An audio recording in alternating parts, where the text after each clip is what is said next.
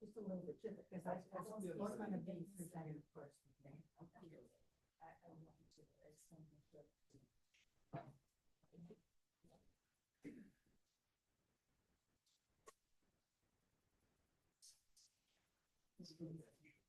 Steve, that's all.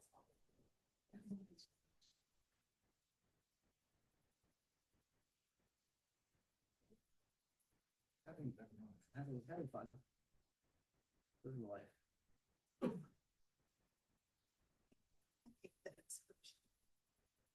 I realize living life. At least a lot to speculate about.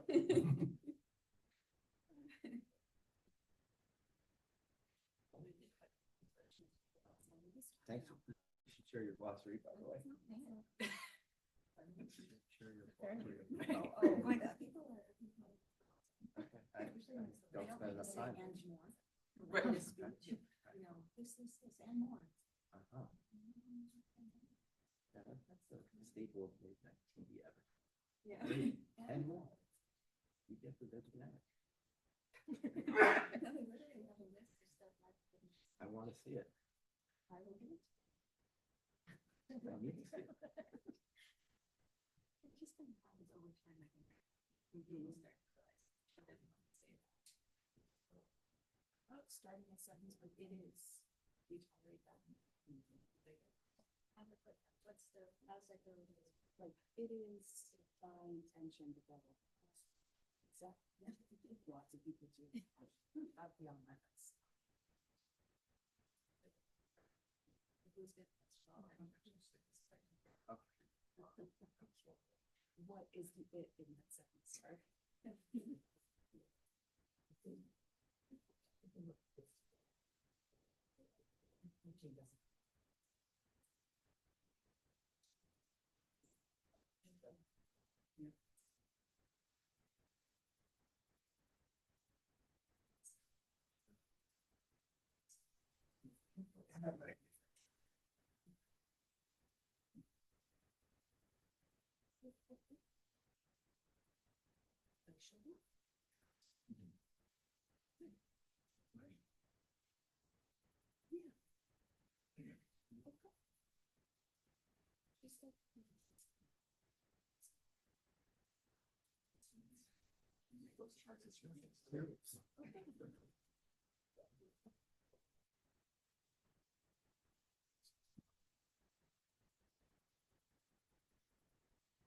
One more time.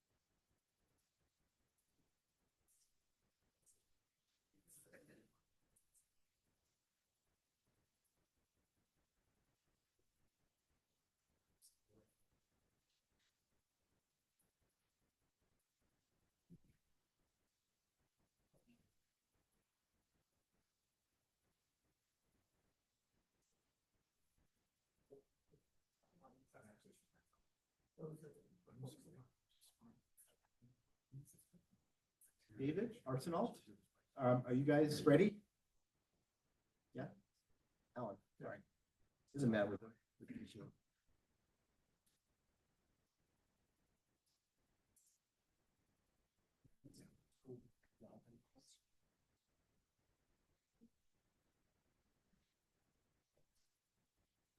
Wayne?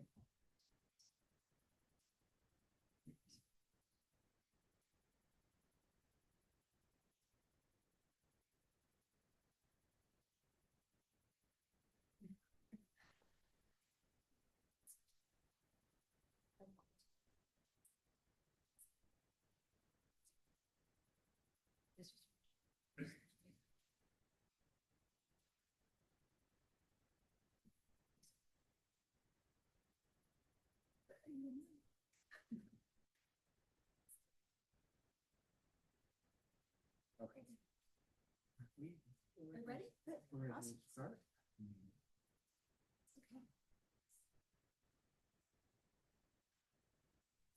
All right, good morning, everyone. Sorry for the short delay. We are going to be on the record now. Good morning and welcome. My name is Rebecca Tepper. I'm the Secretary of the Executive Office of Energy and Environmental Affairs, the Chair of the Energy Facility Siting Board. Before we get started, I would ask the Siting Director to provide instructions on using the interpretation services being provided today. Mr. Green.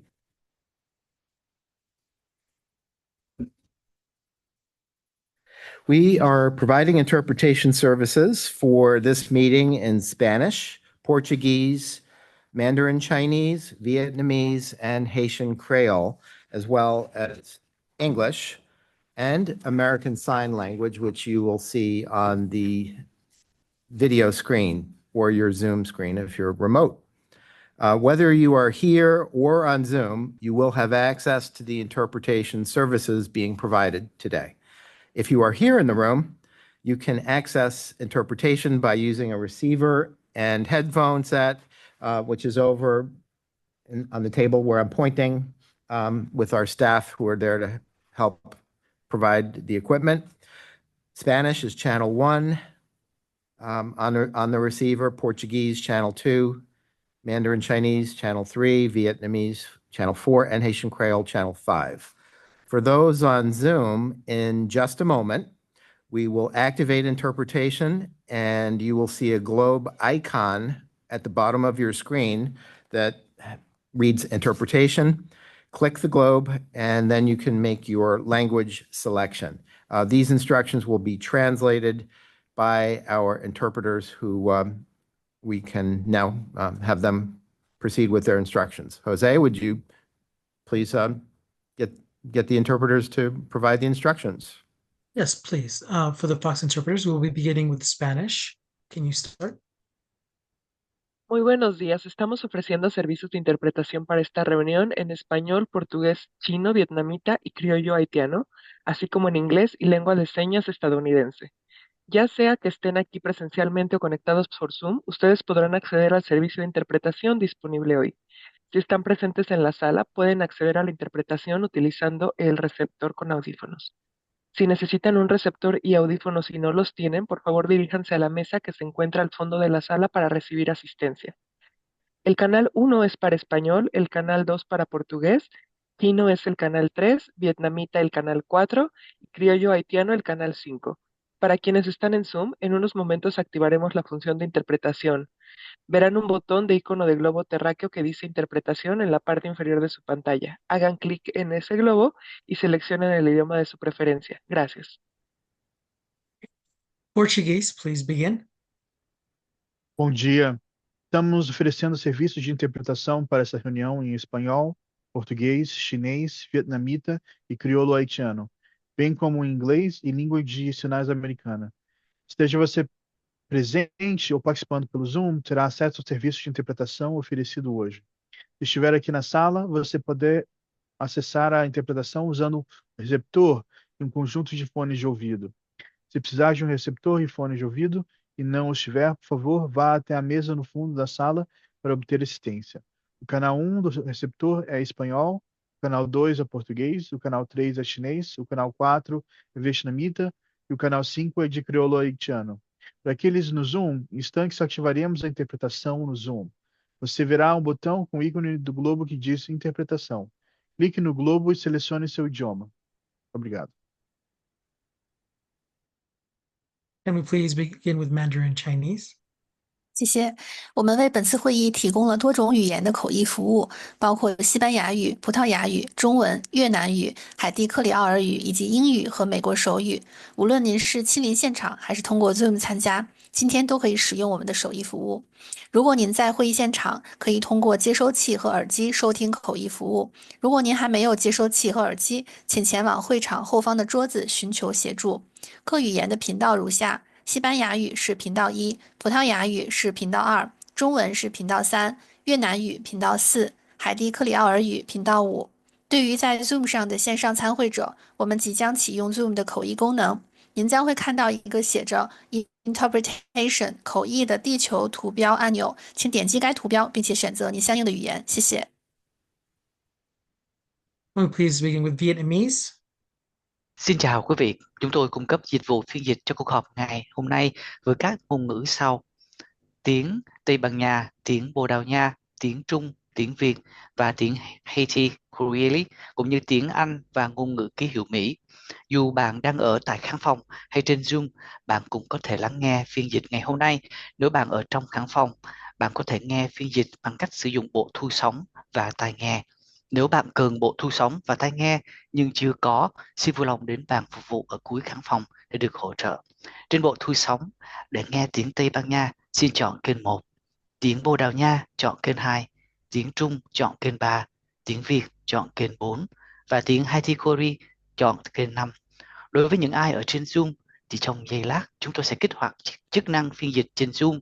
Bạn sẽ thấy một nút bấm biểu tượng quả địa cầu có chữ Interpretation. Bạn nhấp vào quả địa cầu và chọn ngôn ngữ của mình. Xin chân thành cảm ơn quý vị. Vietnamese completed. Thank you. Haitian Creole, please. Bonjour tout le monde. Jodia, nous avons gagné service interprétation disponible pour réunion ça dans langue ça yo, qui c'est espagnol, portugais, chinois, vietnamien et créole haïtien. Et puis nous avons gagné dans langue signe américain tout. Donc, quitte ou à suivre réunion ça dans salle là ou bien ou virtuellement sous Zoom, ou avez accès pour capable utiliser service interprétation et offrir jeudi. Si vous êtes là avec nous dans la salle, vous êtes capable de gagner accès à interprétation ça, là vous utilisez un récepteur avec un casque pour capable t'aider. Si vous avez besoin d'un récepteur avec un casque pour capable t'aider et puis vous pas gagner dans ce moment là, puis vous êtes capable d'aller dans la salle qui est pas derrière sous table et puis vous êtes capable d'aider ensemble avec ça. Donc, pas oublier, nous gagnons langue espagnole qui est sur Channel 1, et puis portugais, Channel 2, chinois qui c'est Channel 3, vietnamien qui c'est Channel 4, et puis créole haïtien qui c'est Channel 5. Puis, pour les gens qui sont sur Zoom, nous un petit moment, nous allons activer le service interprétation sur Zoom pour nous. Après, un petit bouton icône qui paraît, qui a marqué interprétation. Puis, cliquez sur le globe là et puis sélectionnez langue ou préférée t'aider là. Thank you very much, Haitian the Fox Creole team. completed. Back to you. Thank you, Jose and the Fox interpretation team. We'll start the interpretation service now. So again, please make your selection.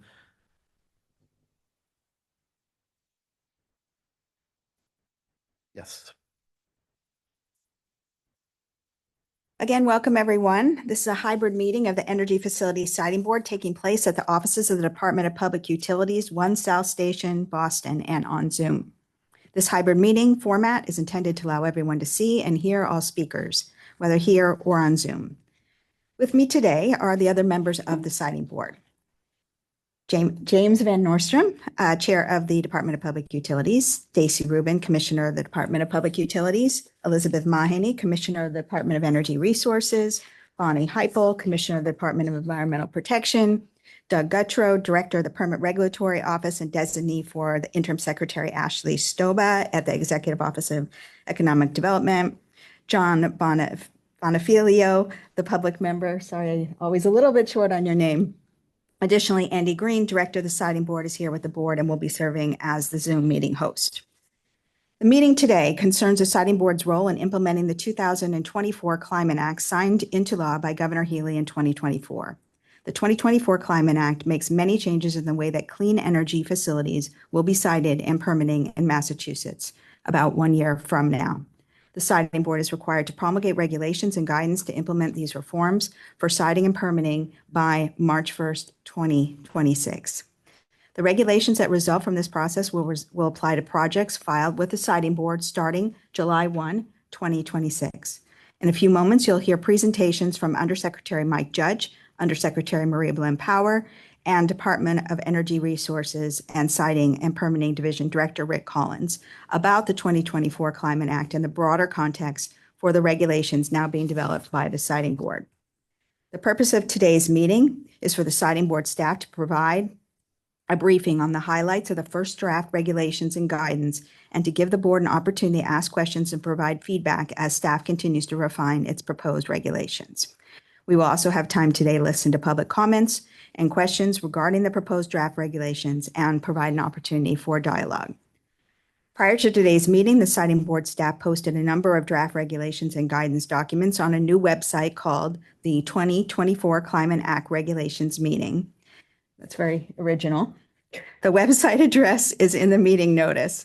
Previously, Siding Board staff prepared straw proposals that sketched out some of the thinking in these draft regulations and conducted a series of public meetings to seek input at the meetings and in written comments.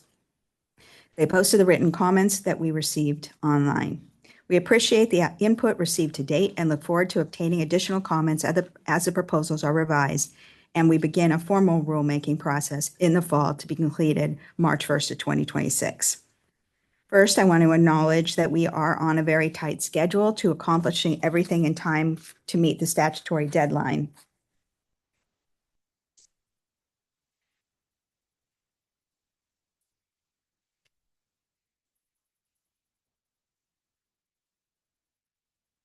I also realize that many of the regulations were posted only last week, and 2 regulations haven't been posted yet, and they're still going through internal review.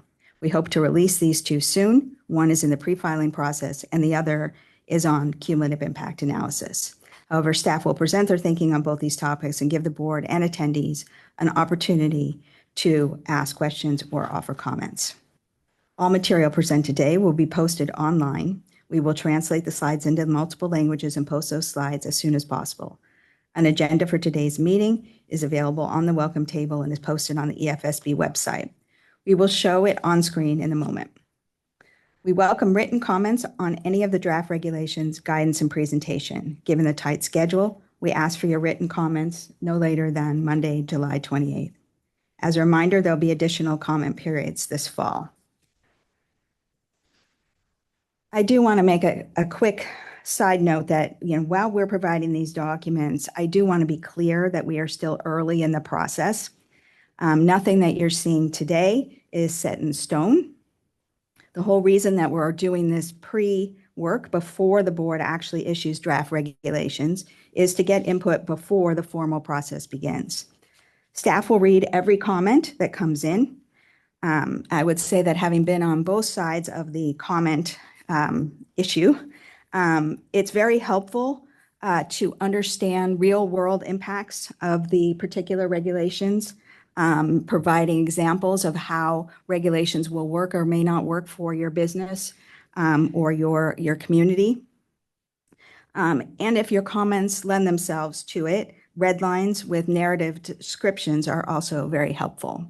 So I encourage everybody to actively participate, but also understand the tight timeframe that we're in, and just wanted to assure everybody that this is not your only opportunity.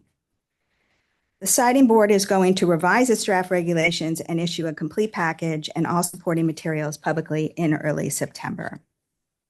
The board meeting will be held in September, and the board will vote on proposed regulations. If approved by the board, the proposed regulations will be filed with the Secretary of State for publication in the Massachusetts Register. Once published in the Massachusetts Register, this begins the formal review process required by law. The review process will include public hearings, technical sessions, and working sessions to continue to refine and improve the proposed regulations. Staff will revise the proposed regulations and guidance following the public comment process. The Siting Board will meet again in early 2026 to discuss the revised package and send the materials for interagency review. A final board vote to promulgate the final regulations and issue a decision will take place in February 2026. The regulations will be submitted to the Secretary of State and published in the Massachusetts Register prior to March 1. The Siting Board provided notice of today's meeting to the Commission on the Energy Facilities on Energy Infrastructure Siting and Permitting with a broad group of stakeholders and member organizations, the Siting Practitioners Advisory Group, and an interagency task force for siting and permitting. The notice was also posted on the Siting Board website and provided under the Massachusetts Open Meeting Law. The notice was also translated into the language mentioned earlier. Before we begin the substance of the meeting, I can provide some important information about how we will be conducting this meeting. First, here's the agenda. I'm going to put up the agenda. No, we're not going to do that. Okay, no agenda posting. Sorry. After a few introductory presentations by EEA and DOER to set the stage, we'll take up sections of the proposed draft regulations as presented by EFSB staff. After each topic is presented, staff will post some key questions for discussion, and the board will then ask questions, make comments, and provide suggestions. We will take public comments on the specific topics presented in that session, and then move on to the next session topic. I'm hoping that this format provides a good amount of time to hear from the public. We'll take comments first from members of the Commission on Energy Infrastructure Siting and Permitting, the Siting Practitioners Advisory Group, and the Interagency Task Force, and then the public. We'll break around noon for lunch and resume at 1. The Siting Board is conducting today's meeting both in person and remotely using Zoom. This meeting is being recorded and will be available on the Siting Board's YouTube channel. For our remote attendees, if you're having any difficulty with Zoom, please call or text 857-200-0065 for assistance at any time. A stenographer is present today to transcribe everything we say and to make an official record of the meeting. Everyone should speak solely, which I'm not doing now, but you appreciate that, and clearly, and allow the prior speaker to finish before you begin speaking. These procedures will help us ensure an accurate transcript. All right, we're now ready to start the substantive portion of our meeting. As I mentioned, the sole item on our agenda for today is to hear from Siting Board staff and others about draft regulations to implement the 2024 Climate Act. Given the nature of today's meeting, I will describe the process as being Robert's Rules of Orders light, with somewhat less formality than usual. Then we'll take public comment. I'll ask commentators to limit themselves to 3 minutes so that we can hear from as many people as time permits. I'll also allow members of the Siting and Permitting Commission, SPAG, and the Interagency Task Force additional time. So, Undersecretary Judge, can you start us off?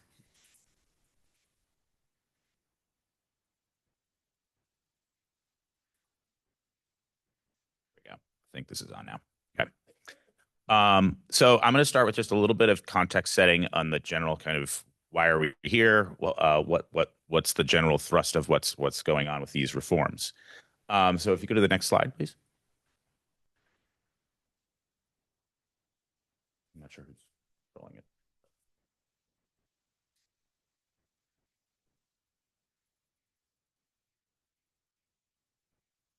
Okay, thank you. As many of you may know, there was a commission established by the governor in September 2023 via Executive Order 620, and this is the Commission on Energy Infrastructure Siting and Permitting. It was required to advise the governor on 3 distinct items. So first was accelerating the responsible deployment of clean energy infrastructure through siting and permitting reform, also facilitating community input into the siting and permitting process, and then third, ensuring that the benefits of the clean energy transition are shared equitably as these reforms are made. The commission met about 15 times over the span of, I think, 6 to 8 months. I can't remember exactly. But it held 2 public listening sessions, collected over 1,500 public comments, and then sent some detailed recommendations to the governor at the end of March of 2024. That then led to the development of legislation that was later enacted into law in November of last year, the 2024 Climate Act, and that contains a lot of different reforms to the siting and permitting rules for the state. Next slide. So at a very high level, I think that what we'd be focusing on mostly today is the reforms for permitting large clean energy infrastructure. So these are facilities that are jurisdictional to the EFSB. There's a slight expansion of the EFSB's jurisdiction. So whereas previously generation facilities above 100 megawatts were EFSB jurisdictional, now facilities above 25 megawatts are jurisdictional to the EFSB. Additionally, energy storage facilities that are greater than 100 megawatt hours in capacity are also now eligible to the or jurisdictional to the EFSB. And another major change to the process that the board is going to follow under this legislation is that the board is now going to issue all state and local permits for facilities. So it's not, facilities won't come in for an approval to construct and then go seek all of their permits individually. They'll come directly to the board, and the board will have up to 15 months to issue a determination on the permits for those facilities. And if that deadline is not met, then there will be a constructive permit issue, constructive approval issued to the project, and permits will proceed, and the project can proceed forward if the board does not complete its work in that time frame. So much more kind of firm timelines, but also all permits being encompassed. It's sort of akin to issuing a certificate, but moving that up in the process. All state and local agencies will be able to, that have a permitting role, otherwise would have a permitting role, would be automatically able to intervene and issue statements of recommended permit conditions. So there's going to be just a different engagement of how state and local agencies engage with the board in its proceedings. And then, as is the case today, all EFSB decisions are appealed directly to the Supreme Judicial Court. Next slide. I'll just quickly touch on this because I think Rick's going to talk about this later from DOER. But the legislation also reforms the local permitting process and grants DOER some authority to establish rules that govern how municipalities and other local governments issue permits to clean energy infrastructure. And in this, all municipalities retain all permitting authority, but they do have to issue a single consolidated permit to these facilities within 12 months. So any facility that is not automatically jurisdictional to the EFSB would be going through this process. I think where we'll focus a little bit today is that local government decisions can be reviewed by the EFSB at the request of parties to the local government proceeding. So there's this de novo adjudication process that where locally jurisdictional projects, smaller projects that would not normally come to the board, may come to the board as a result of a local permitting decision where someone feels aggrieved at the result, or if the municipality feels that they do not have the resources to issue the permits themselves. And so that's a new role for the board. Next slide. There's also a lot of new community engagement requirements that come out of the law. So the Office of Environmental Justice and Equity was formally established in statute at EEA and granted a specific mandate to develop guidance around community benefits agreements and cumulative impact analyses.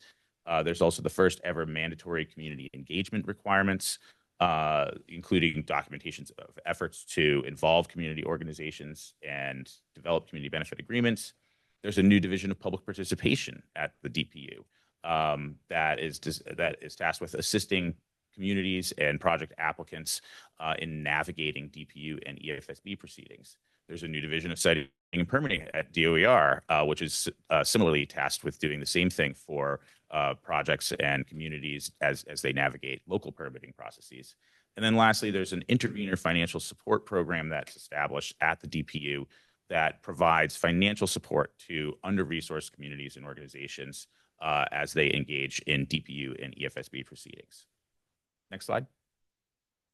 And then just to kind of frame it a little bit, there's there's 5 different work streams that emerge from the bill that are spread out across 3 different agencies. So EEA, DPU staff that are supporting the board, and DOER all have different responsibilities in that stem from this legislation. And so you can see here the 5 different work streams. Site suitability guidance, that falls with EEA, and I'm going to talk about that in just a second. Cumulative impacts and community benefits guidance also falls with EEA, with specifically the Office of Environmental Justice and Equity, and my colleague Undersecretary Power will be speaking on that. Siting and permitting rules for municipalities, that falls with the Department of Energy Resources, and Rick from DOER will be speaking about that soon too. And then the EFSB siting and permitting rules, which is the bulk of what we'll be talking about today. And then lastly, this DPU component of intervenor funding to support some of these rules. So all of these regulations, you can go to the next slide, have to be promulgated by March 1st, 2026. We expect that draft regulations will formally be released for public comment, likely later summer or early fall. And there's a number of websites you can go to. This one is the EEA website, mass.gov/energy permitting, and that links to all of the different pages. But each agency has its own materials on its own pages as well. Next slide. So now I'm going to get into a little bit of what EEA has been working on with respect to site suitability. Next slide. So the Climate Act contains a provision that amends EEA's enabling statute and requires it to establish a methodology for determining the suitability of sites for clean energy generation, clean energy storage, and transmission and distribution facilities. It has to consider a number of different factors, which are listed here. So development potential, climate change resilience, carbon storage, and sequestration, biodiversity, and social and environmental benefits and burdens. And this guidance is designed to inform state and regional and local regulations, ordinances, bylaws, and permitting processes to avoid, minimize, and where those impacts cannot be avoided or minimized, mitigate impacts on the environment and people that result from the siting of energy infrastructure. Next slide. So many projects that are going to be applying to the board will be required to complete this assessment. I'll note a few things though. One, the law does not require transmission and distribution facilities to go through this unless they are in a newly established public right of way. So by and large, most transmission and distribution infrastructure will not be subject to the site suitability methodology. But the majority of projects that I think will be going through this will be energy storage and solar projects. That's the majority of projects that we're seeing developed today. It's probably going to be the majority of projects that are developed going forward. So I think a very high percentage of projects that this will apply to will be solar and storage facilities. Applicants will be using this scoring framework to determine their score before submitting their application. So this is designed to be a pre-filing screening tool that hopefully helps applicants identify areas where they're going to have detrimental impacts before they submit a permit and a permit application, and they can make modifications to their project accordingly or propose mitigation upfront, mitigation measures upfront as they come in for an application. Applicants are using, all of these things are designed to be using publicly available data sets to the greatest extent possible. So people should have access to the GIS data layers and tools and information they need in order to score their projects on their own. But there are situations where maybe the underlying data may not be perfectly accurate or conditions on the ground aren't necessarily reflected by the GIS data layer that exists. And so there may be an opportunity for requesting a score review from a third party. And we're still figuring out some of the details of that. But we recognize that people may not be able to do this perfectly on their own because sometimes situations on the ground are a little different. Next slide. Back one, please. There you go. So EEA is proposing that each site will have a total site suitability score calculated. So that represents how suitable the site is for a given energy infrastructure project across all the different criteria that are being examined.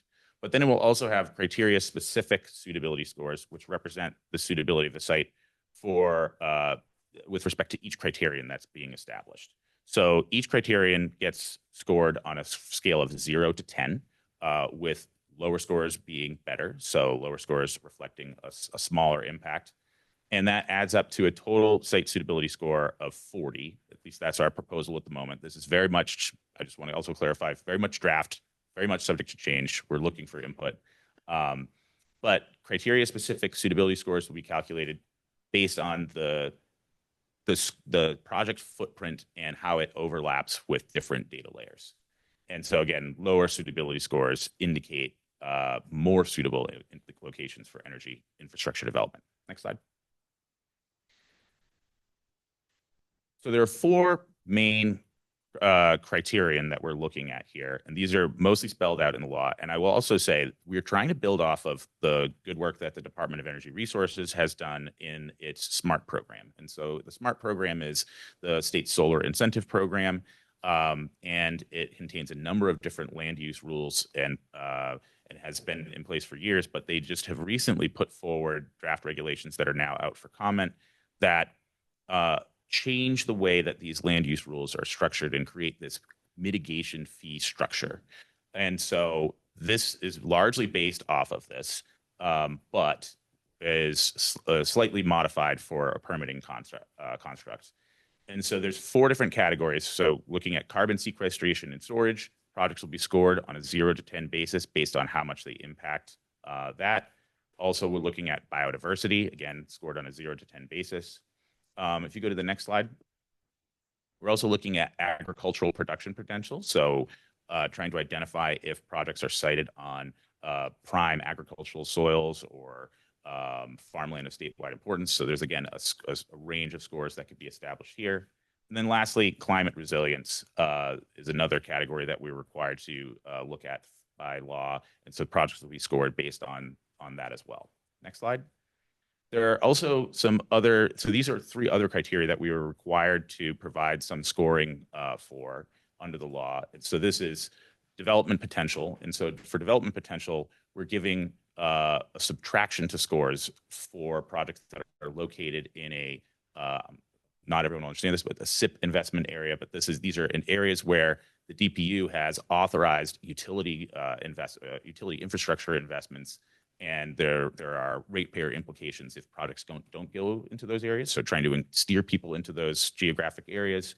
There's also a subtraction if projects are a solar canopy or on a landfill, on a brownfield, or previously developed areas. So preferential siting areas from the state's perspective.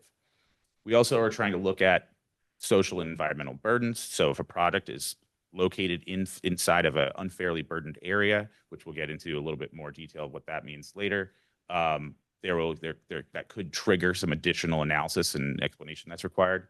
And then also looking at social and environmental benefits. So we could subtract up to 2 points for each of the things listed here. So improvements to habitat, improving outdoor air quality, creating new recreational opportunities or local jobs.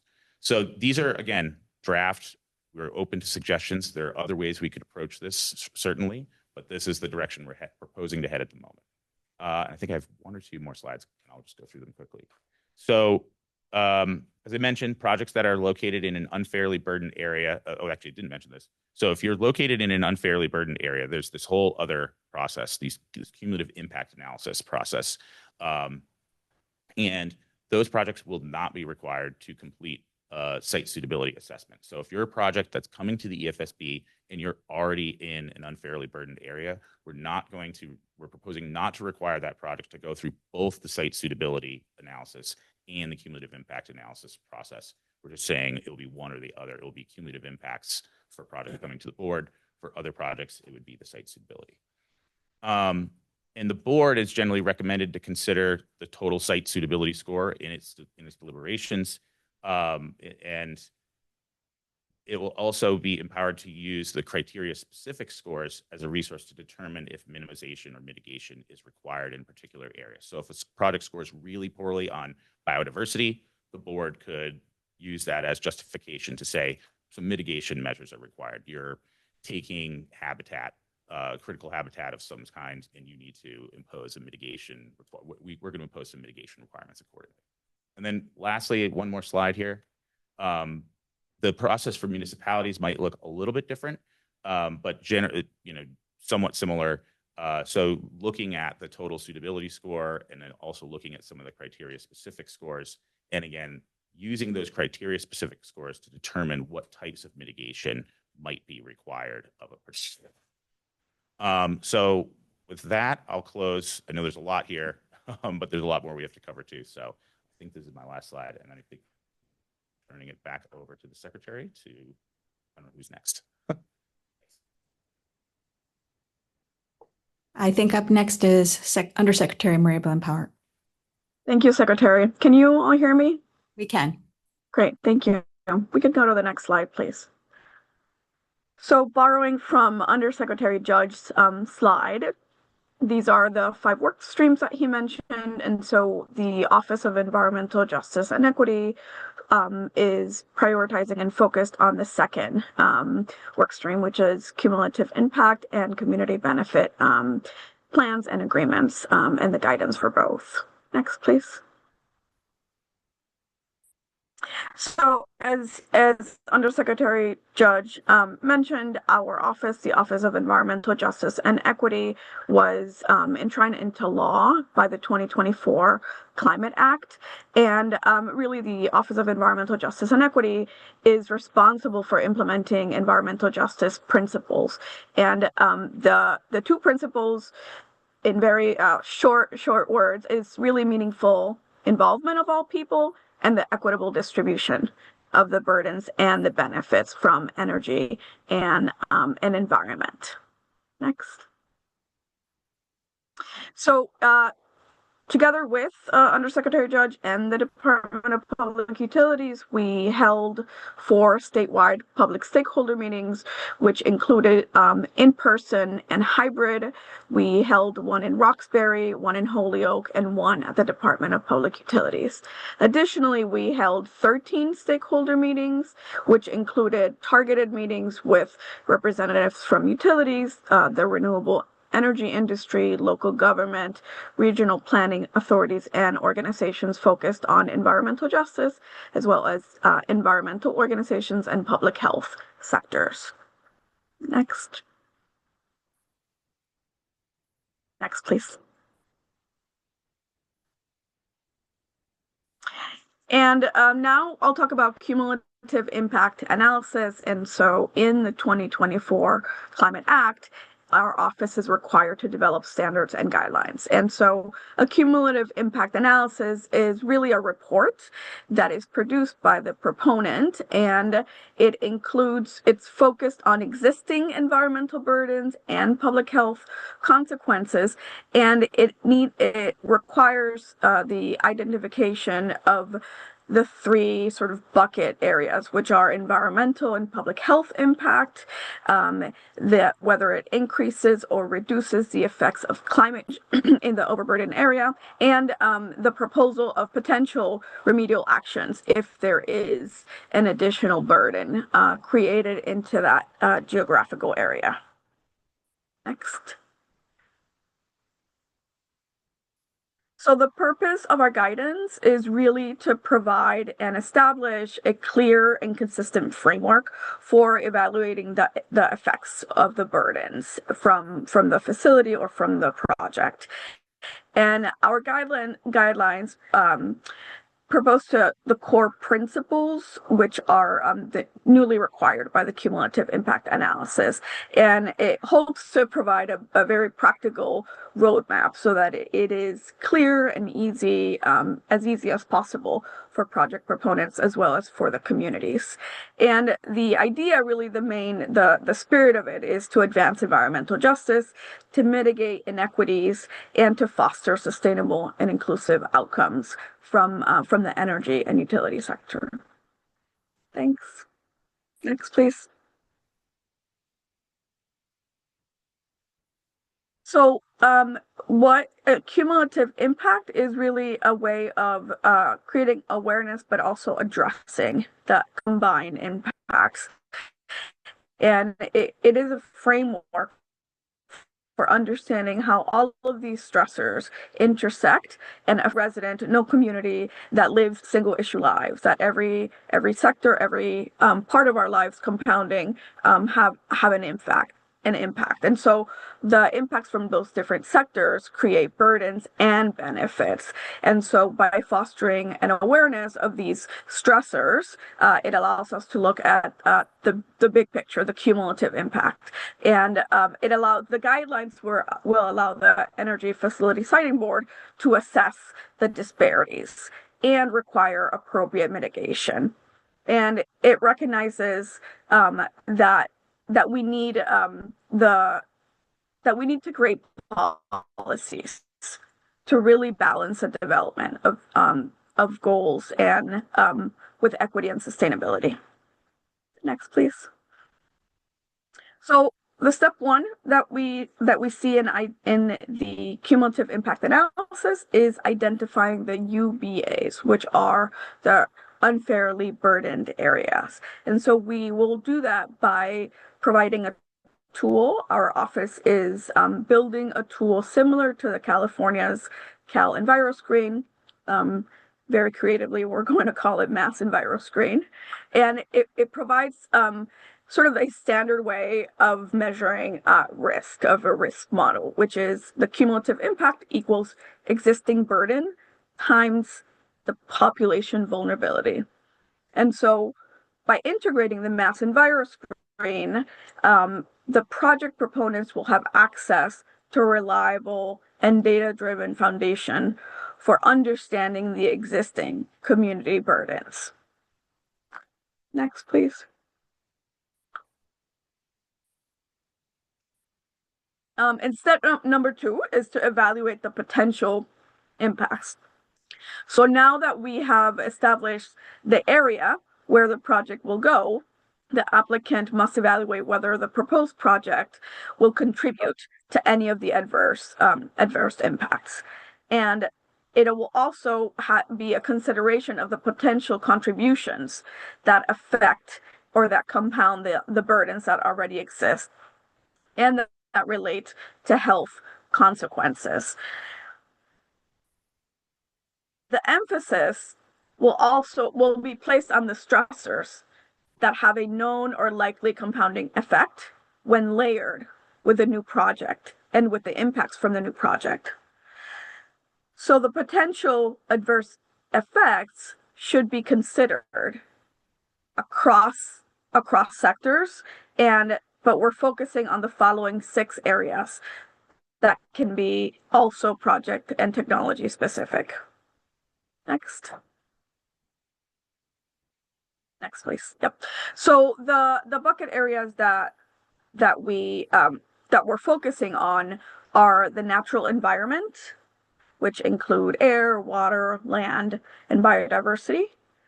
The built environment, which includes infrastructure, housing, and essential services that provide our daily life. Climate vulnerability, which includes the climate risk, as well as the individual or collective capacity to respond to this climate risk. The fourth one is public health impacts. And so it considers the impacts on the physical and mental health outcomes resulting from the environmental exposures, health disparities, and access to care. The next one is socioeconomic, and it focuses on economic opportunity, community stability, and social equity, but in particular, looking at the overburdened communities. Next. So, sorry, the last one is the cultural category. But now I can focus on the identifying of the remedial actions.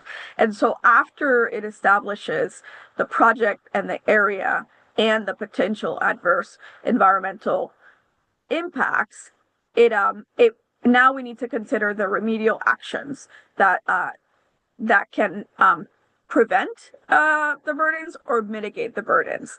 And those would be identified and can be written into the permit conditions of the project. Next. So the process as we see it would be these 6 steps. Number 1 is to gather the baseline data. Number 2 is in consultation and conversations with the community would be identify the potential impact of the project. Number 3 would be to evaluate the significance of the impacts. Number 4 would be to score the project, site, or route for cumulative impact. Number 5 would be to assess mitigation and management strategies. And number 6 would be to share the draft report for feedback and to finalize. And so all of this is under the umbrella of meaningful involvement and meaningful community feedback that is really collaborative and that prioritizes the conversations with the folks on the ground, either the municipalities, the residents, community-based organizations, or any other stakeholder that is impacted by the project. Next. So now I'll briefly touch on the community benefit plans and community benefit agreements. Next. So community benefit plans are commitments.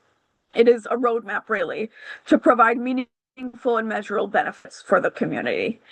The community benefits are the tangible and lasting outcomes that a project will deliver in response to the priorities, the needs, and the concerns of the community that it will impact. Next. So what is the difference between a CBP and a CBA, a community benefit plan versus a community benefit agreement? A plan is non-legally enforceable. It is basically a summary of the community engagement, and it outlines the commitments from the developer in response to the community's needs. And really, it begins during the development and the process at the energy facility siting board, or the municipal consolidated permit.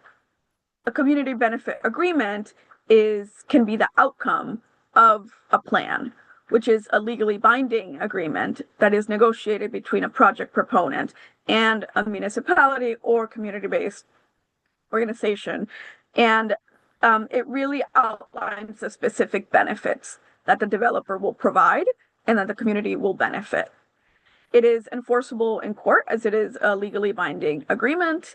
And like I said, a community benefit agreement can be the outcome of a community benefit plan. Next. And so why is this important? Why do community benefit plans matter?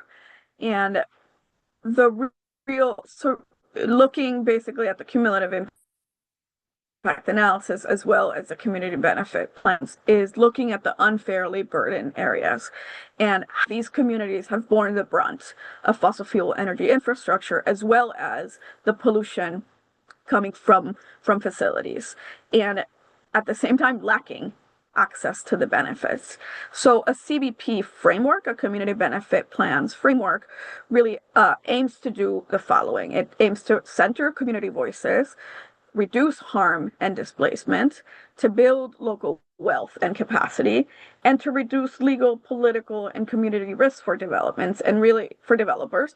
And really this means avoiding opposition that could come in the process. A community benefit plan is not replacing mitigation for the community, but it is providing a benefit and support, an additional benefit for the community. Next. So the steps, similar to the cumulative impact analysis, we are hoping to provide very clear and consistent framework for a community benefit plan. And so first is a stakeholder mapping. Step number 2 is to develop an engagement plan with the community. Step number 3 is to conduct a pre-filing community outreach. Step number 4 would be to co-create the benefits with the community. Number 5 would be to develop the written and public community benefit plan. And number 6 would be to formalize the accountability. How are communities going to make sure, communities and the developers, that the benefits are, that they really materialize during and after the project? Next, please. So how do we turn a plan or an agreement into action? And so a well-structured community benefit plan will clearly describe each benefit. It will provide a clear timeline for delivery. It will identify the parties that need to be that are important or that are key to the implementation. And it outlines it outlines the funding sources and the budget for each benefit. And all of this is through the milestones shown here as SMARTY, which are specific, measurable. Folks might be familiar with the SMART milestones, but there are 2 additional ones. So they are specific, measurable, achievable, relevant, and time-bound. And this includes 2 additional goals, which are inclusive and equitable. Next. So, quick few examples of what could be meaningful commitments from a community benefit plan. So within the environmental justice and equity, it could include funds to install air quality monitors and a community-led environmental health monitoring program. Within the economic development example, or the economic development and workforce example, it could include training and apprenticeship programs. Within the infrastructure and community support, it could include investments in transportation or access improvements, such as bus lanes, road upgrades, public access routes. And within the environmental and public health protections, it could include the integration of wildlife and habitat protection into the development plan, such as creating wildlife corridors, preserving wetlands, or planting native vegetation. Next.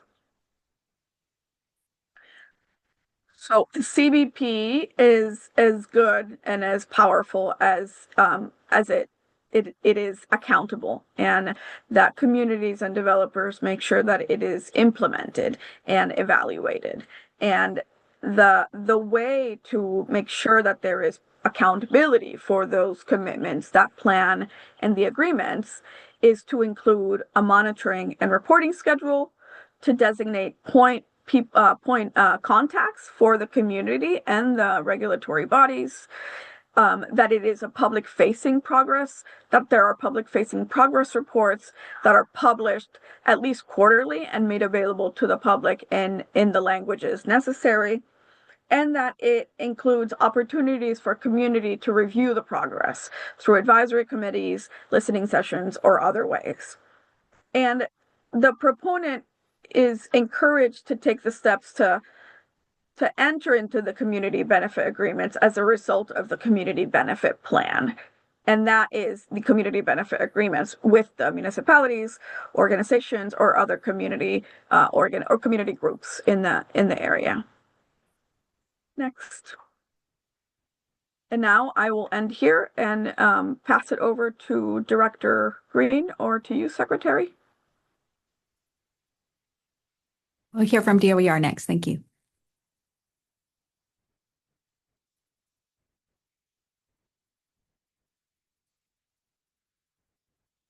Good morning. I appreciate the opportunity to provide a quick update on behalf of DOER's Division of Clean Energy Siting and Permitting. As Undersecretary Judge mentioned, in addition to developing regulations around many of the same topic areas as EFSB, we are also charged with creating rules establishing a whole new siting and permitting process at the local level. That includes a universal application, pre-filing requirements, a 12-month review framework, a single permit and appeals process, using site suitability analysis to inform zoning process and mitigation, and required community outreach.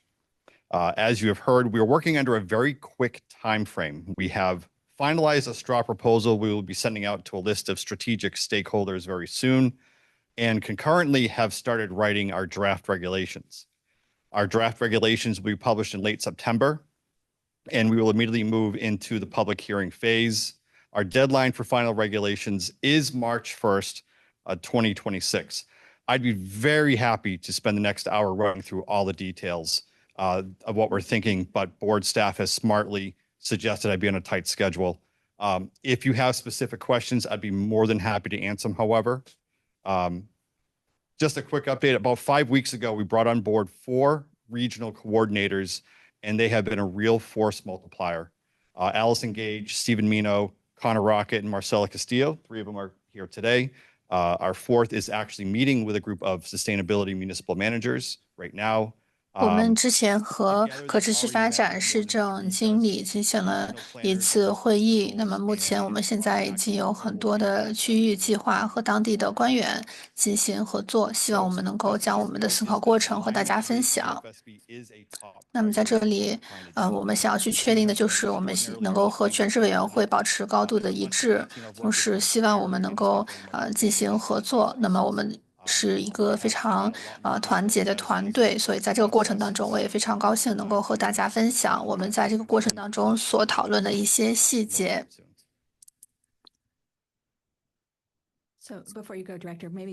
那么，处长，在您离开之前，是不是可以向我们介绍一些人们所享有的一些机会？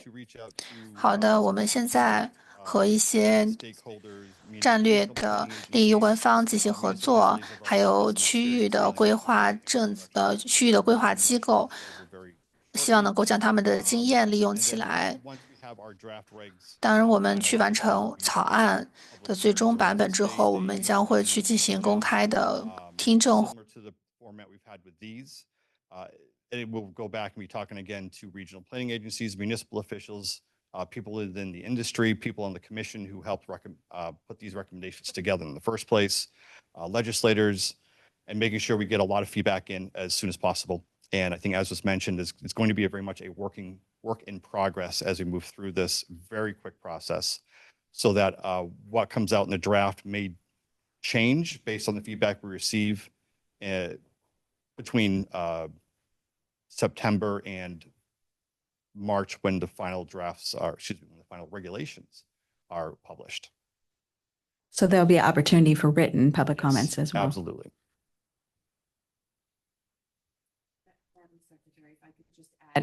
If I could just, thanks. We won't be having, DOER won't be having workshops or stakeholder meetings, public conferences like the EFSB did earlier this spring. However, with the team at DOER, they are having a lot of meetings. So if anyone wants to request on the behalf of an organization or a set of organizations to have a stakeholder meeting directly with them, we are welcoming that.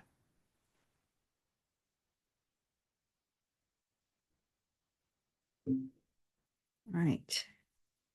It's 10 o'clock. So shall we start the presentations? All right.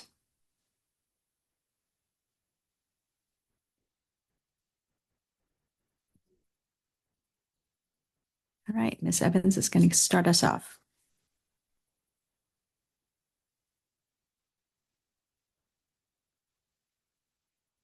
Good morning, Siting Board members. My name is Joan Foster Evans. I'm the General Counsel of the Siting Board, and I'm going to present a couple of general slides about what the Act changed regarding the Siting Board, and then launch into procedural regulations.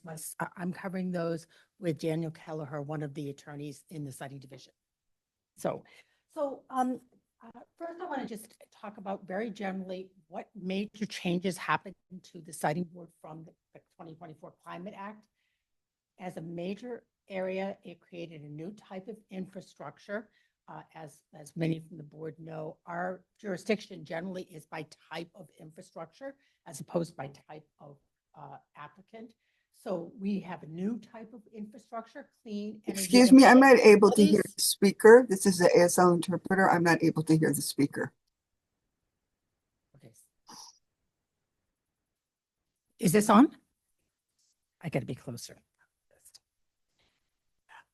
Thank you very much. Sorry about that. Like a rock star. Yeah. You don't want that. Yes, we created a new category of infrastructure, clean energy infrastructure facilities. And there's two types of permit programs associated with those facilities. A program associated with large clean energy infrastructure facilities issued by the Siting Board, and then small clean energy infrastructure most of those permits will be issued by the local municipalities, although there are certain situations where they're issued by the board, and we'll talk about that in a moment. Another major part of the act is that establishes deadlines for when the board can decide on an application. And also establishes deadlines for the local municipalities under the program that DOER is creating. And if the board or the local municipality does not make those deadlines, a constructive approval will issue. And we'll talk a little bit more about how that would happen. There are two large requirements that we've talked about a little bit, and we'll talk about more, that are established for the clean energy infrastructure facilities. A pre-filing requirement. I'll note that this applies both to the clean energy facilities and to the existing legacy facilities, the quote unquote non-clean facilities that the board has jurisdiction over now, as does the cumulative impact analysis. And we'll talk about that quite a bit more. That also applies to both new clean facilities and existing legacy facilities. So that's important. The 2024 Act expands the siting board membership, establishes a rather extensive new mandate, scope review, and a set of required findings for each one of our decisions that we need to issue. So we'll be taking evidence on those in our proceedings. And finally, it moves certain siting jurisdiction matters from the Department of Public Utilities over to the board, such as zoning exemptions, which have already moved over to the board, that authority. Thank you. Next slide. So this very busy slide tries to indicate which agencies, permitting authorities will apply to each type of facility. It's really busy, but basically it shows the large and the small and the technology types. And then it also tries to indicate what happens in pre-filing and what happens with zoning. And I will say, I know that there's some various opinions on what happens with zoning, which I think we might hear about a little bit later on. So one of the things I want to point out, and I'm not going to go through this whole slide, is that we think that the pre-filing should happen once. If you are in, if you have to go through the local zoning, consolidated permit, that's where that pre-filing requirement's attached. Or if you have to go through the board, that's when our pre-filing requirements attached. An applicant will not be required to go through both, so we have separated them out. And we're going to post these slides. I'll let folks take a look at the details of the slides later. Next slide, please. Finally, here are the various chapters that the board is working on, and DPU and DOER. I'm going to talk about the first couple of procedural regulations, and then others will talk about the other regulations. Thank you.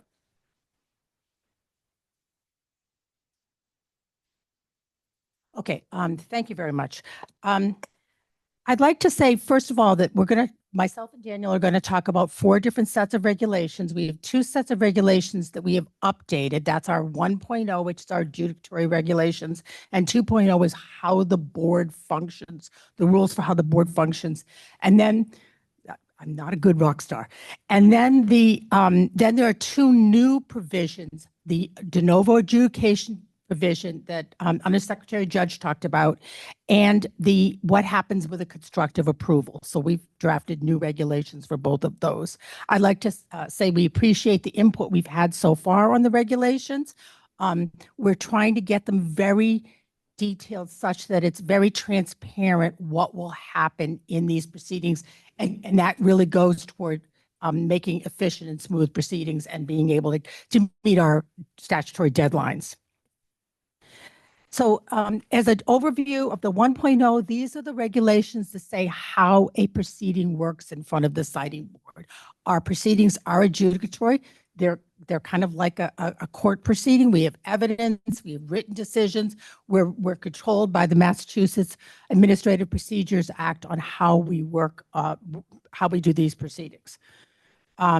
These are existing regulations. We've updated them for the statute. We've added a bunch of new definitions and a few new provisions, such as the decommissioning plans, requirement for decommissioning plans. We also have updated a lot of our current requirements, including electronic filings. Our existing regulations are somewhat old. We recognize the board needs to follow its language access plan, which is something that the board has developed and is following. We provide standards for mailed notice, make those explicit in the regulations. We recognize that the board has been conducting its public comment hearings in hybrid mode, which is important. We've been doing this for quite a while now. We find that that increases transparency in our proceedings. And a couple of other procedural requirements that are updated in the regulations. Next slide, please. So as I said, we've updated the regulations for the board and how the board works. We're recognizing the fact that the board is a new standard of review, that we are expanding from 9 to 11 members. We're adding more expertise. We recognize that the director now can issue the adjudicatory, de novo adjudicatory decisions. We recognize the requirement from the legislature for an online dashboard. And make other types of clarifications in our regulations. Next slide, please. So the next thing I'd like to swap to is the new regulations that we have drafted for de novo adjudications. We also, like everyone else, are looking for input, looking for changes, these early drafts, but I think it's very helpful to have something on paper to work with here and react to. So hopefully this is helpful. In the de novo adjudications, there's 2 instances where these can occur.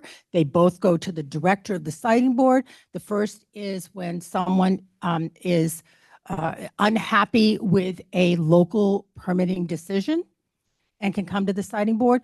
Or secondly, when a local government lacks resources, they can send the whole local consolidated permit up to the board for our adjudication. Next slide, please. So during the de novo adjudication, we will have possible public hearings. We will take evidence. We will often allow for briefing. We may allow for evidentiary hearings. Depending on the nature of the adjudication and what needs to be done for that particular filing. For the timing for the de novo adjudication, we have 6 months for a request for adjudication from a local permitting decision. In other words, the application has already gone through the local community and has come to a decision and then gets to us because somebody's unhappy with the decision. And we've indicated 12 months for a request from a local government that hasn't been adjudicated at all at the local level, where we have to start from ground zero in order to issue that decision. And again, it comes from the director, the standards consistency with the program that DOER is implementing, and we have an opportunity for DOER to provide an opinion as to whether the local community has followed its rules in our regulations, and then consistency with our statutory mandate. And these decisions are appealable like our other decisions to the SJC. Next slide, please. I'm going to now pass it along to Daniel to talk about constructive approval. And then we can answer questions. Good morning. Thank you, Joan. A major objective of the 2024 Climate Act is to accelerate the permitting process for clean energy sites. One mechanism for achieving this is the constructive or automatic approval process. If the board does not approve, issue a final decision within a certain deadline, then a constructive approval permit will automatically issue. The advantage of this mechanism is that it ensures prompt decision-making. The primary disadvantage is that it may omit adequate constraints on the project. The constructive approval mechanism applies to both small and large clean energy projects, facilities. The Act says if no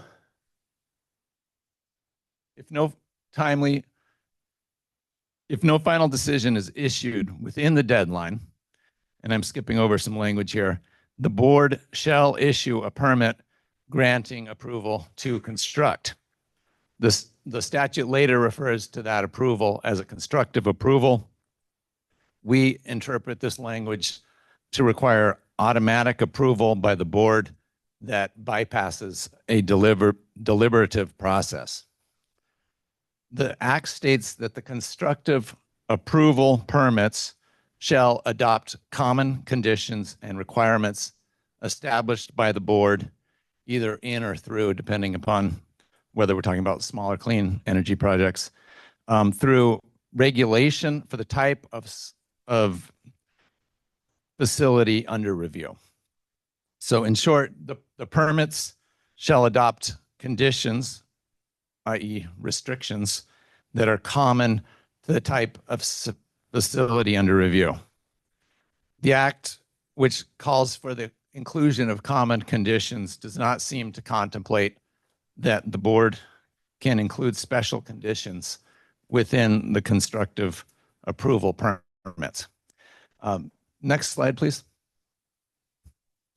This slide talks about the process that the draft regulations envision.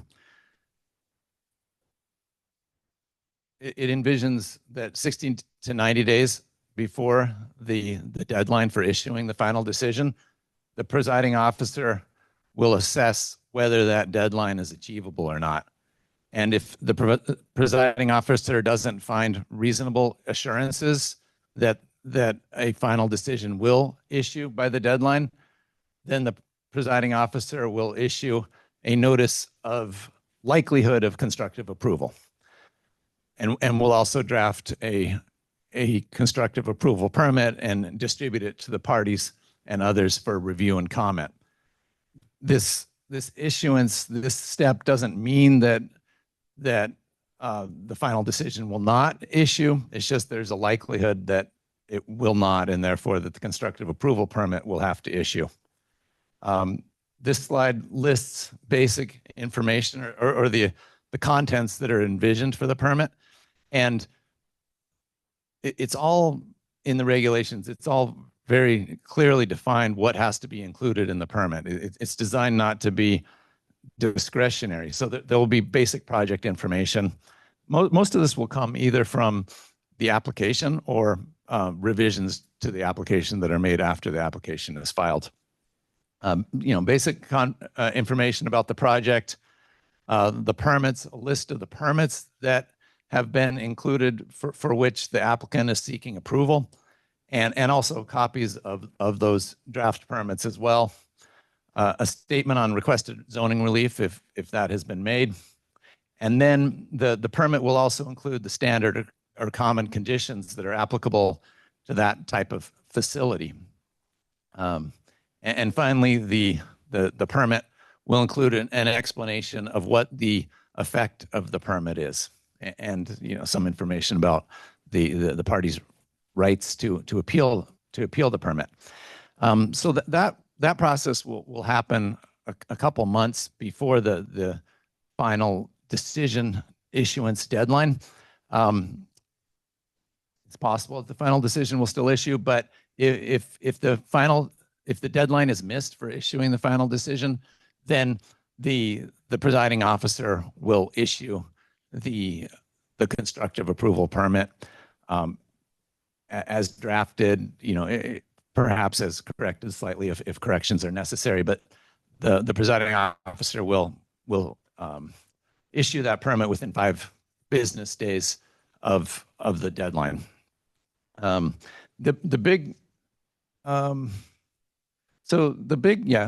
Next slide's good, thanks.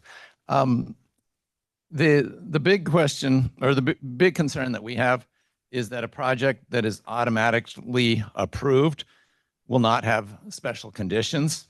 In other words, it will not have restrictions on the project that are specifically tailored to that project. It will have the standard conditions that apply to all projects of this type, but it will not have custom tailored restrictions. The automatic approval requirement seems to preclude the inclusion of special conditions. We would welcome insight into how the statute might accommodate the inclusion of special conditions.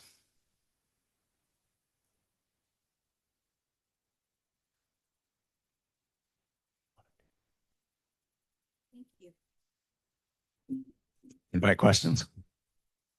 Okay, thank you. Should we take questions from the board? Is that our next agenda item? I believe it is. Yes? Yes? Okay. Let's start. Who has some questions?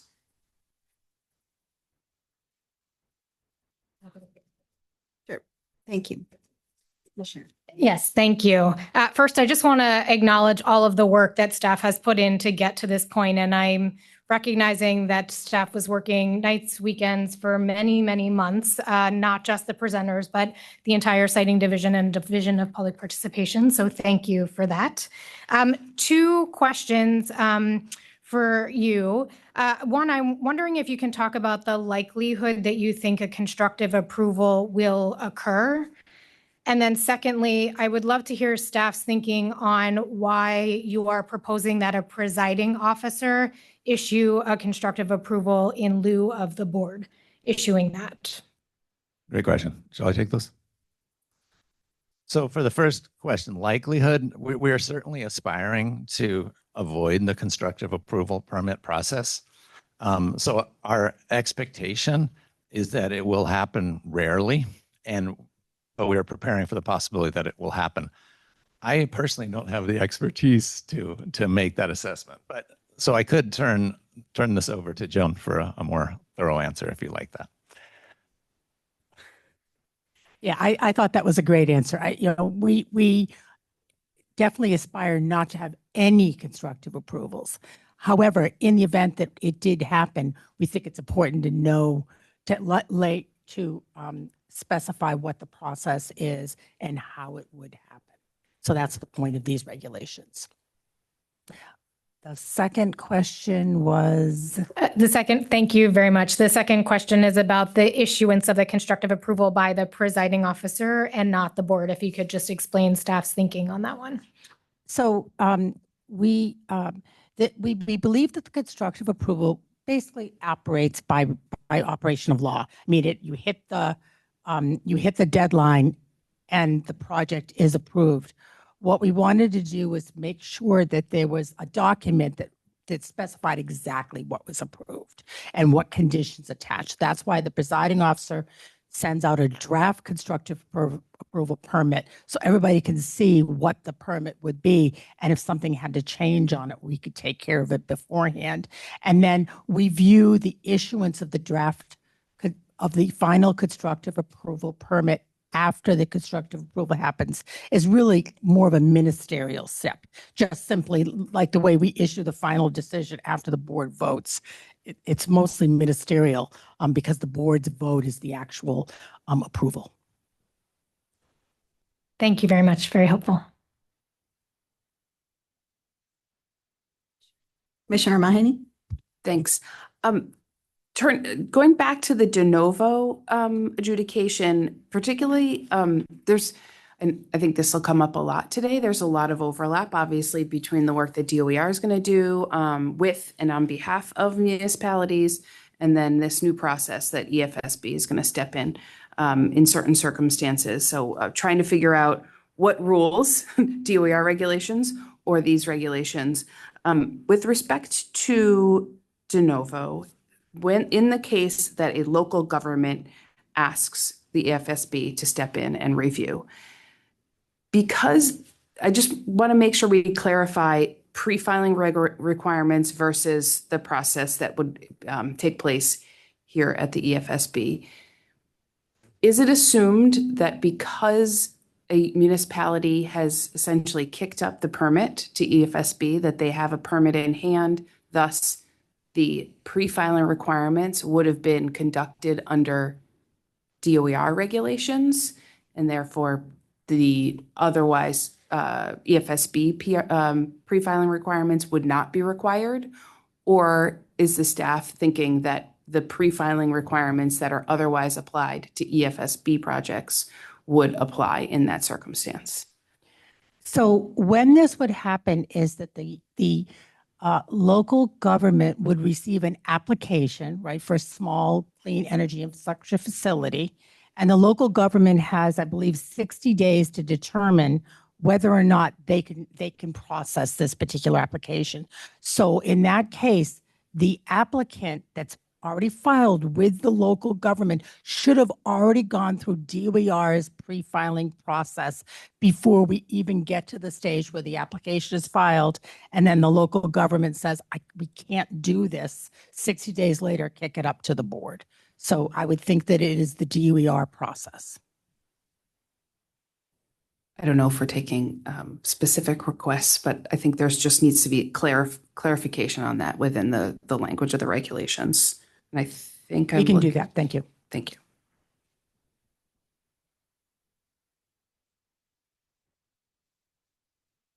More questions? I have a few. What a shock. Sure. So, not to be negative about the way our applicants are, but as a lawyer, I wonder what would prevent a party who is in a proceeding in front of the EFSB from sort of delaying a project so that the board is unable to issue its decision within the time frame for the purpose of getting the constructive permits, because constructive permit is going to be less onerous on that applicant than whatever the board issues.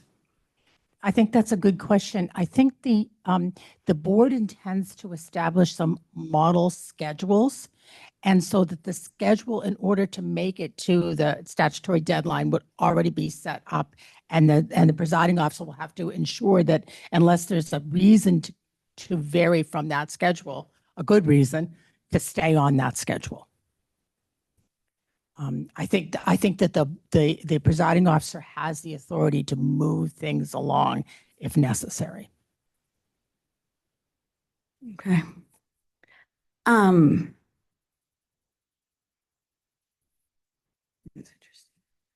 With respect to the de novo, could a small town who knows that they're not going to be able to handle a whole, all these requirements with respect to the town kerning, could they just ask for the board to be on a list for the board to handle their proceedings?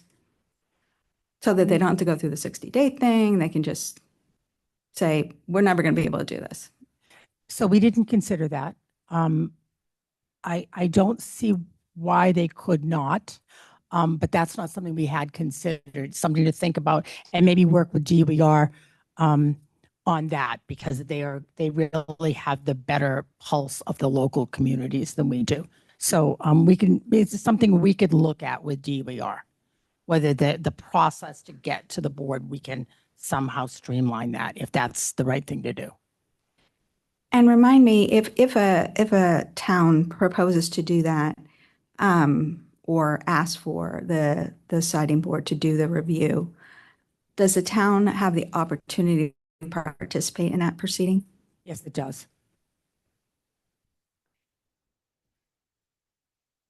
The way the act is laid out, there's kind of two layers of participation that apply to both the small and the large facilities. And one is the lesser level of participation is all the permitting agencies can provide a statement of recommended permit conditions, and that's built into the regulations. You'll see that shows up, I believe, in 13.0, which Connor will present in a little bit. The other provision in the act is when the adjudications come to us, the permitting agencies are automatically parties if they notify us that they want to be a party. So they can automatically be parties just on notice to the board. The one thing I got a little lost on is zoning exemptions and how that gets mixed in with all of this. Maybe it would, I don't know if it would help just to walk through the slides on slide 41. It's just, I get why it's complicated because it's in a different statute and, requires different requirements. So there has definitely been a lot of discussion on this point, and I think there might be more discussion on this point when we hear comments from some of the practitioners here. The way we view the zoning exemptions, taking a look at the statute, is we do not think that the statute included the zoning exemption within the umbrella of a consolidated permit. So, That it so they did still not- need to get not a separate explicitly. zoning exemption. It would be a. It wouldn't be separate part of the zoning exemption. consolidated permit. And the way it would happen is the applicant would file both, and then we would consolidate into one proceeding, the way we do now. Mhm. We have a regulatory authority to consolidate into one proceeding, and we would recommend doing the same on a going forward basis. But your order would include the discussion with respect to the consolidated permit and then have a separate section on the zoning exemption. Yes, it would. To the extent that the analysis is very similar, we can just refer back, as we do now with section 69J, we just refer back up to the analysis where necessary that we've already done. But it is our view that the zoning exemptions were not explicitly included within the consolidated permit. It was a area of contention during the commission process and during the legislative process. And the legislature could have included it explicitly, but did not. I think that the contentious nature of is they kind of maybe bumped it to us to solve. But that is our position right now. But the potential appeal of a zoning exemption would be part of any, it would have its own separate appeal, or would the appeal go up as? It's one order. It would come out from us as one order, or one decision, the way it does now. So, they're consolidated in one decision right now, and there's one appeal from the decision. So Okay. even though it's separate authority, we would treat it in conjunction with the consolidated permit proceeding. Okay. I'm sure we'll hear more about that. I'm happy to I agree. cede the floor to any other questions. I'm interested in hearing comments. Okay. Could I Thank just- you. I'm sorry. Could I just follow up on Secretary Tepper's question? And my apologies for not being more familiar with our regulations on this point, but Secretary Tepper was raising the question about a delay that the applicant might actually be introducing into the proceeding by perhaps not turning around requests for information or just, general participation and spirit of cooperation. Do we have a sort of delay of game penalty provision in our proposal right now that would sort of call out any type of seemingly willful delay that could push us towards a constructive approval? I don't believe so, but we just put out a lot of regulations all at the same time. I think inherently the board has the ability to call out a situation where a party is delaying on purpose or not being responsive. However, we could make that more explicit in the regulations. I can't think that we did put that in, but we could. Well, why don't you think about how that might be handled?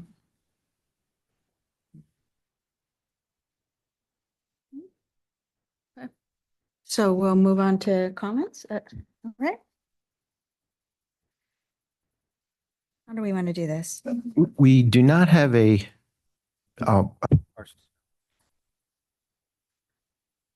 Take a few Sure. minutes? Yes, absolutely. I'm sorry. We're happy. Yes. Why don't we take a break? It's a good time for a break. It's 10:30. We'll take a break till 10:45. Thank you. Off the record.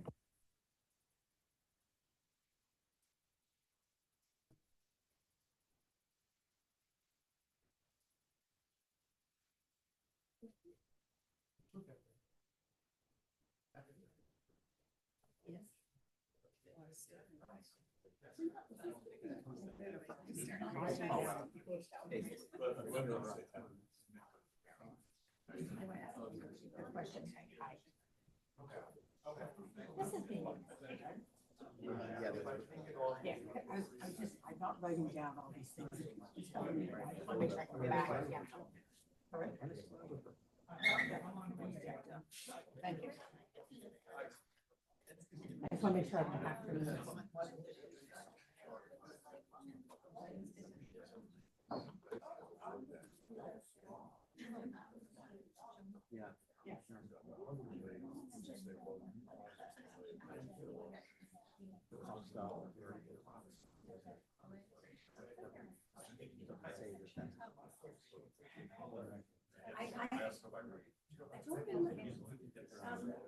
It might be.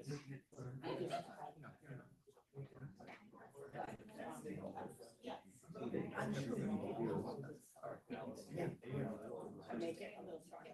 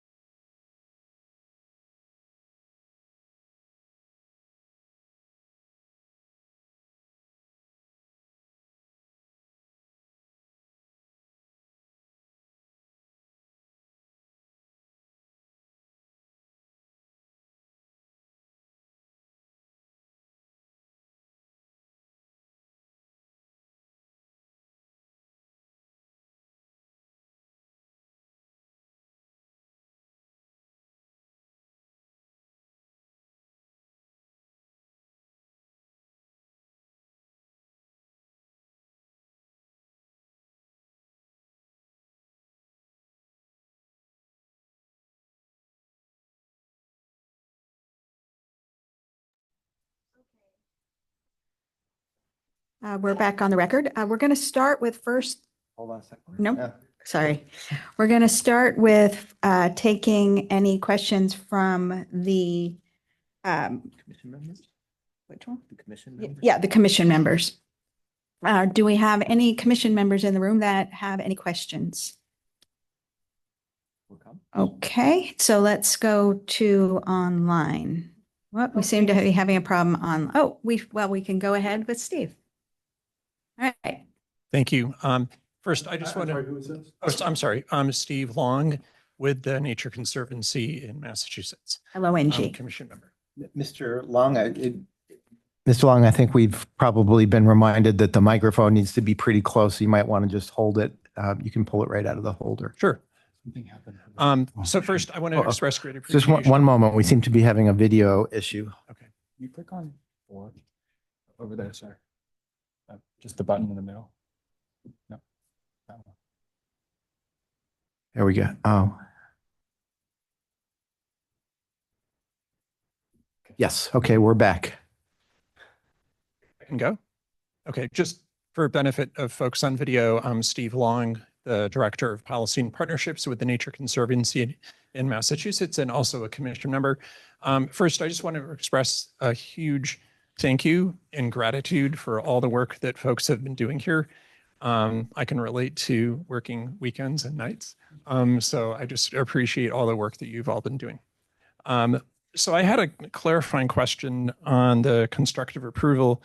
Looking at the purpose and scope under 17.01 subsection 3. And I just wanted to suggest that 15 be added to that list. So it's clear that cumulative impact analysis and site suitability are part of the applicability of earlier sections. And then I had a question. So I know that a project proponent will have to go through a permitting process where site suitability will be considered. And I'm wondering how that translates to the constructive approval, because under site suitability, the hope was that the developer would avoid and then sequentially minimize what they can avoid and then mitigate what they can't minimize. So how would that translate in the process under a constructive approval permit? Mhm.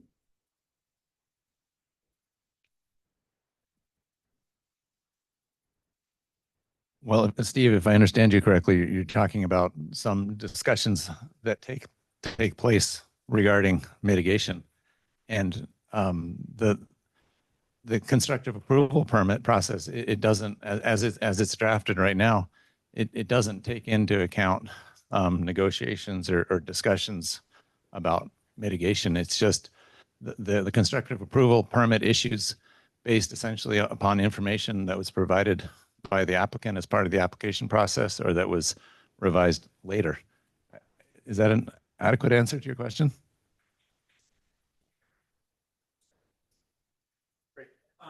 Steve, you have to turn the microphone on. I think it's on. It answers my question.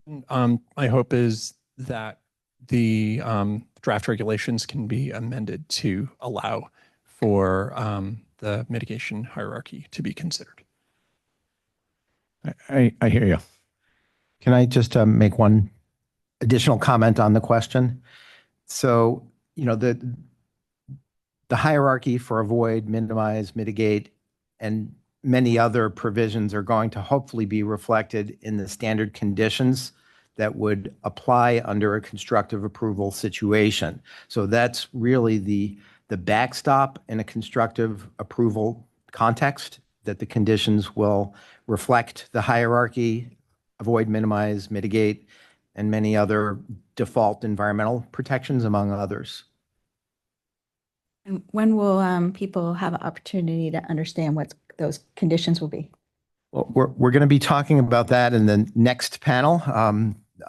Conditions falls into the topic of consolidated permits, and it's a work in progress, just to preview what we'll be talking about. And there are a lot of cooks in the kitchen on conditions. It includes what DOER is developing for the local process.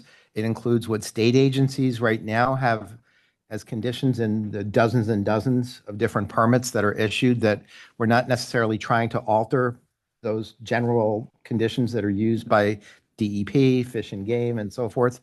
And then there are some issues that EFSB deals with that we call orphan issues because they tend not to be addressed by other regulatory agencies.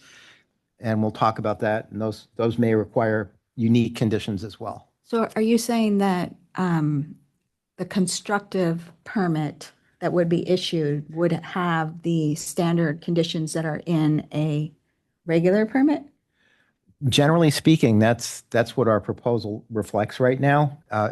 It may not have in an adjudicated outcome where the board makes a decision, there would be a special sort of conditions. baseline of the standard conditions, and then on top of that are all of the additional conditions that the board might deem necessary.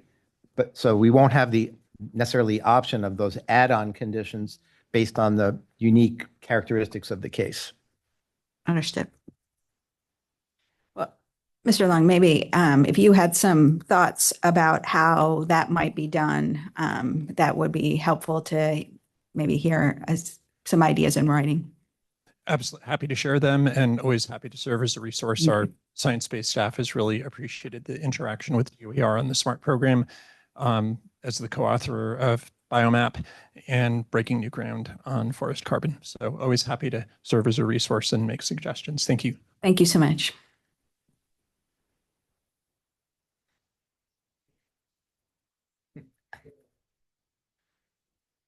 All right. Anybody else from the commission? So let's go online for the commission. If you could raise your hand if you have a question or a comment and you are a commissioner.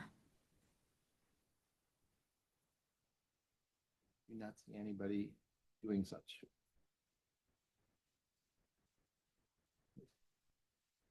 No hands raised. All right. We'll go to the SPAG. Let's go to the SPAG group. Anybody from the SPAG group with questions, please raise your hand.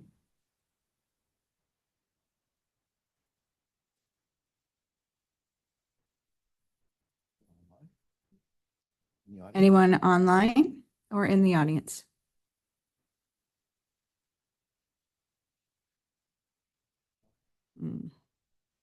Okay, so we'll go to the general public. Anybody here who would like to, in the room, would like to ask some questions? No?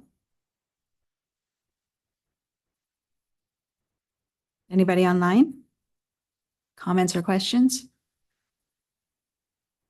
Again, if you do have a comment or question, please use the raise hand feature on Zoom so we can see you.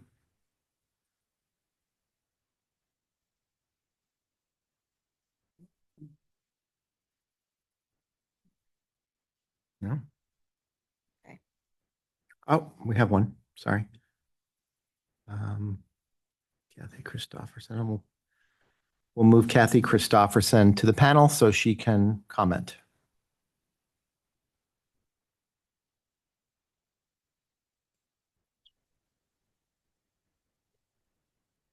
Good morning. I just wanted to comment in agreement with, I believe it was Secretary Tepper in the big room, worrying about applicants running out the clock to create a situation of constructive approval, especially in the local case.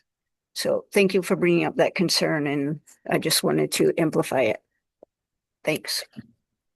Thank you for participating. I appreciate it. Anyone else online? Somebody's broken the. Yes, there we go. Now people can talk. Good. Dorothy McGlinty promoting her to panel. Okay. McGlinty.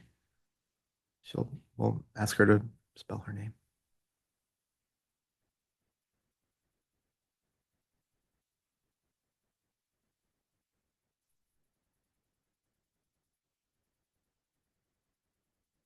I'm not seeing her.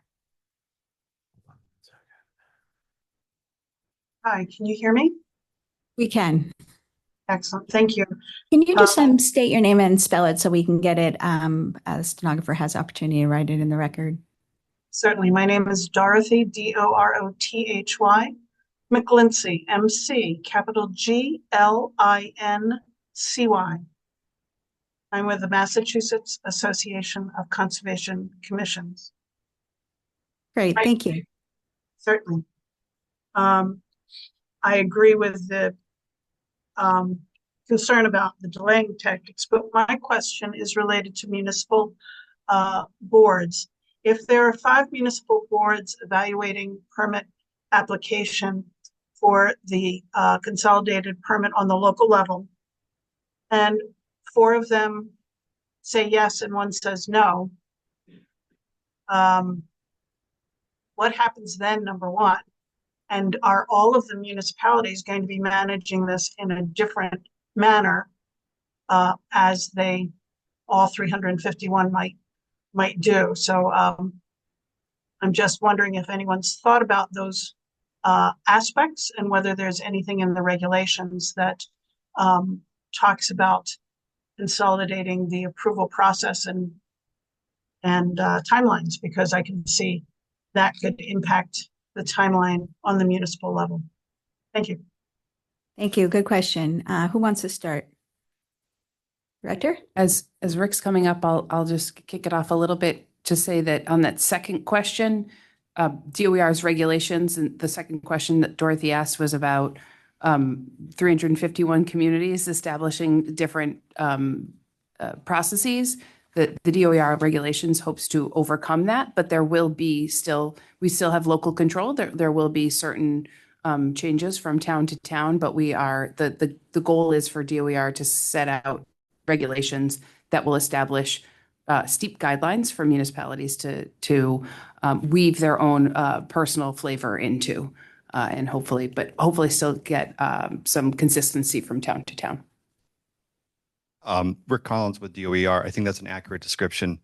There are 351 different ways that communities have their government set up right now. And so to establish a one flavor for all would not be very prudent, especially since a lot of towns don't have full-time staff. So for a community, it might make sense to have the town clerk kind of as the person who receives all these permits and issues the permits in the end run. For another community, it might be the building commissioner. It might be the mayor, it might be a chairman of the board of chairman of the select board. Those sort of decisions, we kind of want to leave a little bit of flexibility for the municipality to figure out, but it'll still be within a very more universal approach, which is the 12-month time frame, the universal application, and other sort of procedures that they have to follow. But if they want to hold their proceedings concurrently or consecutively, that can be up to them as long as they meet the 12-month deadline. That'll be their decision. While I'm here, I do want to note that we have taken into consideration and we have heard the concern about delays on the applicant side, and it's something we will be addressing as well.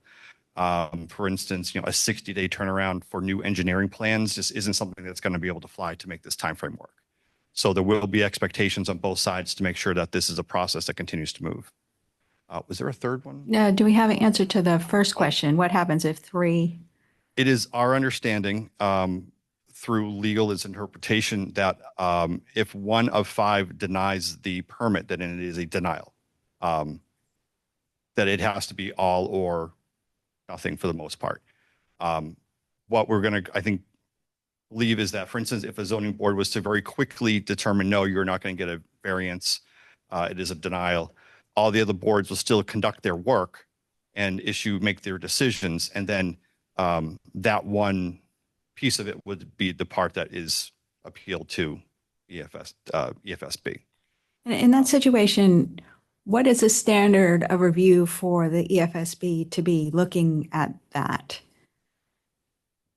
For the zoning piece? So I like the example that the commenter gave was there's an entity that is trying to get their local permits. They have 4 local permits, 3 say yes, 1 says no.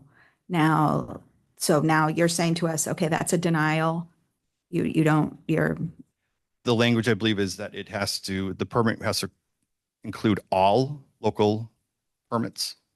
So that would mean that if there's a board that says no, and the project isn't able to move forward, that part would be subject to review if the applicant decided. So the applicant then appeals to the EFSB, and you're saying that only thing that is being appealed is sort of the one aspect of the total permit? It would be able to appeal any part of any decision from any of the boards, but So then what's the standard that the EFSB would be reviewing that under? So the EFSB would look at two different parts of a standard. The first being whether or not the local community comply with DWR's rules, which is in the statute. And I think the other thing is we would look as an overlay to that, whether or not the decision was consistent with 69H, which is our overall mandate for the board. So those are the two things that the director would look at in that situation. I wonder if there's a way possibly to coordinate the various decision makers in a community so that there's one decision from Ashland or from the community. But I think that that's something that folks are still trying to work out on how that might happen. And that's what I thought was happening. I thought that there was going to be one filing. I believe that's something that's still in process right now, but that was, I think, my understanding also that there's one decision. Mike might disagree. Well, no, I agree. I think my understanding was that it would be a single decision from the municipality, but embedded within that decision, you might see sort of what had happened at the individual board level, right? So it might be the zoning board said no, but the others all said yes, but it is a single consolidated decision from the municipality. And if one of the 5 boards that's looking at it says no, then it would be a no. But what might be appealed to the EFSB or through the de novo adjudication process is we disagree with the zoning boards. We disagree with the town's determination, right? But specifically the zoning board's determination. And here's why we think this is inconsistent with what DOER's rules are, or what the board's, that's how I understood it. So I do think it is a single decision, but within that, you'll see sort of the details of what specifically led to a denial. So in this, Mike Judge, I'm the, so in that circumstance, let's say it was the zoning board, to make it more complicated. Does the applicant then file both for a de novo review and a zoning exemption? Because the siting board director can't issue zoning exemption, right? Microphone? We need to share the microphone. I think in that situation, it may be that what comes up is the zoning exemption decision, the zoning board decision. And we would adjudicate whether or not the zoning board's decision complied with DOER's requirements and our overall statutory mandate. And we're going to have to think about how that works. Absolutely. The coordination between the two. We do know that obviously a local community can't exempt its own zoning ordinances, right? They can only provide a special permit or variance. Variances very rarely occur, especially use variances, which is oftentimes what, as you know, energy infrastructure needs. They need use variances, and that's the important thing that needs to happen in order for the electrical equipment to be built. Okay. Does that answer your question? Or just to make you more confused? I think I might be in the more confused category. Yes, thank you. All right. Anybody else online with questions at hand up? Ms. Matthews?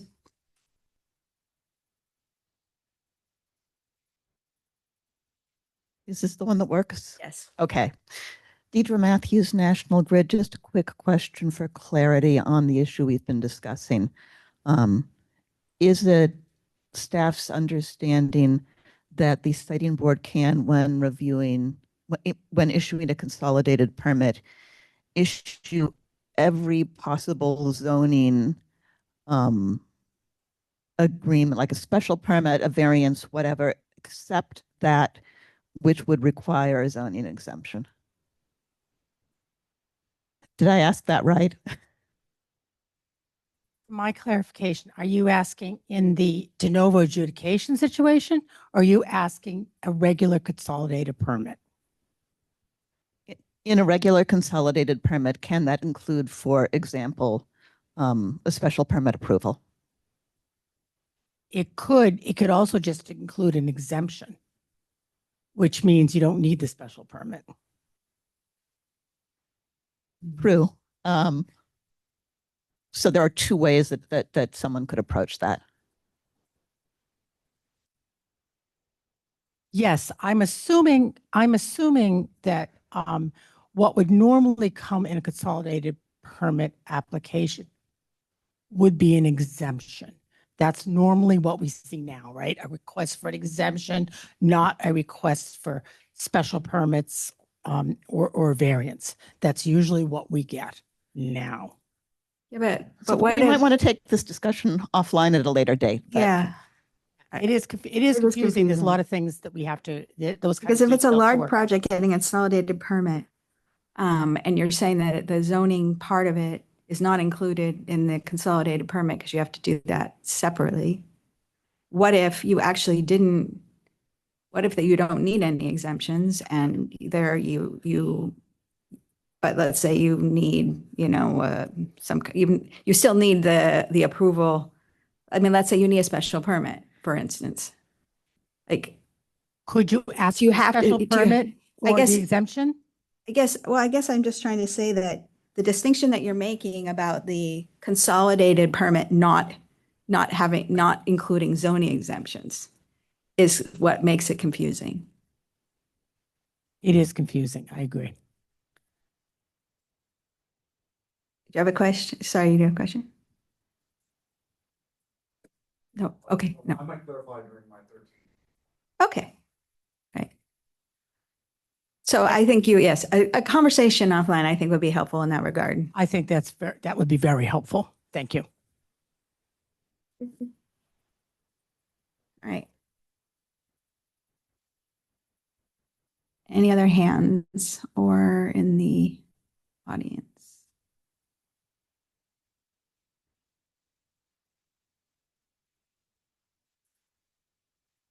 Okay. All right, we'll move on to the next group.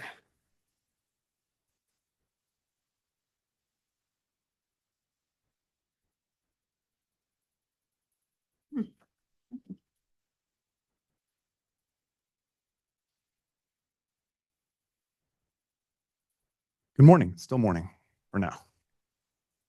I think that this section might provide some much needed perspective regarding some of the questions that we've asked, especially regarding the consolidated permit as we've established it right now.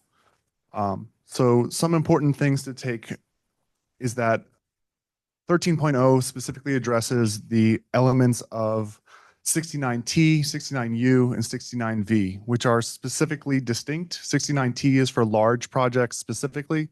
69U is for T&D projects that do not include zoning specifically. So any T&D project that would include zoning would typically be classified as a large project under EFSB jurisdiction and require a 69T application.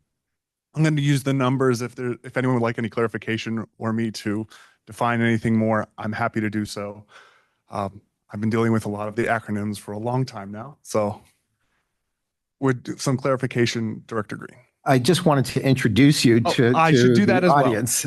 So my name's Connor Tarr. I am one of the presiding officers with the EFSB. I'm one of a number of people who have been working to draft the 13.0 regulations with my team and staff. This has been reviewed and revised a number of times and gone through a number of different sections. So I think it's at a good point for public review and public editing. And I think that some input would be useful to get us to the finish line.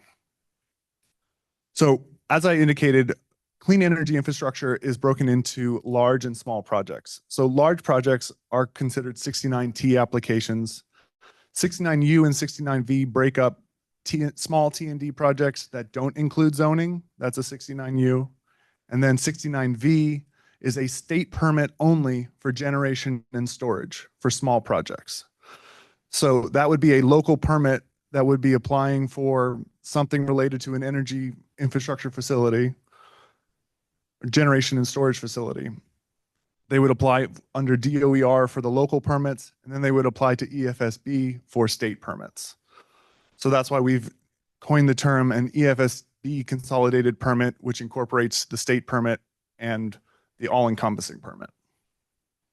Now, this all applies to clean energy infrastructure facilities. Legacy facilities are still required to go through the same process as they did before. However, there isn't the timeline restrictions that we've established for the review timeframe under the legacy facilities. As indicated, small transmission and distribution is 69U, small generation and storage is 69V, and then small infrastructure would have the option of going through 14.0 de novo review as well. So we'll go to the next slide for some more clarity. Next. On the right slide? Oh, now we are. So what are the requirements of 13.0 from the statute that we've been determined and tasked with establishing? At this point, we're trying to set a uniform set of standards so that there's clarity moving forward for applicants coming into the EFSB, so they understand what they need to apply and what they need to provide to the EFSB as part of that application. So we are trying to establish a common standard application that goes through and indicates what required elements would be included and submitted to the board as part of that. We've also tried to establish standard conditions that are established in every case that would be applied across the board. I'll talk a little bit more about those later, but standard conditions can be broken down into two factions. One would be standard conditions uniformly applied to all projects. Another would be threshold specific conditions that are applied based on projects or based on project size or use. So depending on the level of energy that is required, the size of the facility, maybe the square footage, it would be, a lot of that is still under discussion and further review still needed. We also would like to discuss the standards that apply to the cumulative impact analysis and site suitability. That has been incorporated into the application process as being included as part of pre-filing. Another important thing to take note is that we've also are required to identify the enforcement agencies for the conditions that are established through the permitting process. So we are making sure that we are highlighting which conditions would be enforced by the board. So which conditions would need to come back to the board if there's any type of violation versus what conditions are enforced by the agencies that would have previously enforced them and already have the authority to enforce those permits as before. Some special considerations that I'll go into specific detail about will be a completeness determination, which is unique to 13.0, which is unique to the statute as being established at this time. I'll go into quite a bit of detail. That's 13.09 and incorporates a lot of different sections above that as part of the regulations. We will also, as part of the statute, required to establish a statement of recommended permit conditions. Those would be provided by the permitting agencies. We're also asking as part of the application that would be included by the applicant for any recommended permit conditions. This may end up addressing some of the issues regarding mitigation from the outset that the applicant is taking into consideration and being aware of from the beginning. Again, constructive approval if these deadlines are not met. We do establish a procedural schedule for general timelines for when we expect the project to move along. I do incorporate the board's concern, or I understand the board's concerns regarding delay, and I do think that that is not specifically in 13.0 as of right now. For after a completeness determination has been made, that is incorporated before that as far as any delay that is part of a completeness determination. There is a penalty phase that is activated as part of that process. And then I'll go to the next slide because we've already talked about enforcement. All right. And this might end up getting into some of the discussion regarding zoning that we've all been talking about so much already. So we have there is a section in 13.0 which specifically delineates the inclusion of zoning as part of the application process. The reason for that is that there is a specific review timeframe for the board after a completeness determination has been made that may or may not be dependent on the inclusion of zoning. So if zoning is not included as part of an application, it would indicate a shorter time frame potentially than if it was a longer time frame. So a 12-month time frame versus 15 months. For instance, a small T&D project would be a 12-month time frame. A small T&D project with zoning would be a 15-month time frame for review for the board. So we have also incorporated requirements for the inclusion of zoning to be included as part of the application. So that should be submitted simultaneously with the board for a 40 Section 3 permit or a zoning exemption request, as well as a consolidated permit request through the EFSB. Those should be filed simultaneously by the applicant and the board should be aware of whether or not a zoning exemption is being required.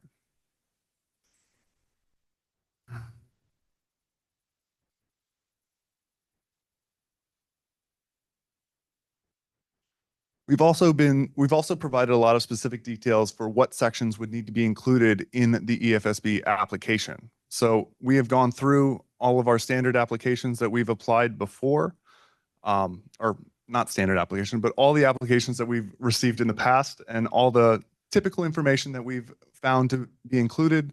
We've also highlighted some of the information that we've typically end up asking as part of information requests on the first round and trying to incorporate that at the beginning to try and consolidate some timeframes and reduce the time of review.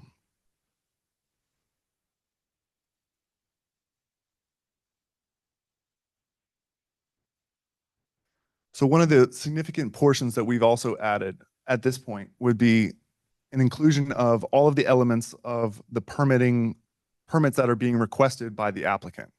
So we have gone through a detailed list of what we're requesting the applicant to provide as part of the application, which would include essentially everything that would have been submitted to the local agency or the state agency submitted to us as a packet, preferably as a separate attachment at the end of the application.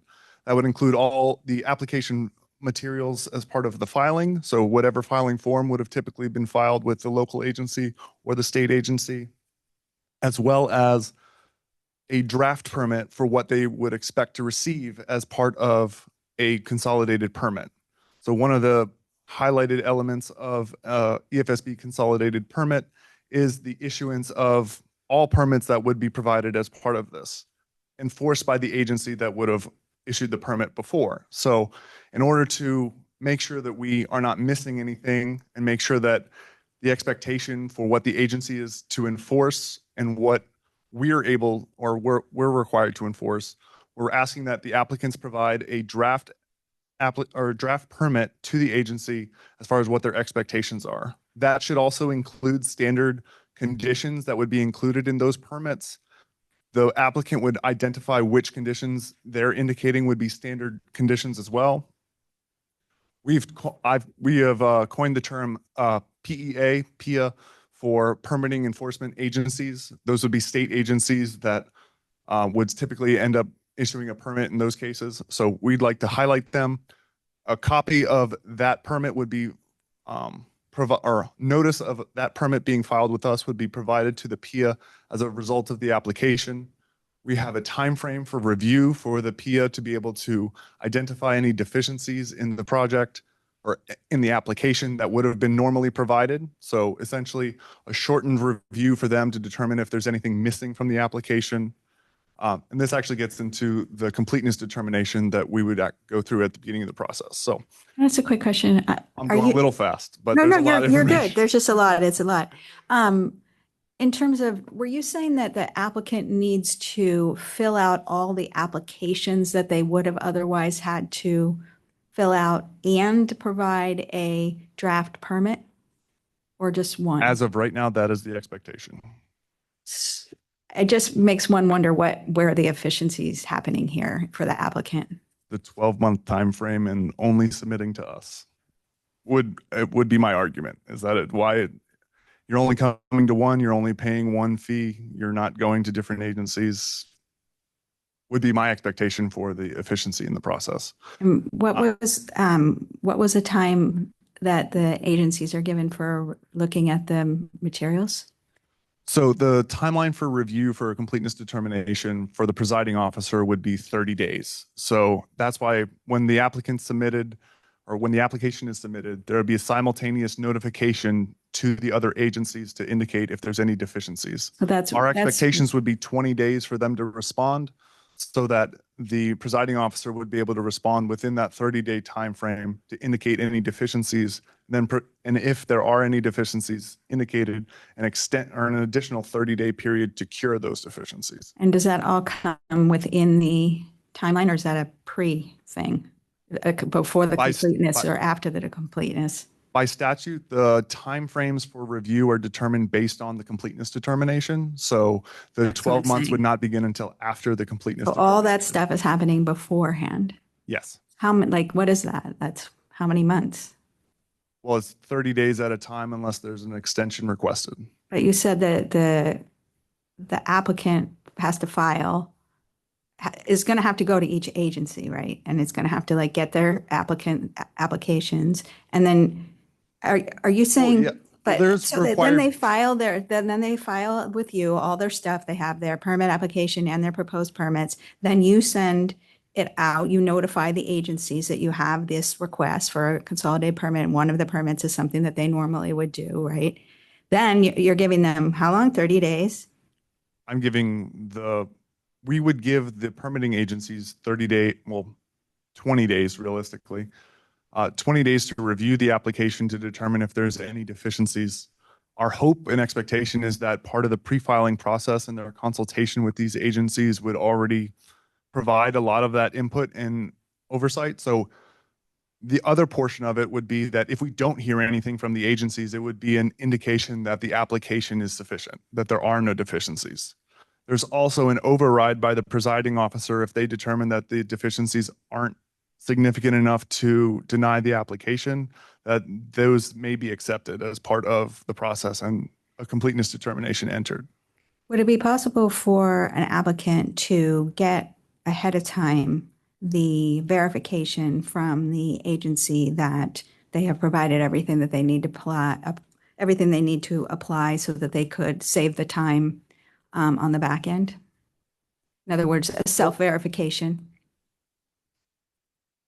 That has not been incorporated into the regulations as of right now. I think that my expectation for how it would work is that the agency's silence would indicate that they've already met, the verification is silence by itself. So there's no action. I get that, but you're going to wait 20 days to find that out, right? I would expect it to at least take 20 days to review the materials submitted by any applicant for any application of this magnitude. I know it sounds like a little thing, but I mean, for me, the big part of this is to try to make things go faster. And so if we can save 20 days, if an applicant, a developer is all about time and certainty. So if they could get the time and the certainty, if they could get the certainty before they file from the agencies that they are giving you everything that they want, that, they show them, the applicant shows the permitting authority, here's what we're going to give to the EFSB. Can you please just give us a check and tell us that this is good? And they have their 7 checks, they come in, you don't have to do the review of the agency thing. I mean, would they get all those checks? I don't know, but why not have it be an option? Just throw it out there. I mean, I just think that any place that we can, where we can give the ability of an applicant to save time by doing something ahead of time, we should give them that opportunity. Absolutely. I appreciate the input. That's not something that I had considered before. No, it's all good. This is just super complicated stuff, and I think it will really help to hear from the people who file these applications all the time, and who do these projects, you know, where we can find some efficiencies, and where, but you know, without ensuring that we have meaningful participation. So go ahead. Thank you, Secretary. So I'm going to move forward with the, I'll highlight some other portions of the completeness determination. That is going to be a quite extensive process that would include everything that would be applied. There is a section that would reference zoning as well that would need to be included. So we categorize it as three main sections in the application. There would be the generalized EFSB application that we had before that has been spelled out for general conditions that we've asked for in the past. And general conditions is the wrong term, but standard sections that we've had previously in other EFSB decisions. Then we're requesting any zoning exemptions be highlighted and specifically called out, and then any agency permits that are being requested.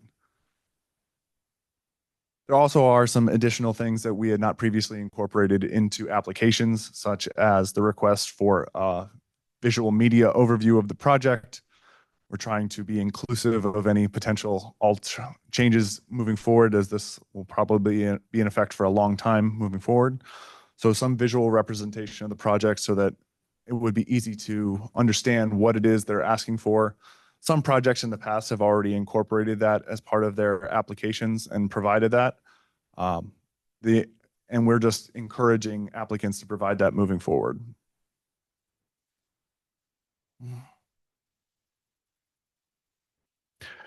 We also have a mechanism which will be discussed, I think, further later on in section 16, but there is going to be the mechanism for us to have pre-filing as a part of the completeness determination that has to be indicated that pre-filing has been successfully completed as part of the application process.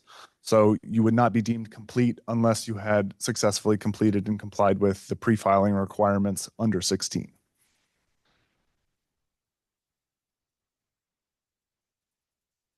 And then, as I mentioned before, we have also incorporated enforcement procedures.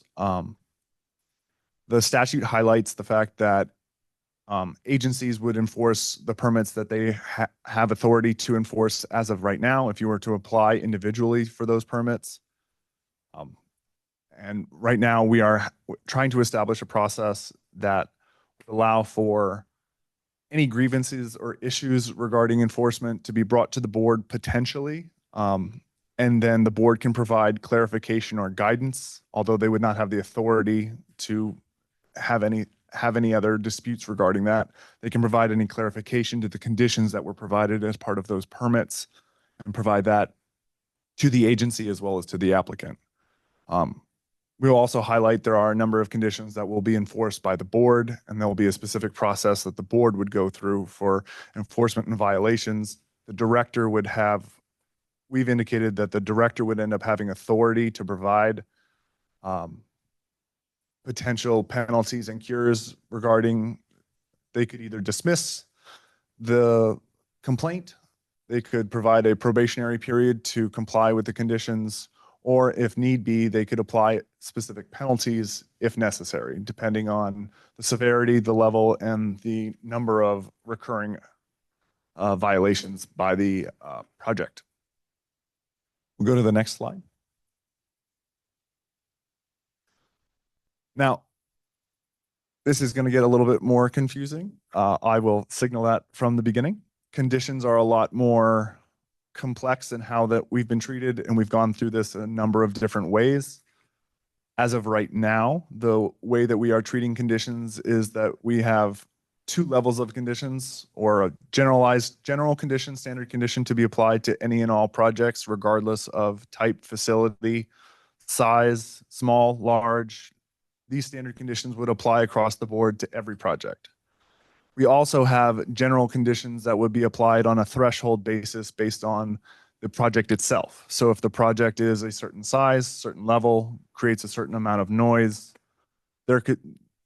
honestly, the conditions that could be applied regarding threshold specific conditions could be unlimited, depending on how specific the board would like to be and how detailed we'd like to provide those conditions ahead of time. We also would like to highlight that this could be adaptable depending on the project. So if the project, and I mean that to say that after a project is completed, if the board recognizes that there's certain conditions that should have been or could have been incorporated, that could be updated, as the condition language would be part of guidance and not specifically part of the regulations, so that we could update language to incorporate additional standard conditions moving forward as necessary and as the board would determine appropriate.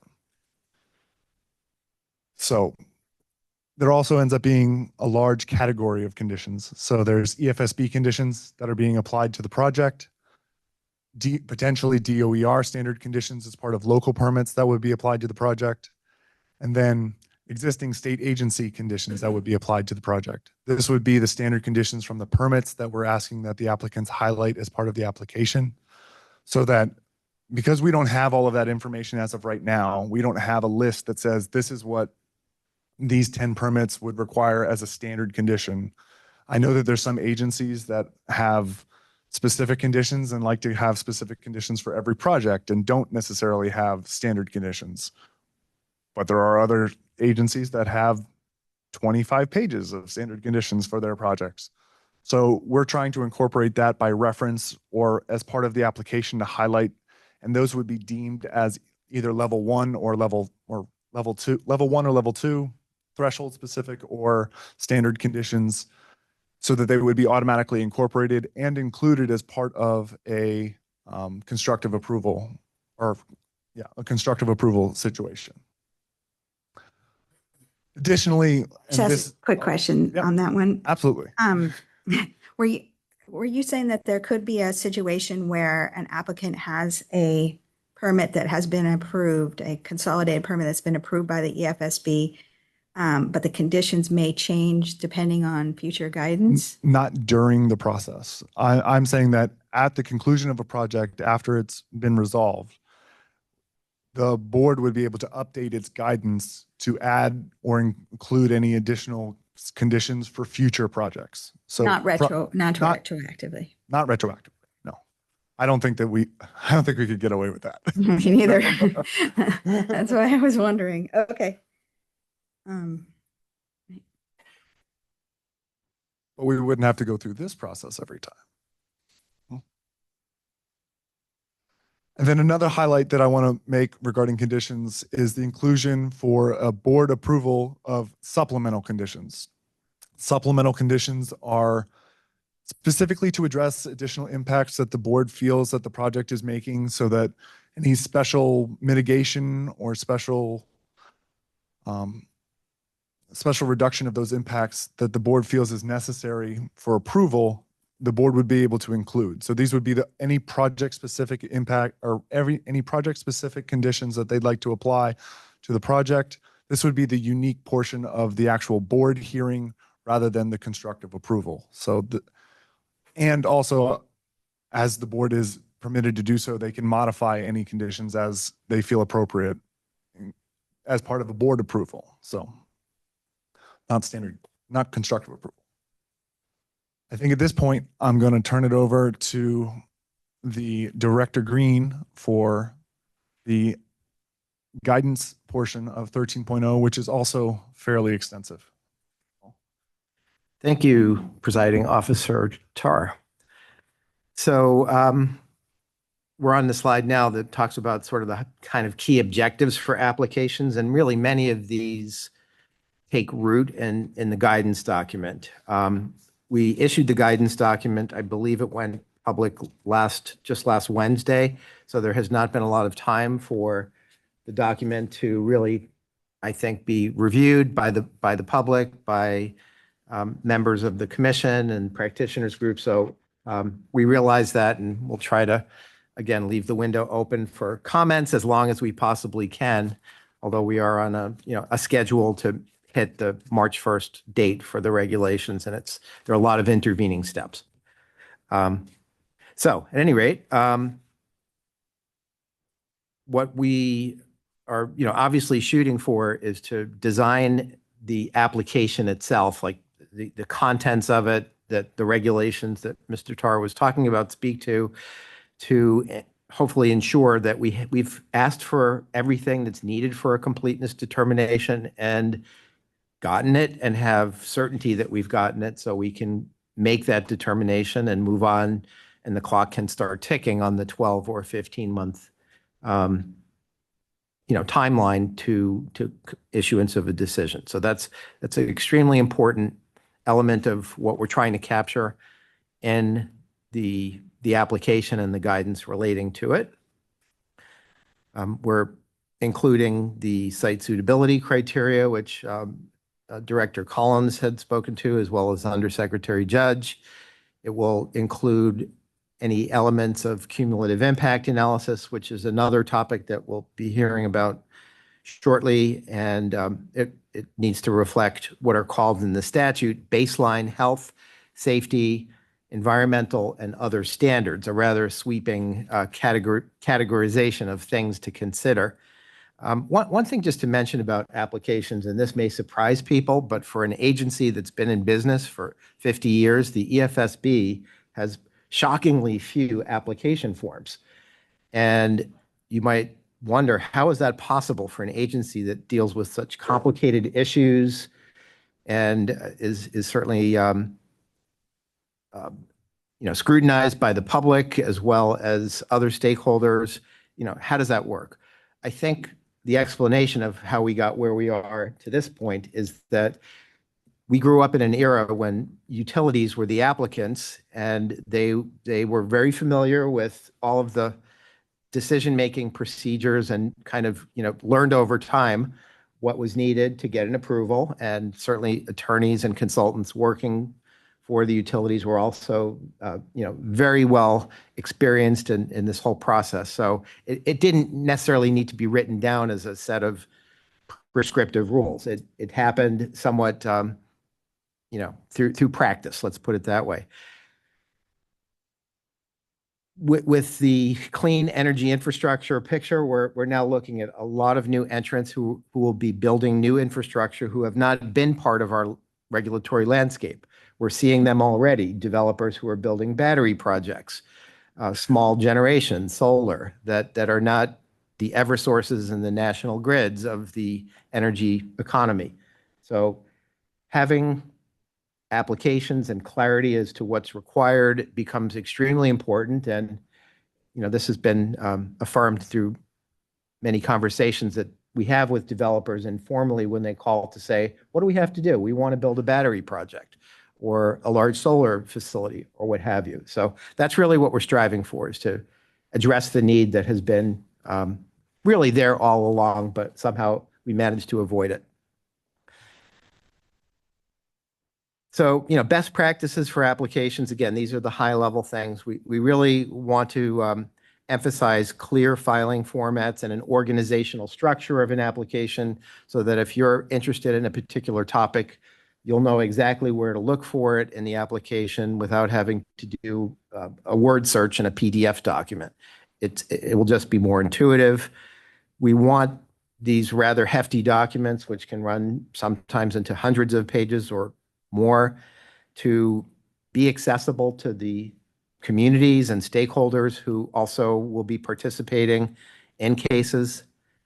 And so that emphasizes the value of plain language where possible. Some things are very complicated. It's somewhat hard to explain magnetic fields without talking about milligausses and things that sound technical. But certainly the summaries and narratives that go along with the applications can be written in plain English and understood by the general public. We're striving to achieve that. That's consistent with our public participation objectives and many other good regulatory practices. We want to make sure that there's enough supporting documentation with the application to avoid delays that can occur when supplemental information requests are issued. Mr. Tar mentioned overview videos. We think this is a useful addition as well, that we kind of think of as part of the application itself as a supplement to the written material that will provide, again, more intuitive understanding of what's being requested and why and what it might look like in the community with some visual representations. We have gotten some of these already from different applicants, and they've been well received. We want to make use of technology in the application so that anything that we receive is searchable. In other words, it's optical character recognition. It's not just a picture, but a searchable text file that goes into it. Lots of hyperlinks. So if you're looking at a particular section that refers to a supporting exhibit, there's something to click on and go right to that document without having to search through, again, many, many pages. And also, MEPA, which we haven't really talked about to this point, that's the Massachusetts Environmental Policy Act, is no longer required for energy facilities reviewed by the siting board. And I will say that MEPA has developed a lot of very useful information collection tools over time that have a fit in application. So we want to try to preserve some of that. Next slide, please. So what's actually in the application? And what will we say? This is what's reflected in the guidance. This is kind of the table of contents, if you will, that it starts off with general instructions on filings, formats, PDFs, different mapping procedures that are used. It will identify the baseline health and safety standards, which I'll talk about in a little bit more momentarily.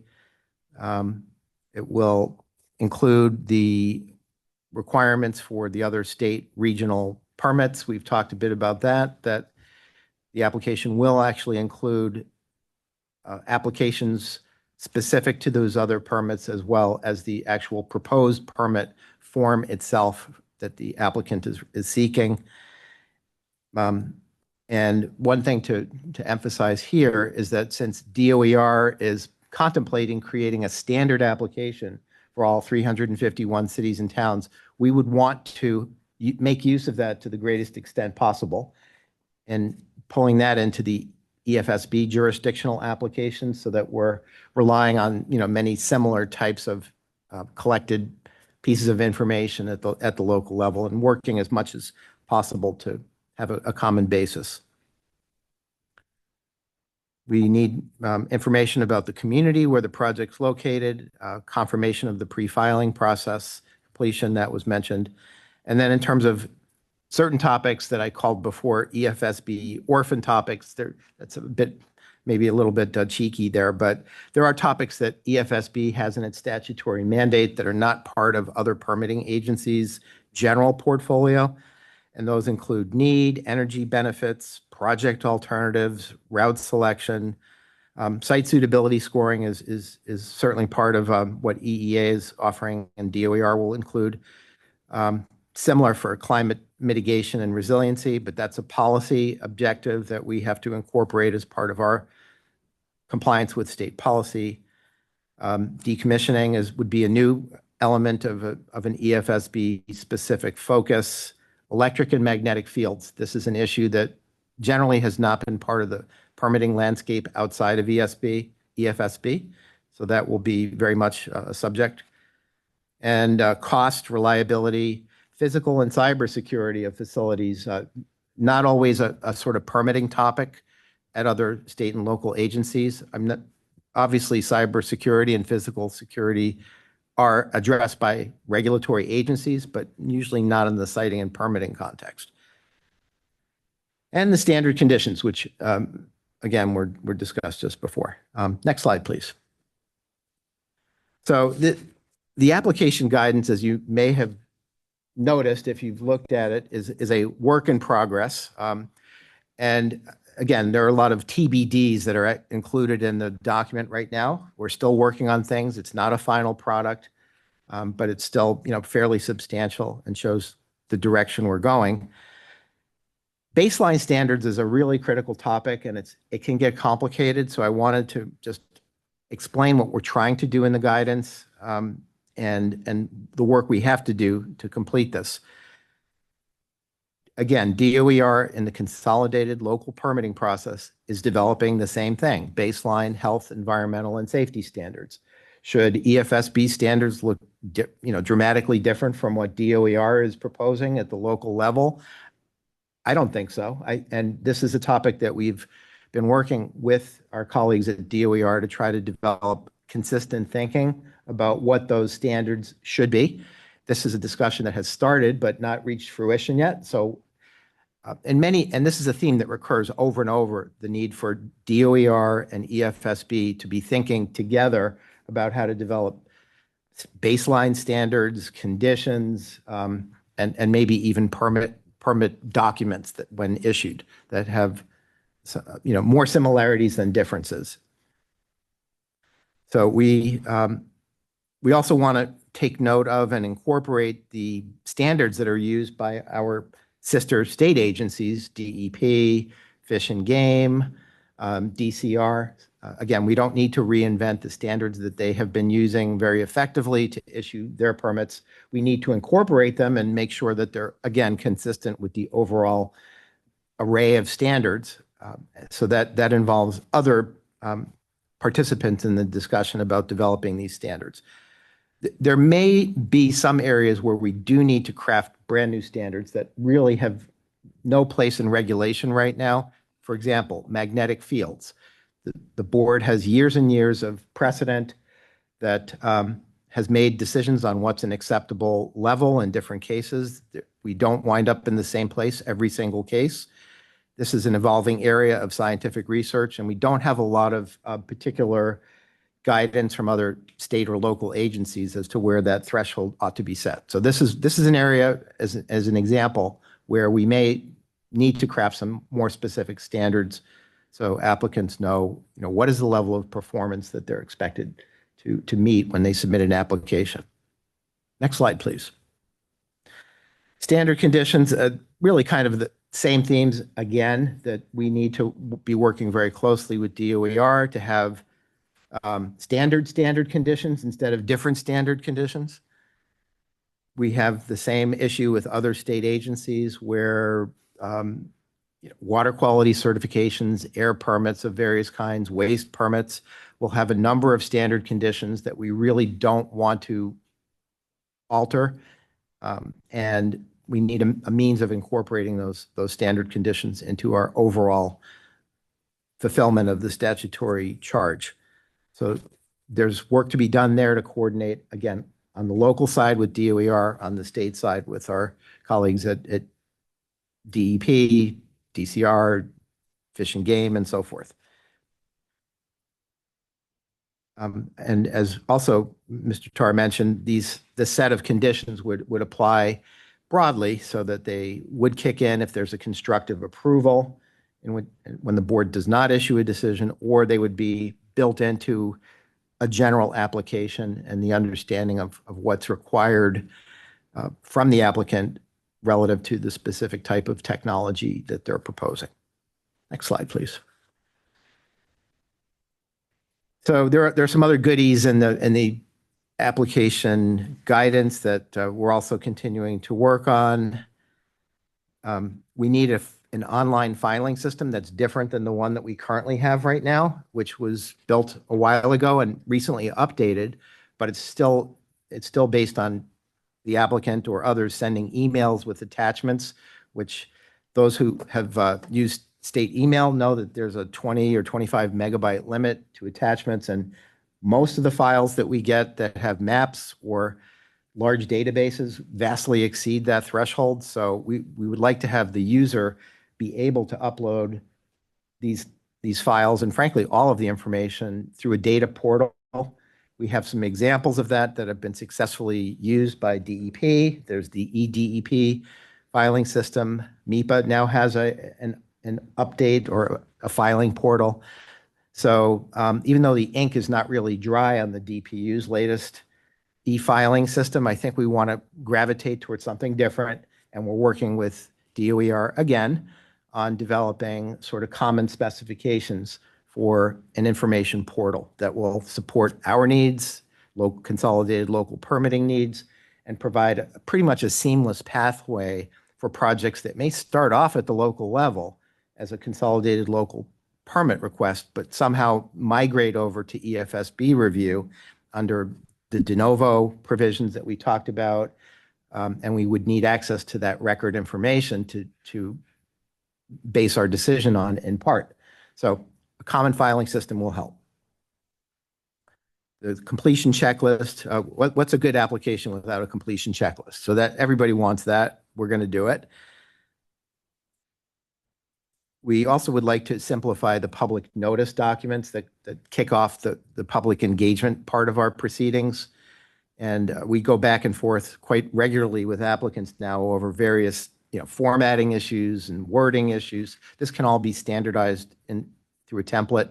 So that's part of what we're going to be adding into our guidance package to make the process better and more efficient. I think that may be it. Next slide. So these are just discussion questions. Sorry, I've gone a little bit long, but happy to hear any questions that come up. Again, work in progress, I think, on the guidance document is the fair characterization, and we really do want to hear what else needs to be done besides the things that we've identified. So I will leave it at that. All right, any questions from the board?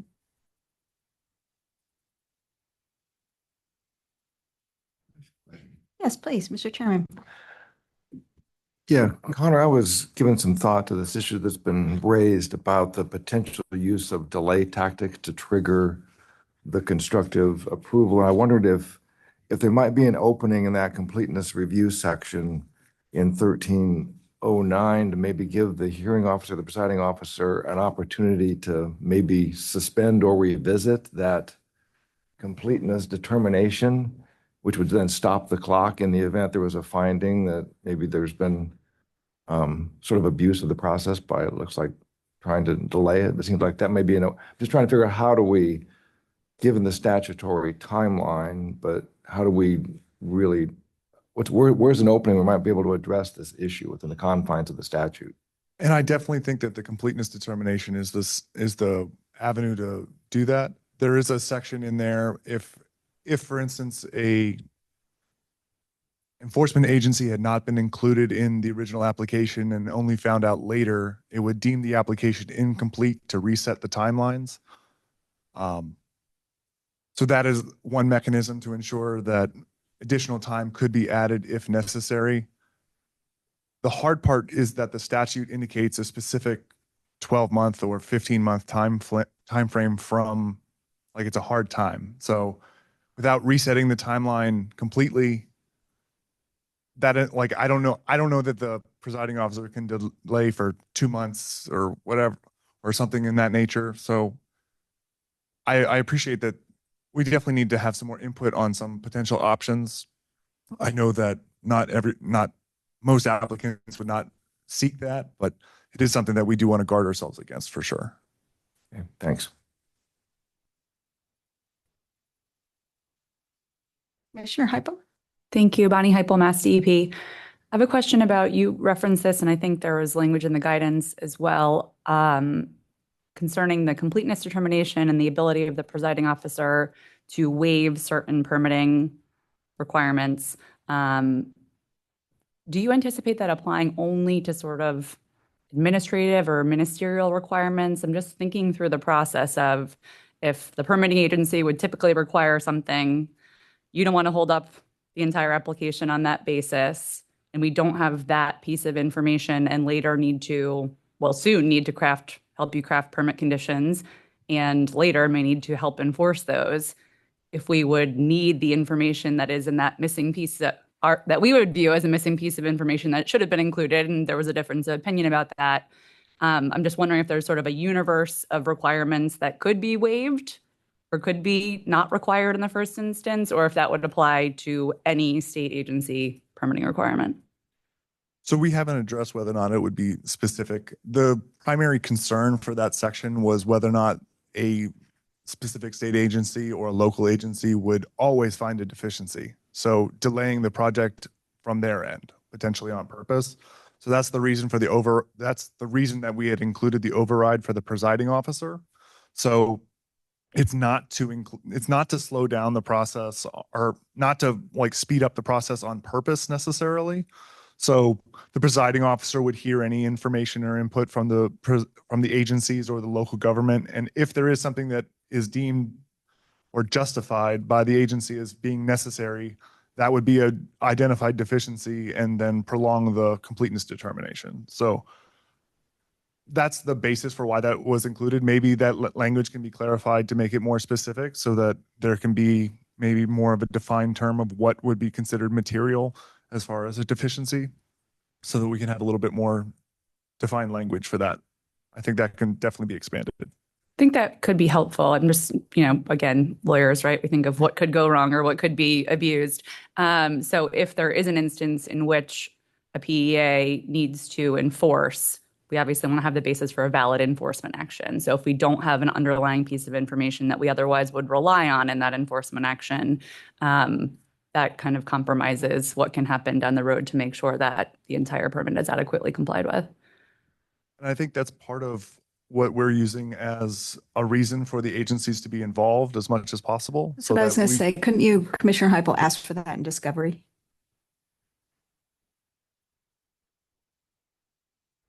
Yes. I mean, I think this kind of harkens back to your initial comment. We, of course, always encourage applicants to come when we are the deciding authority, to come to us as soon as possible, have as many pre-application meetings as we can, have things be as clear to the applicant as they can be, so we get the best application we can and we can process it quickly.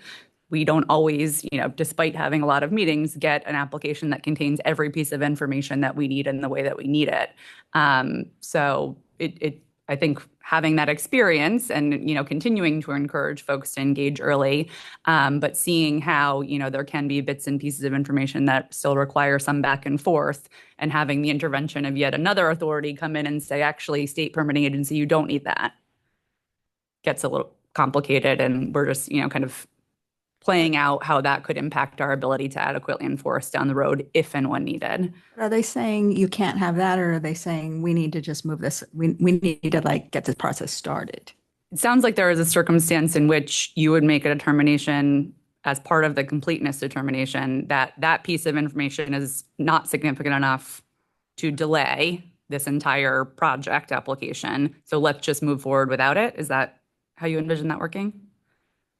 Let's indicate that the application is complete and begin the evidentiary process. So there would still be opportunities for input and still opportunities for the agency to get that information through information requests if necessary. So if it's something that would be cured simply through information requests, it may not be something that's necessary. Or if it's some large portion of the project that just wasn't included that this agency always receives, then the presiding officer has the discretion to delay it as necessary. So I think the agency would need to justify it to the presiding officer for the delay, why it would be needed before we have to move forward with evidentiary hearings. That ends up being the communication between the EFSB and all the other agencies. Right. And we encourage a lot of discussion and open communication. Thank you.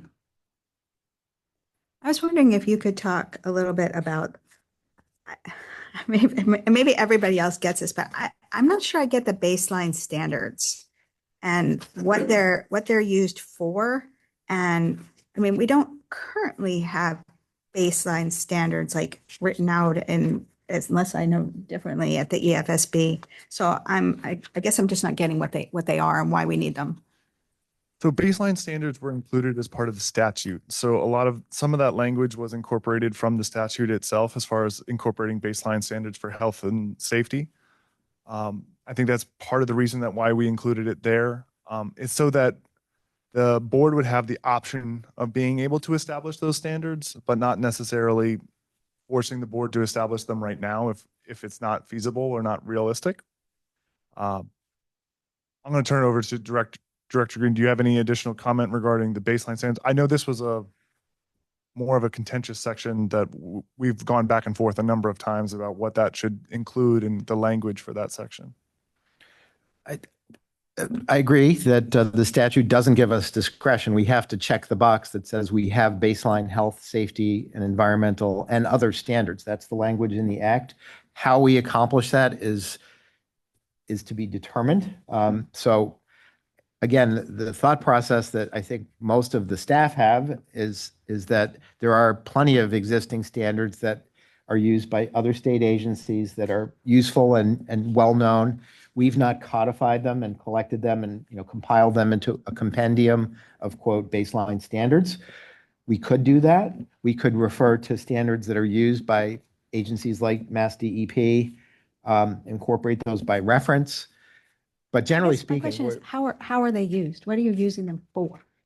we use them. You cannot get approval from the EFSB unless you meet the following standards. Is that what it is? Yeah, just as an example, think of noise, right? The Mass DEP has had a 10 dB over background conditions as their noise policy since 1970 something.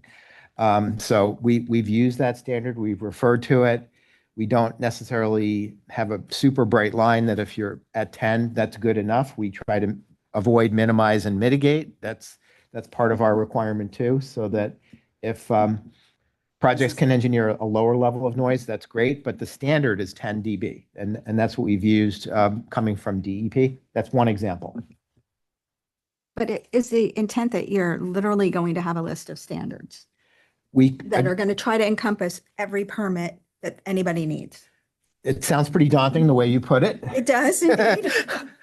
So I don't think I want to sign up for that, but we could incorporate by reference the notion that we are embracing established regulatory standards that are used by the following state permit agencies that, again, will be developed through the DOER, Consolidated Local Permitting Process, which really is setting the foundation for the whole local component of consolidated permitting, so that we don't have to necessarily compile the encyclopedia of baseline standards, but we can certainly reference the ones that exist. And there may be some uncertainty as to, I'm not really sure that these other agencies have been all that clear about some of their standards either. So, that could not always be a bright line or easily discerned requirement. So there may be some need to articulate with greater specificity what a baseline standard is, even when incorporating it, let's say, by reference.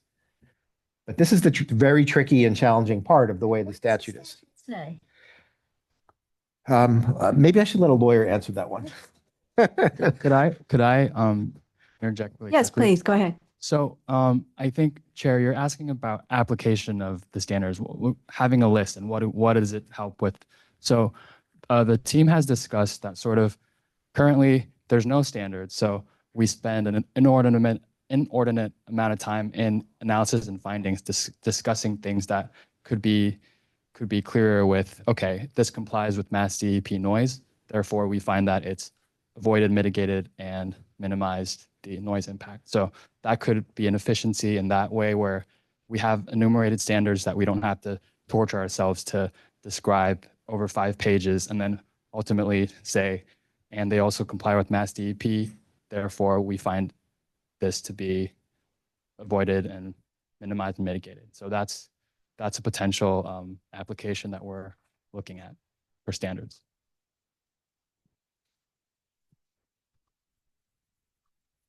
Just to back that up. So this would be applied to what I believe is 1303, all of the different application sections that we would be describing in request to be included, which are detailed ad nauseum within the guidance documents. So as far as what needs to be included. So this section is incorporated into the entire application. So this is applied to all the different sections. One other just example, if I may, to sort of illustrate what the opportunity is here. Magnetic fields. I mentioned that that's kind of an issue that really focuses EFSB review and is not part of the permitting landscape generally. There are many different groups and organizations that have put out their own notion of what's an acceptable magnetic field exposure level. The Institute of Non-Ionizing Something Protection, ICNIRP is the acronym, has a 2000 milligauss exposure standard. The Siting Board has never allowed a 2,000 milligauss exposure level in any of our cases, but we acknowledge that that standard exists and it has scientific foundation. But there are other standards. The World Health Organization has a standard, and many others have a standard. We do not have a specific articulated, enshrined standard and regulation. Other PUCs or siting entities around the country, some of them do. New York State has a 200 milligauss edge of right-of-way exposure limit, and it's pretty much of a bright line that if you're below 200 milligauss at the edge of a right-of-way, that's okay. But you're gonna do these standards and guidance? The alternative would be to have them addressed in the regulation, and that. Yeah.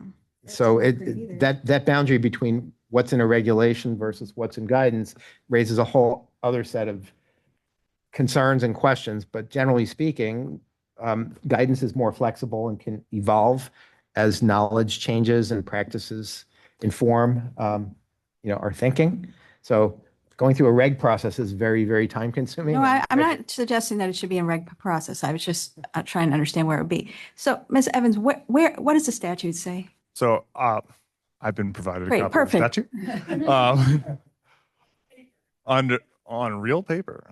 So this is in what section? What is it This is talking under about? 69T subsection B. So applying to all large facilities under the EFSB jurisdiction.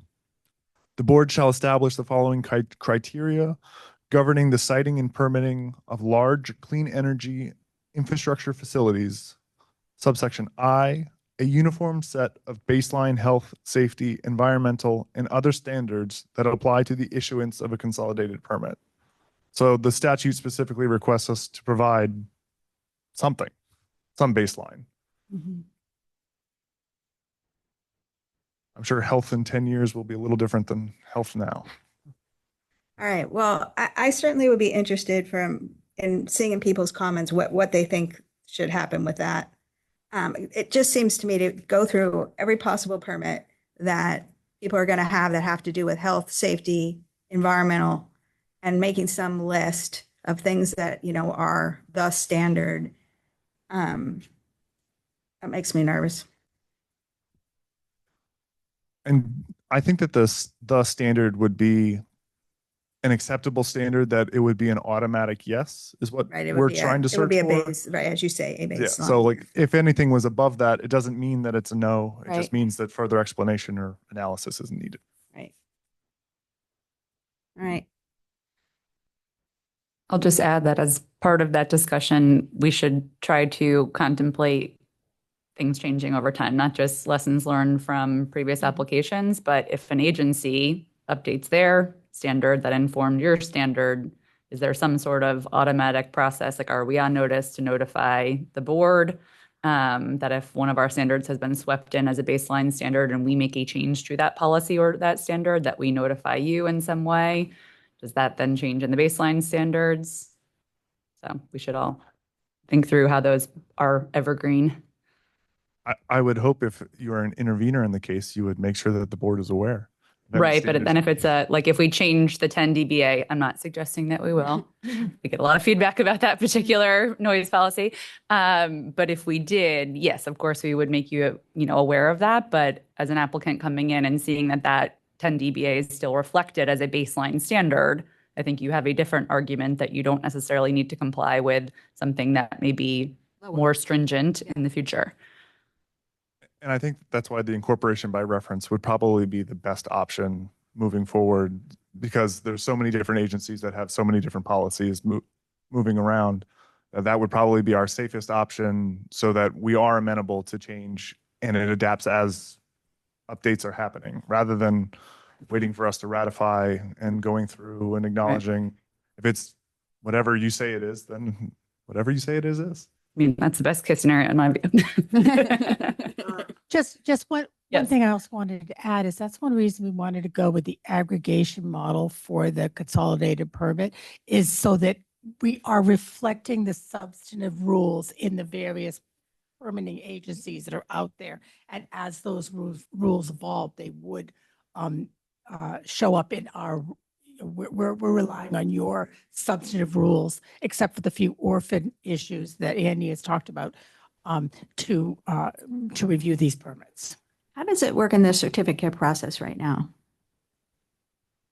So the certificate process, we usually get a copy of draft permits, at least from the agencies with the larger permits. We get a draft Chapter 91, or we get a draft air permit from DEP, and we end up incorporating that into the certificate.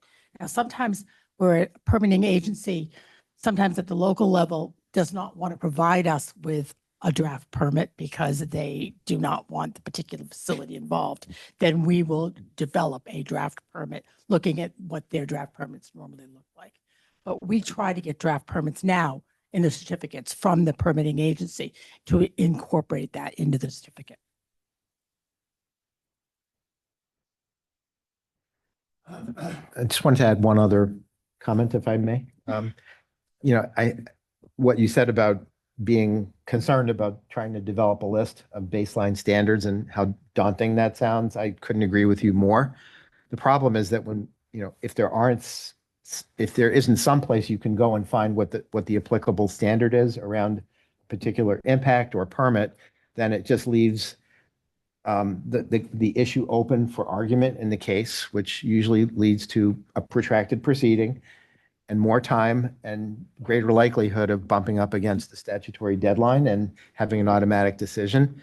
So, there are some pretty impressive efforts, I will say, by some of our peer states and other places that have gone through this process to really compile standards and articulate them with specificity. And it provides certainty around how issues get adjudicated in cases and makes it easier to achieve a timely decision. It may not be as custom tailored and maybe not as thoughtful as some of the cases and issues that we've wandered into over years, but our approach has not been efficient. So we're balancing the burden of compiling a lot of information up front versus having to adjudicate everything in a case. Hear you. I mean, it seems it would be just a lot easier if the only thing you had to do was do ones that were specifically with the EFSB. I'm just thinking about all the other permits that one could possibly have to get. But maybe it's not as hard as I think. I think part of the other concern would be that if there's a permit that's missed or an agency that's omitted, if there was just one application, we wouldn't be aware of that, or we might not be aware of that. So this is just to make sure that everybody is fully aware of every permit that they're anticipating that they're receiving. So I think this is just putting a lot of the onus on the applicant to make sure that they do their due diligence in the background so that when they come before us, they know exactly what they're getting at the end of the day. So I may have forgotten how this works, but when you issue the consolidated permit, you're actually issuing all the individual permits or are you issuing one thing? So the issuance of the consolidated permit is as if all of those agencies issued their own permits, and then they're required to enforce. There is the option that we could have done a consolidated permit that issues one thing, and then they all have to comply and hope they know what they're complying with. In order to give clarity to all of the agencies and the local governments that are going to be enforcing this, we're trying to provide them with what they already know and what they've already experienced. So that's why we're trying to do it in the aggregated model so that they're fully aware and know what they're already enforcing and that there's clarity from our side and theirs. Understood. Other questions from the board?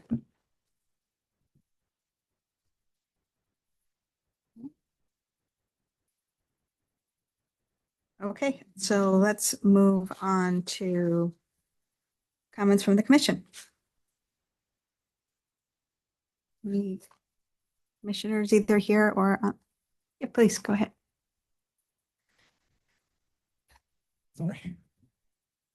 Thank you. Oh yeah, everyone can hear me, right? We can. Great. Try not to start singing. That would be really bad. Okay. All right. Thank you for offering this opportunity today to speak to you and to hear questions from others. Sorry? I'm sorry. Yes. My name's Deidre Buckley. I'm with Eversource Energy. I am representing Catherine Finneran, who is one of the commission members and who couldn't be here today. But she did want to pass along her appreciation for all of the opportunities we've had to look at draft regulations, look at proposals, and talk with not only your staff, but lots of other stakeholders about these issues. The Healy administration, it's very clear to us, has demonstrated its commitment to accelerating the deployment of clean energy infrastructure, ensuring opportunities for meaningful engagement, and requiring that the benefits of the clean energy transition are shared equitably in the Commonwealth. And an efficient and effective process is needed to ensure reliability, equity, and least cost outcomes for customers and for residents. We sincerely appreciate the significant commitment and thoughtfulness EEA and its agencies, and in particular the Siting Board staff, have invested in developing proposals, drafting preliminary regulations, and organizing opportunities to engage with stakeholders. These interim actions, we've talked a little bit about efficiency and how important interim actions are, and these are really critical to getting to March 2026, getting to July 2026. It's coming fast. It's pretty impressive that we are looking at preliminary draft regulations at this point because people can see more specifically what's being proposed and how issues are being handled. So really appreciate that. I know for most of you, we'll say it again because we know how hard you work. We know how hard the staff work. This is a second job for most of you as well as for us. It's also an amazing opportunity. So we will be providing written comments and also want to note, we obviously, I think it's clear to everyone, we've been trying to align with National Grid all along the way here to ensure you're hearing from, two utilities with a single voice. And so she's going to address some more specific comments, and I'm going to talk a little bit more generally. So my focus is more on context that has kind of guided our considerations for evaluating these proposals and regulations and informed our comments and recommendations. It's been helpful to me to have some key things to think about. Some of you have heard these already several times from me. Some of you haven't, so I just will be repeating them here. I also want to say we've seen it reflected in the process. So some of these issues, people are thinking about these issues. So every element of the process, from early engagement to completeness determinations, hearings, and drafting of decisions and conditions, contributes to its overall effectiveness and our ability to meet deadlines. That's been clear here today. Secretary Tepper's mentioned it a couple times. I love completeness determinations. It's really important. Who wants to waste their time reading a 200-page report and then find out it's been pulled because it's not complete? It's the worst thing for state agencies. It's bad for residents, for people who are interested. So all of those really complete. So all of these things hang together, right? They're all important to the process, and we need to look at how they connect. And just as Secretary Tepper said, wherever we can increase efficiency of the process, the opportunity should be taken. So it's a 12-month process. It's short. It's intended to be efficient. And, if you lose a week here, if you lose a week there, it's really going to affect your overall time frame. So we don't want to be at the end of the process having to catch up. Building on what works. We are doing something new, consolidated, very different, but building on what works while integrating these new approaches to support efficiency. So one recommendation to avoid confusion and an introduction of opportunities to appeal. So one recommendation that would avoid confusion and introduction of opportunities to appeal is that, new rules must be clear, flexible, and consistent with the explicit language of the Act. In addition, wherever possible, refer to existing underlying regulatory language and define terms rather than introducing new terminology has been helpful. And we've seen that reflected in some of the draft regulations. Each project and its review is highly technology and location specific. Potential impacts and benefits vary significantly, and incorporating flexibility is necessary for an effective review of all different types of projects. We're concerned with transmission, clean transmission and distribution, but there are many other projects that will be coming before the board. And to be able to adapt this process over time as new technologies and challenges emerge. It's easy to say this, it's really hard to do it, but trying to strike that balance between what is guidance and what is in regulations, and where is it important to distinguish between those two. So we did want to, support, as permitted by the Act, establishing interim deadlines and procedures for different types of projects within those 12 and 15-month deadlines. So there could be projects that are fairly straightforward with relatively few impacts, and so having perhaps a shorter time frame for those projects. Thinking about using procedures where appropriate to tailor the process. So again, there may be cases where discovery and evidentiary hearings are not necessary. So taking advantage of that flexibility where it's appropriate. In addition, continuing to lean on the extensive experience of siting staff and state agencies to tackle these challenges. Massachusetts has an incredible number of very smart, experienced people who are working at EEA and their agencies. And so depending on them to help support this process. And, again, we can clearly see that how involved they've been, and it definitely is making this process more effective.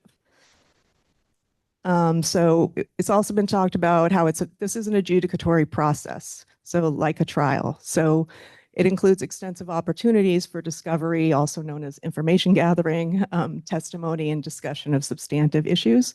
So keeping that in mind in terms of thinking about what do you need on the front end and what are you going to develop during the process. That can be a powerful way to increase efficiency also. All of you have been appointed based on your experience and expertise. You're going to be using your judgment and your discretion to balance these various factors on project viability, cost, community and environmental impacts, and statewide interests. I wanted to note, the Climate Act did expand the board from 9 to 11, so there are a couple new voting positions, and in addition, public members have increased from 3 to 4. One of the challenges in the past has been scheduling siting board hearings, so this is one of the things that's like practical and not as exciting as new policies and new regulations, but being able to establish regular siting board meetings on an ongoing basis, make sure we have a quorum where we need it, and available to make decisions and avoid unnecessary constructive approvals.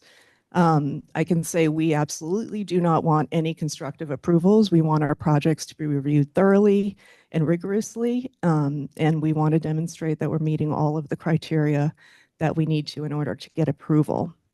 In addition, so it'll provide consistency for board members, but also for members of the public, for stakeholders who want to participate.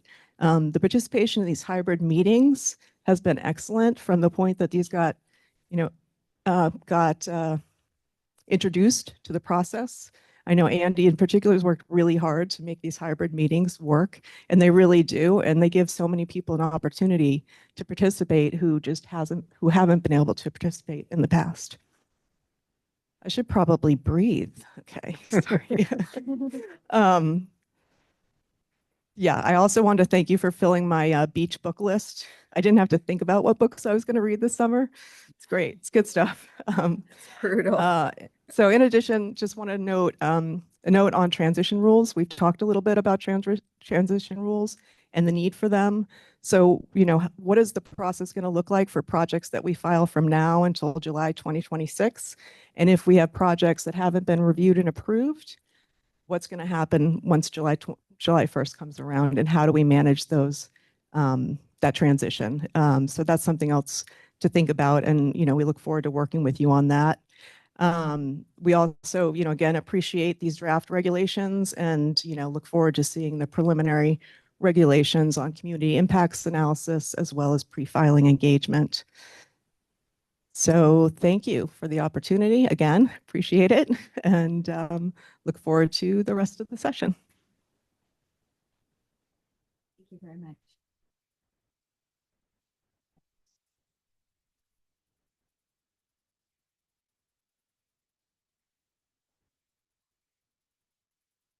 Can you hear me? Okay. Chair Tapper, members of the Siting Board, I'm Deidre Matthews, which I think most of you know, and I'm here on behalf of National Grid, which is a member of the CEISP. My comments today are going to be pretty short and focused mostly on a first reading of the documents that have been posted to the website over the last week. As you know, the Climate Act of 2024 established a one-stop process for permitting certain clean energy projects. I will slow down, including some, but not the majority of electric utility projects. The Act put the responsibility of creating this new process on the Siting Board and its staff for the most part. Since the law was passed, Siting Board staff and their partners at the department and EEA have worked tirelessly on implementation. We are grateful for their work. We hope you can get some sleep soon. I'd like to thank the board for issuing early drafts of the rules and guidance for discussion. Our biggest concern is really about making this process work. To deliver the promise of the Climate Act, you're going to have to develop a practical, functional process for permitting clean energy projects. The rules governing this process need to be clear, they need to be flexible, they need to be internally consistent, and really importantly, they need to be consistent with the explicit language of the Act. I think we all know what happens when the board does not cling closely to their guiding statute and end up on appeal. It also needs to be ready the process is going to need to be ready for projects that are going to come to you in 2026. We're developing the applications for those projects now, and we're looking for as much guidance as we possibly can get from you. The advanced proposals that we've seen up until now are thoughtful, they're thorough. We really appreciate the detailed focus on how things are going to work. They also do raise issues where further stakeholder input might be important. And I'm going to just list a couple of these in no particular order. First of all, completeness. I think we all agree that the presiding officer's completeness determination is critical to the consolidated process because it starts the board's clock.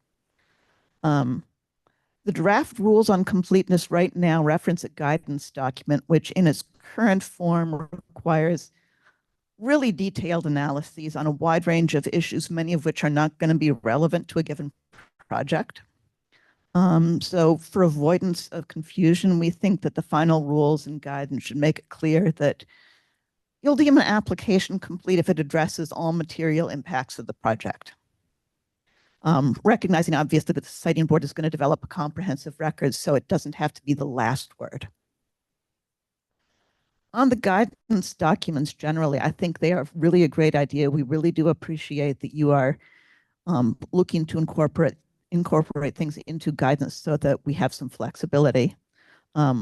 We do suggest holding some technical sessions where so that we can ensure that all the filing requirements, standard conditions, everything in the guidance documents are practical and technically feasible. It may also make sense to limit the scope of the guidance documents initially, get fewer things correct rather than a multiplicity of detail that's maybe not quite correct. On the cumulative impact analysis, the Climate Act specifically requires applicants to submit a written cumulative impact report with their application that assesses existing impacts and burdens on the project area and proposes remedial actions for any disproportionate adverse impacts. To us, this means that under the Climate Act, the cumulative impact analysis is an impact assessment and not really a route selection tool. I know there can be some discussion around that, but for avoidance of appeals, we urge you to make sure that whatever you do on the cumulative impact analysis is consistent with the Climate Act. One topic that we have not discussed at all, except some references in the guidance document is the notice to alternatives requirement. We suggest that the board reconsider noticing alternative routes or sites as part of a consolidated permitting process. Practically speaking, when you move a project like a transmission line to an entirely different location, you create a different project, different impacts, and necessarily different permitting requirements. The board, the applicants, the reviewing agencies, and the public cannot pivot from one project to another in the middle of a consolidated proceeding. And I think we should stop pretending they can. Finally, just on site suitability, as Secretary Judge noted, the Climate Act requires EEA to develop site suitability criteria for the very small subset of clean T&D facilities that are located in a newly established public right-of-way. And I really appreciate the thoughtful approach you've taken to that. There still are some artifacts in drafting, I think, in both the draft rules and the guidance that suggest that all clean T&D projects have to address site suitability criteria. Just something to do in the next round of edits. So those are just a couple of thoughts prompted by a first reading of the documents. We'll be filing substantially more detailed comments. And we really look forward to working with you, with other members of the CEISP, with all the interested stakeholders on practical, functional, consolidated permitting for clean energy. And I guess that's one thing in passing. This is not a brand new format that you are working with here. We file this kind of application in New Hampshire frequently. Don't be afraid of it. It's possible. Thank you.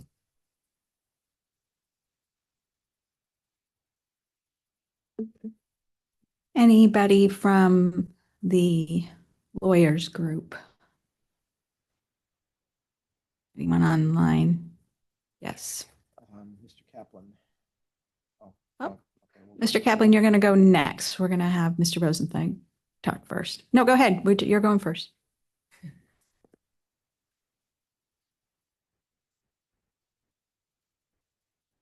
Can you hear me? Hi. David Rosenzweig, an attorney at Keegan Worland, and I was a member of SPAG throughout the development of the proposed legislation that led to the 2024 Climate Act.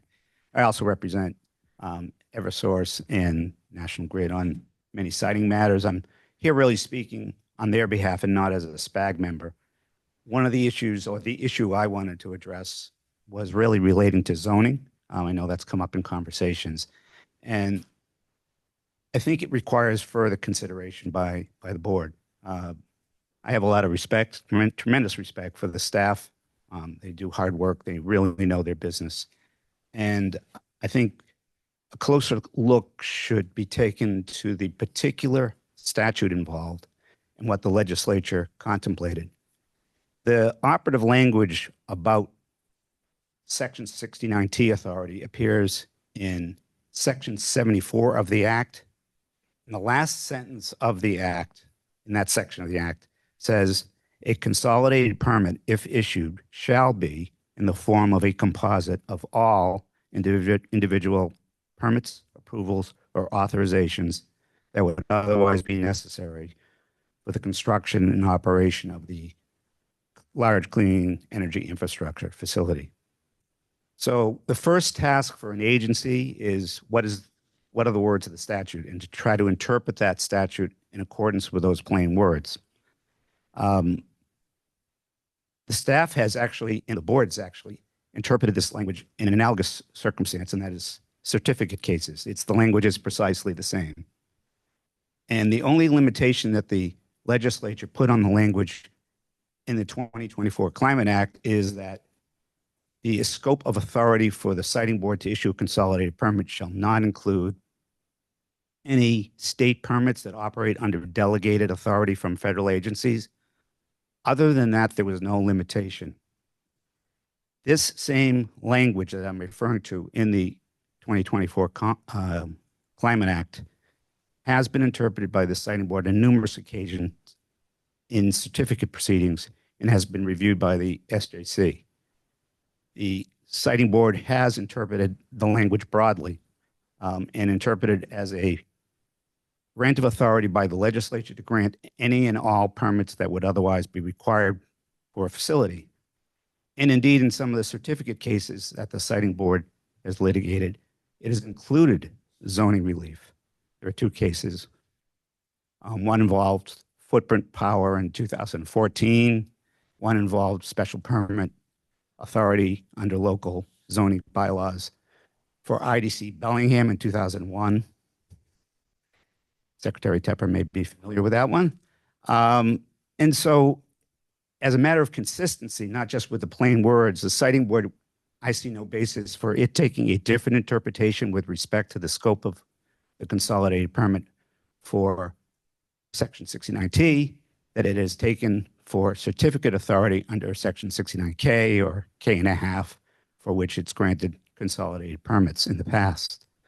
The SJC has also opined on this issue. In one of the Cape Wind cases, it's under the name of Alliance to Protect Nantucket Sound. And they found that this language was an express delegation of authority to the Siting Board to grant all permits and to step into the shoes of those agencies, and that the word all in the statute means all. There's no particular limitation that was applied by the legislature where they intended to limit the authority of the Siting Board with respect to the permits granted. They said so explicitly. Otherwise, it was comprehensive in nature. The only limitation that I mentioned here is the issue of delegated authority for state permits that operate under federal law. So I think you have a very strong basis to interpret the statute, the operative language for consolidated permits, consistent with how you've interpreted in the past for certificates, and consistently with how that language is stated in the 2024 Climate Act. I also think there could be some unintended consequences if you didn't interpret it that way. We've touched upon a couple of those already, dealing with some of the local consolidated permitting, and what if some of that authority reverts back to the Siting Board?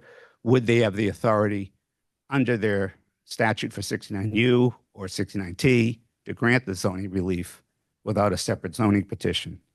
I think there's dangers to including a separate requirement for zoning petitions to accompany Section 69T applications, because not only is it unnecessary, but it does raise the issue of under a constructive approval, whether the Zoning Act, Chapter 48, Section 3, authorizes constructive approvals.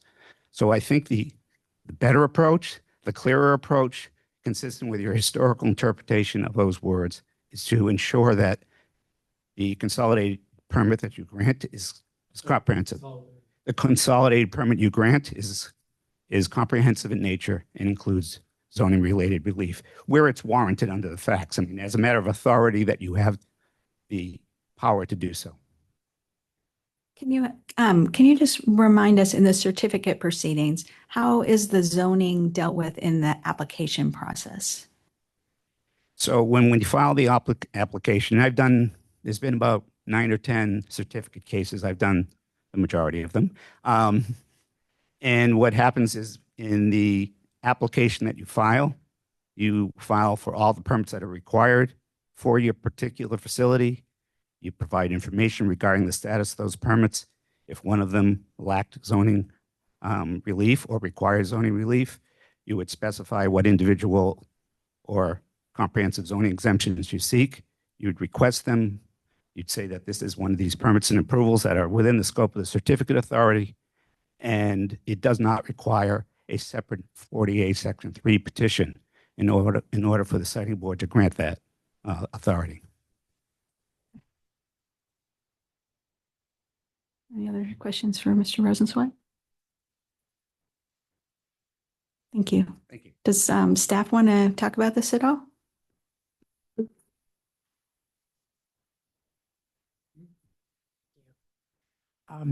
Thank you, Mr. Rosenzweig. Yes, so it is a legal interpretation. I will note that in the certificates in the past, usually the zoning exemption has been dealt with in the petition to construct before you get to the certificate. So the zoning exemption itself. before you get to a filing for a certificate. So the zoning exemption isn't asked as part of the certificate. It was already granted below by the citing board. So I think there are some differences. Through a Chapter 48, Section 3 petition? That's correct. It was filed at the petition. As part of the petition stage. construct. That's right. That's right. And consolidated with the 69J or the 69J and a quarter when the board initially makes a decision on the project. So I think there are some differences with the certificate statute. It is a legal interpretation. I will say that there is a memo that's pending right now that goes through staff's feeling or staff's interpretation of this. I shouldn't say feeling, excuse me. Staff's interpretation of the statute. I think bottom line is that the act does not explicitly address the situation of zoning exemptions. I think it's because it was contentious below. It was contentious during the certificate process, the commission process and the legislative process, and the staff and the act didn't end up actually addressing the problem of what do you do with zoning. It left it as a separate authority. It moved it to the citing board, and several of the provisions in the act treat facilities differently, timing and who reviews them, depending on whether or not they need a zoning exemption. The act seems to anticipate that zoning remains a separate authority. And I do agree that it creates some practical considerations that need to be worked out by staff. And we haven't worked all of them out yet at this point in time. But I think it's a legal interpretation of the act. And we have a little bit of a different point of view on the interpretation. So just quickly stepping back from the legal interpretation, I mean, what is the benefit of having them be separate things? I don't think what makes it a better process, or I don't think it necessarily does make it a better process. This is simply a legal interpretation of the way the act is written right now. I think that the act does not include zoning exemptions in the consolidated permit, but it doesn't necessarily make it a better process. It in times makes it a more complicated process, but I think this is the way the act is written. Okay. Do you want to respond, Mr. Rosenthal?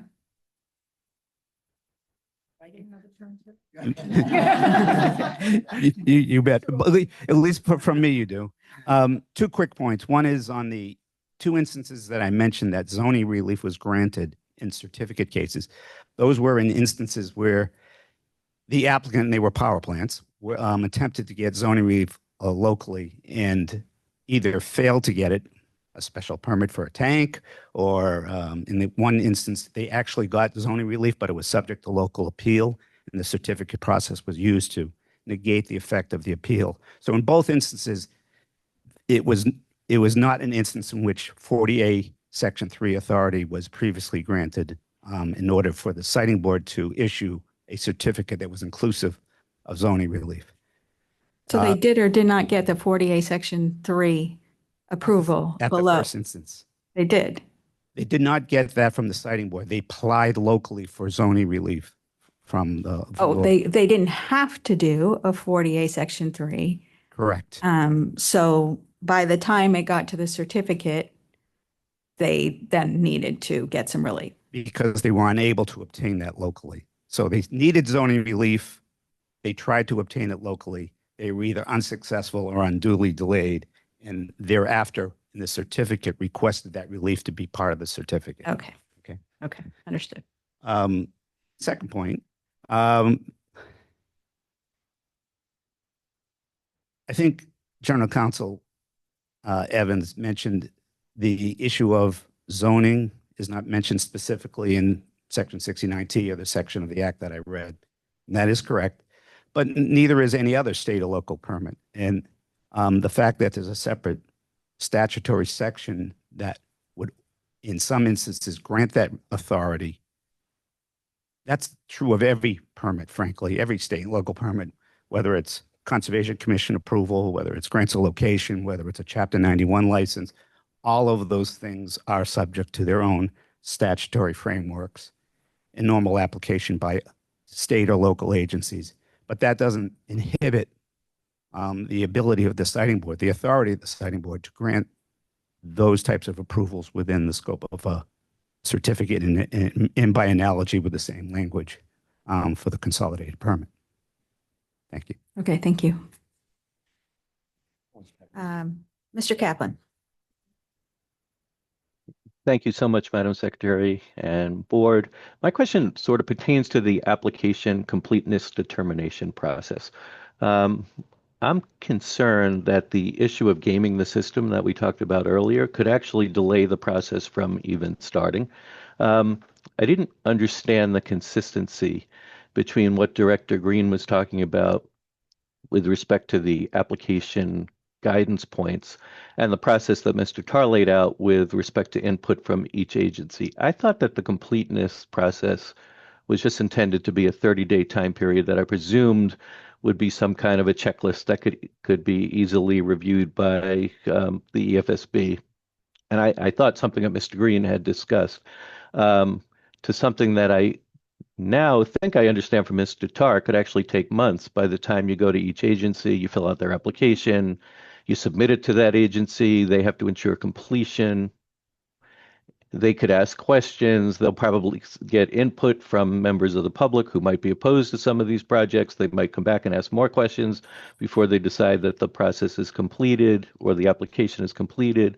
And if my math is correct, that could expand this 12 to 15 month process to 24, 26 months, and which I think is inconsistent with the Secretary's goals of streamlining the process. So I just wanted to make sure, one, if I understood that correctly, that the completion determination process could actually go on much longer than 30 days. Then I'm hoping we can sort of figure something out that would cut down on that time period. And if not, then I look forward to hearing that I misunderstood. So thank you. Thank you, Mr. Kaplan. I want to clarify some of the completeness determination timeline that I had originally issued. So the vision that we have for an application would be after the pre-filing is completed and the application is then submitted to the board, the hearing officer or the presiding officer would have 30 days to review and make a determination. The 30 days is a statutory requirement for 30 days of review. If the hearing officer determines that in that 30 days, so this would include the 20 days needed to respond by a permitting agency or a local government to indicate any deficiencies. If within that 30 days, the hearing officer hears nothing and indicates that everything has been included, the application would be deemed complete. If there are, well, we would potentially need to add some language, but if there are material deficiencies that would prevent the application from being effectively reviewed, then the applicant would be notified by the presiding officer of the deficiencies. They would need to provide additional documentation and a cure. There would be a timeline for that additional information to be provided to the board, typically probably 30 days or sooner, depending on the applicant's drive and need to have it turn over and do it quickly. And then the presiding officer would have an additional 30 days to review the new cured application. Now, that doesn't mean that the presiding officer would need to take 30 days to make that completeness determination. That could be done sooner. There's no requirement that the clock would need to be waited out. There are some provisions if the applicant is unprepared, because this is a long process. And if the applicant continuously provides incomplete applications, then we would essentially prevent them from providing additional cures for a certain period so that they can get their ducks in a row before they can come back to the board because of the resources it takes to provide notice to all of the agencies, as well as review all of the applications depending on length. Again, some of these applications I anticipate to be at least 500 pages or more. Depending on the project and depending on the complexity. So I don't envision it being a year. If it is a year, that would be by request from the applicant to have an extension of time to provide a cure, or the applicant under section 1 would have voluntarily withdrawn their application so that they could correct any deficiencies long term that they feel they couldn't make within the prescribed timeline that the presiding officer provides. So, but it does sound a little bit, to me at least, that you're arguing your case up front to prove that your application is complete, as opposed to what I thought Director Green was saying, which was you have your table of contents, and if you have a section on, the overview, and you have a section on need, or whatever the sections are, then you've completed your application, and then the EFSB can ask discovery requests and move on from there. If you're having to demonstrate that your application is complete substantively, and you've answered all the questions from various agencies, I mean, then the 12 to 15 months doesn't start, which I understand 12 to 15 months is a pretty short period of time to go through this whole process. And I completely understand why the board would want as much information up front to make sure that they could meet the 12 to 15 month deadline. But it seems like that there's an easy way to game the system to just have these projects never even get started at the EFSB. and I understand the concern that could be raised for the indeterminate amount of time that could end up happening and being forlorn in the completeness determination process. That is not the intention. The intention is also not to answer every substantive question that would be needed for the project. The question is more so, is there enough information to actually get started? So if there's, for instance, a significant number of maps that are missing and not provided, if there's an attachment that's not included that should have been part of an analysis, or analysis was done completely incorrectly, and we've determined that, we're going to ask that you fix that before we start our 12-month to 15-month timeline. Mm-hmm. It's not a comprehensive substantive review. Okay, I do understand.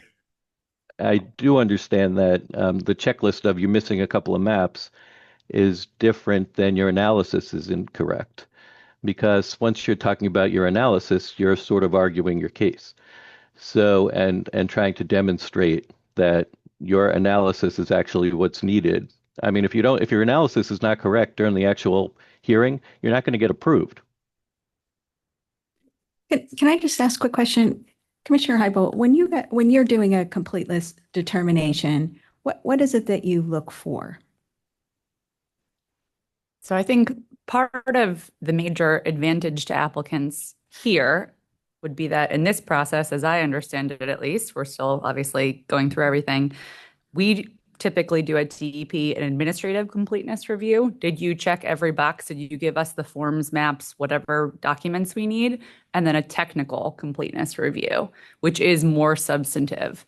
Under this process, as I understand it, those two completeness reviews would be combined in record time, at least for us, to really make sure that everything is set at the to start the clock here.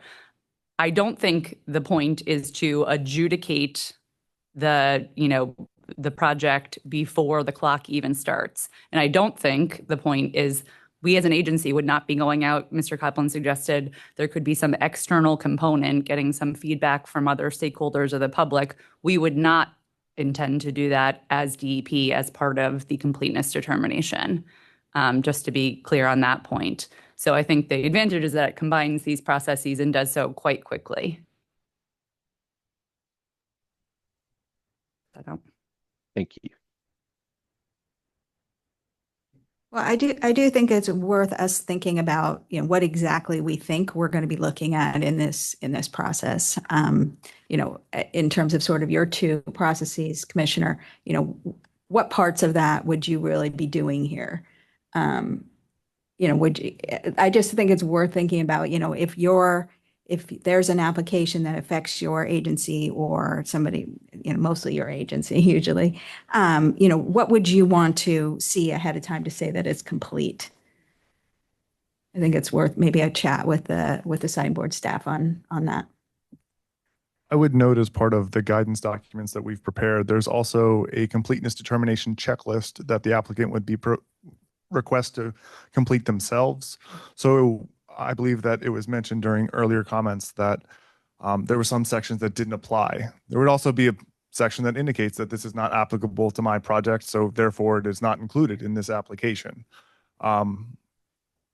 There's actually a specific section that indicates if zoning is not part of your project, affirmatively say we are not asking for zoning in this project. So that is part of the checklist that is designed to be filled out by the applicant and then subsequently filled out by staff so that we can all be in agreement on what sections are deficient and what sections need additional information or not, and make sure that they're included. So the administrative checklist portion of it. Just want to highlight that. No, that's very helpful.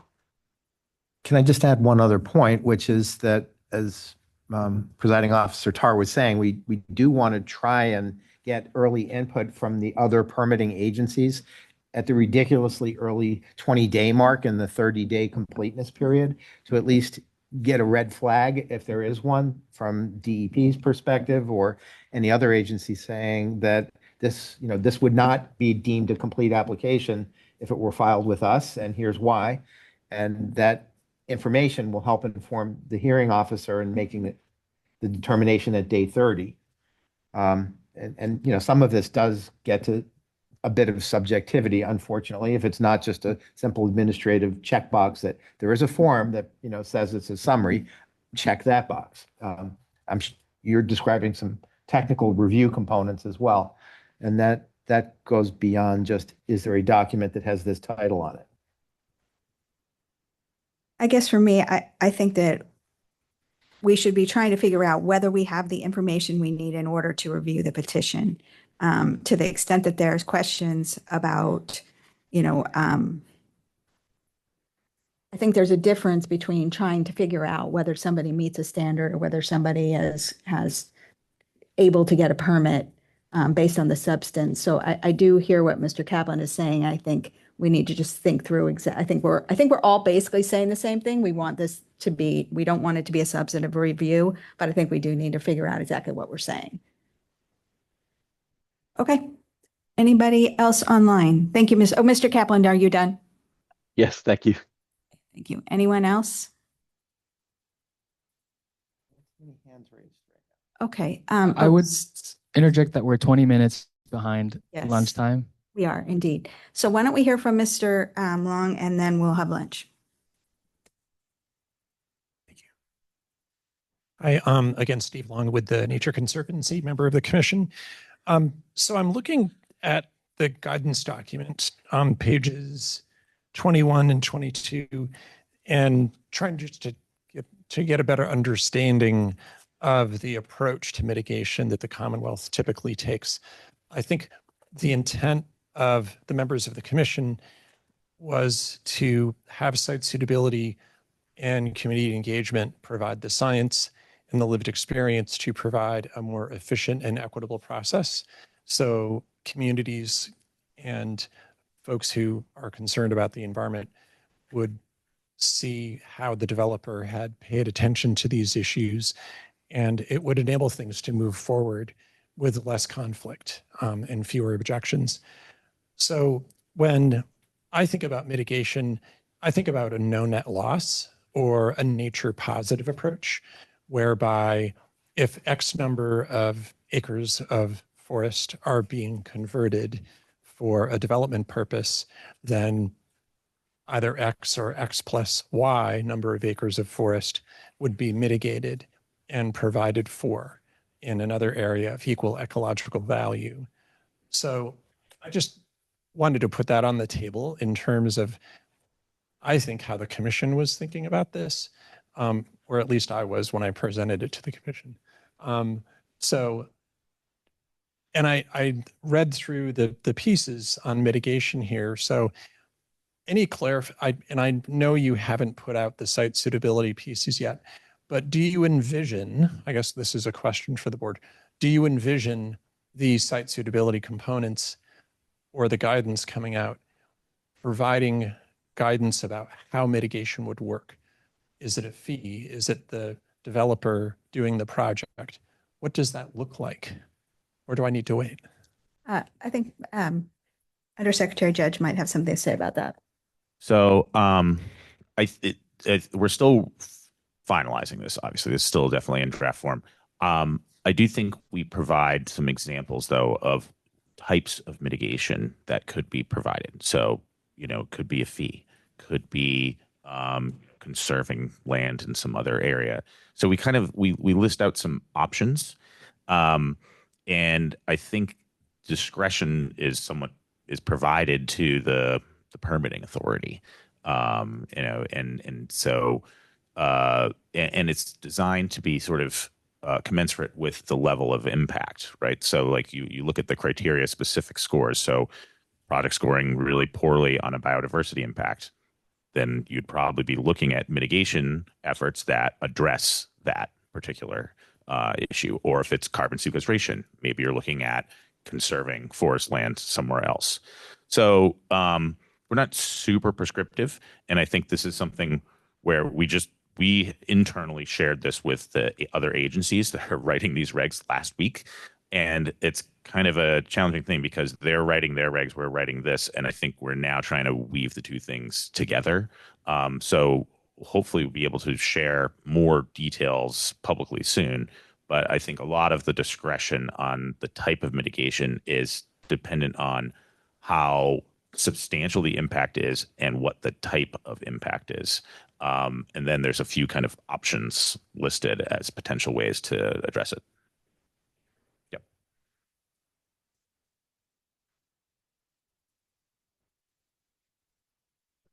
Okay, why don't we break for lunch and be back at 2 o'clock. Nice round number. Yeah. Oh, well, my afternoon just got not good. So sorry. Shoot.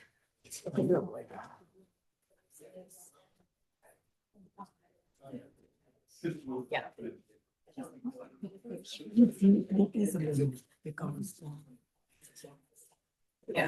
Yeah. Okay. So it went up last week, so they.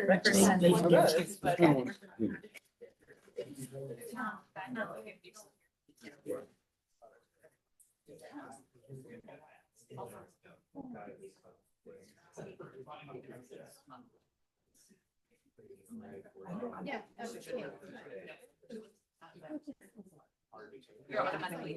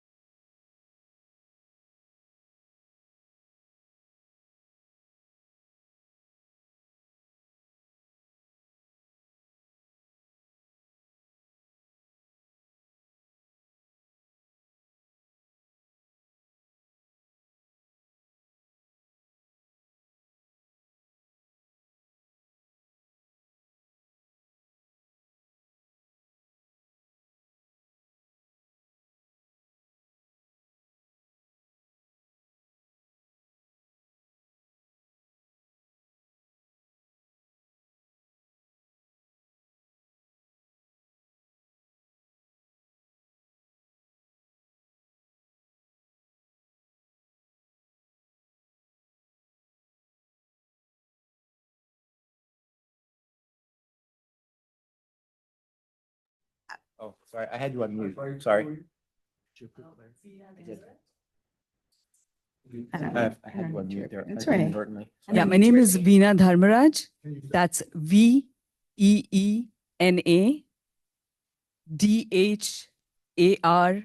DHARMARAJ.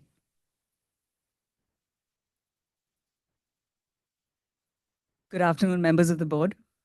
Maybe it doesn't.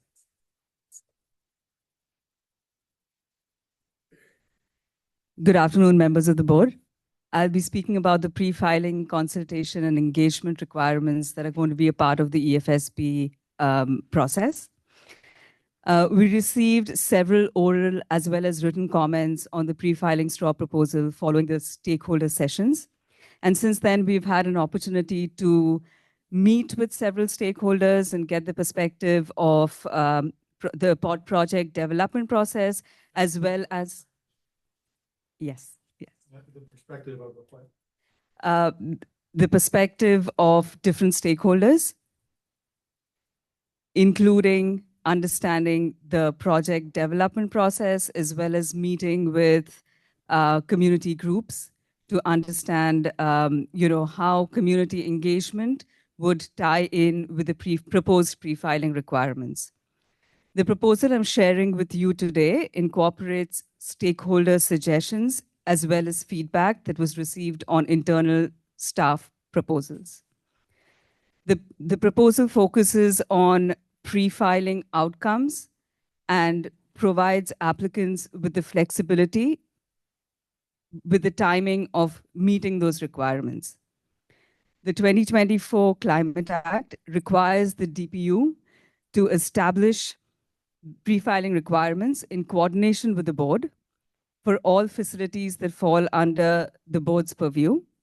The statute calls for pre-filing consultation with permitting agencies as well as the Massachusetts Environmental Policy Act Office. It requires applicants to use multiple outreach channels, including public meetings, to inform stakeholders about the project before filing an application with the board. Applicants will also be required to provide evidence that pre-filing consultation with local as well as state and regional agencies and community groups have been satisfied. The statute also creates the Division of Public Participation, or DPP, at the DPU. It tasks DPP with assisting stakeholders navigating pre-filing engagement requirements in coordination with EEA's Office of Environmental Justice and Equity, and facilitating dialogue among stakeholders in the permitting process. Next, please. At present, the board's pre-filing requirements are not very prescriptive, and we don't have any formal pre-filing requirements. And this means that it can vary across projects. In some projects, there have been instances when outreaches occurred later in the development process, when it is harder to make changes. And this also means that often people hear about a project after it has been filed, and most of the details are already baked in. So the objectives of the pre-filing consultation as well as engagement process is to make sure that there's consistency in outreach practices across all of the different projects that are filed with the EFSB, that the information reaches those who might be potentially impacted early, and stakeholders have an opportunity to influence the project, as well as it will encourage wider participation, community engagement. Next, please. The pre-filing requirements apply to large and small clean energy infrastructure facilities, as well as all other facilities that fall under EFSB's purview. During the pre-filing outreach period, what we want the applicant to do is to endeavor to balance the goal of providing information early on in the project, as well as making sure that the applicant has the time to pursue all the due diligence on potential site alternatives that they're looking at. As a part of this process and pre-filing requirement, applicants will use the site suitability criteria, the cumulative impact analysis tool, as well as the guidance, and describe how it influenced the analysis that they used in the selection of their preferred site or route option, and how the preferred option avoids and minimizes disproportionate adverse impacts.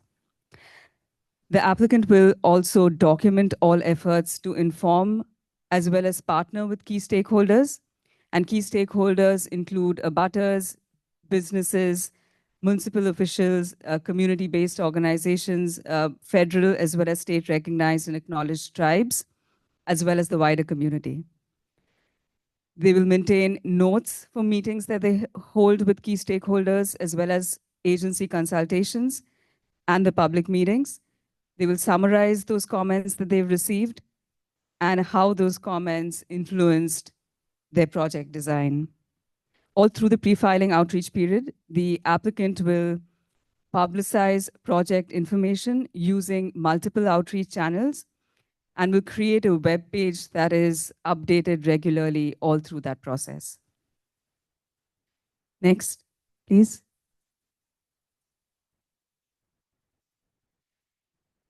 At the start of the pre-filing consultation and engagement period, the applicant will meet with DPP as well as OEJE to discuss their proposed outreach plan and clarify any pre-filing engagement requirements.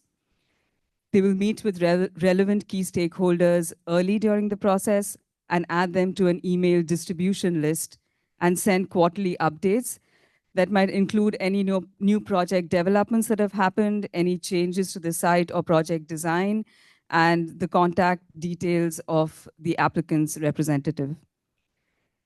They will be required to consult with the MEPA office at least once. This is required by statute, and complete relevant agency consultation with local, regional, as well as state permitting agencies to receive feedback on compliance with regulatory requirements. As part of broader public engagement, the applicant will conduct at least 2 public meetings for key stakeholders as well as the wider community. The second meeting should be held no less than 2 months prior to submitting the pre-filing notice to the board. The pre-filing notice itself should be submitted no less than 45 days and no more than 60 days prior to filing an application with the board. The applicant will be required to submit 2 checklists during the pre-filing outreach period. The pre-filing engagement status checklist and supporting documents will be submitted midway through the pre-filing outreach period. The second one, which is the pre-filing engagement completion checklist, as well as the supporting documentation, will be submitted at the conclusion of the pre-filing outreach period to both DPP as well as the board, along with the pre-filing notice. Next, please. The next few slides provide some additional details on the requirements for each of the steps that I just outlined. So the start of the pre-filing outreach period, the applicant will meet with DPP as well as OEJE, either individually or it can be a joint meeting. At least 2 weeks before the meeting, they would need to submit some basic level of documentation. For example, they would need to provide a plain language description of the project, the need of the project with the location map, any alternative sites and routes that are under consideration, and any meetings that have already been held or planned with key stakeholders and the community. Next, please. The applicant will meet with MEPA and relevant state, local, and regional permitting agencies to receive feedback on compliance with regulatory requirements, as well as receive recommendations on any studies or analysis that needs to be carried out to inform the board's review process. At the meeting, the applicant will provide basic details and list all of the anticipated permits if available. They will also present copies of the draft project application for the application permits, if that is available. I know we had a discussion when we were discussing 13.0, and so based on what gets adjusted there, we could adjust what gets included in the pre-filing requirements.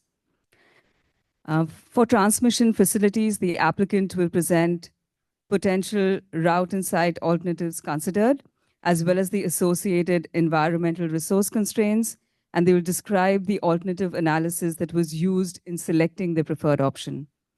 For generation and storage projects, the applicant will describe the alternative analysis used in the selection of the preferred location, will also present locations that were considered and any associated environmental resource constraints that went along with those locations that were under consideration. They will discuss how site suitability criteria, the CIA tool, as well as guidance were incorporated in the selection of the preferred route or site, and include a map that identifies any unfairly burdened areas that are in proximity to their preferred location. And finally, they will share estimates of environmental impacts as well as potential mitigation measures and discuss any decommissioning and site restoration plans during their consultations with the MEPA office as well as agency consultation. Next, please. For meetings with key stakeholders and for meetings with both with key stakeholders as well as the public meetings, the applicant will present basic project level information in plain language, describe potential impacts from the proposed project, and solicit input on the mitigation impacts. For transmission facilities, they will present the alternatives under consideration, a comparison of anticipated impacts, as well as the proposed mitigation measures, as well as identify the preferred alternative. For generation and storage facilities, the applicant will present the alternative analysis used in the selection of the preferred location, its anticipated impacts, as well as the proposed mitigation measures. During these meetings, the applicant will also share the estimated timeline for pre-filing notice, for submitting the pre-filing notice with the board, and share any future opportunities for public comment or input on the project. All through the process, they need to provide a link to the main project webpage where information will be regularly updated to reflect what's happening on the ground. Next, please.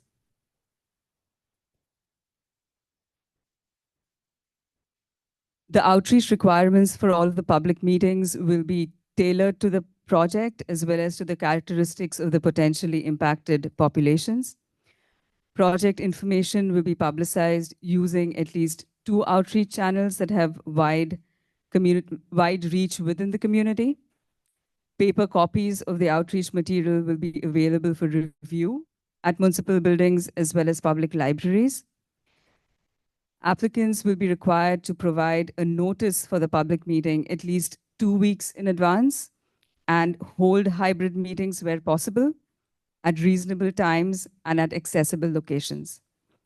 Where possible, meeting locations should be near public transit, and interpretation and translation should be provided as per the board's language access plan, and additional languages should be provided. Interpretation and translation in additional languages should be provided as requested. Next, please. The applicant will submit the pre-filing notice together with the pre-filing engagement completion checklist, as well as the supporting documentation to both DPP as well as the board, no less than 45 days and no more than 60 days prior to filing an application with the board.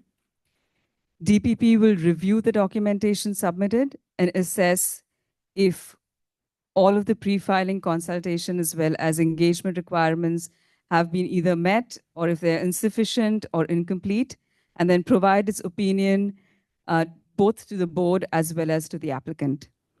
The pre-filing notice will include basic project details, for example, the project name, a plain language project summary, location map, the anticipated project filing date, as well as a link to the project website, and any decommissioning and site restoration plans. Next. This is a list of supporting documentation that needs to be submitted along with the pre-filing engagement completion checklist. So the applicant would need to provide an overview of the pre-filing consultation as well as engagement efforts. This includes a list of key stakeholders, agency consultation and public meetings that were held, including the date, time, and location of those meetings, a description of the outreach materials that were created, and recipients, including the date and method of contact, notes for meetings with key stakeholders, as well as agency consultation, as well as the public meetings, a table summarizing the comments that they've received, how they've considered those comments, and if there were any changes that were made to the project design in response to the comments that were received. They will also describe how site suitability criteria CIA tool were incorporated into the selection of their preferred location, details of any partnership that were developed with either key stakeholders, including any advisory boards that were formed to provide input, a copy of the pre-filing engagement status checklist that is provided midway through the process, and an update on any ongoing discussions regarding community benefit plans and community benefit engagements. Next, please. So there's some questions that we have up on the slide, but I'm happy to take the questions as well. Thank you. Thank you very much. Any questions from the board?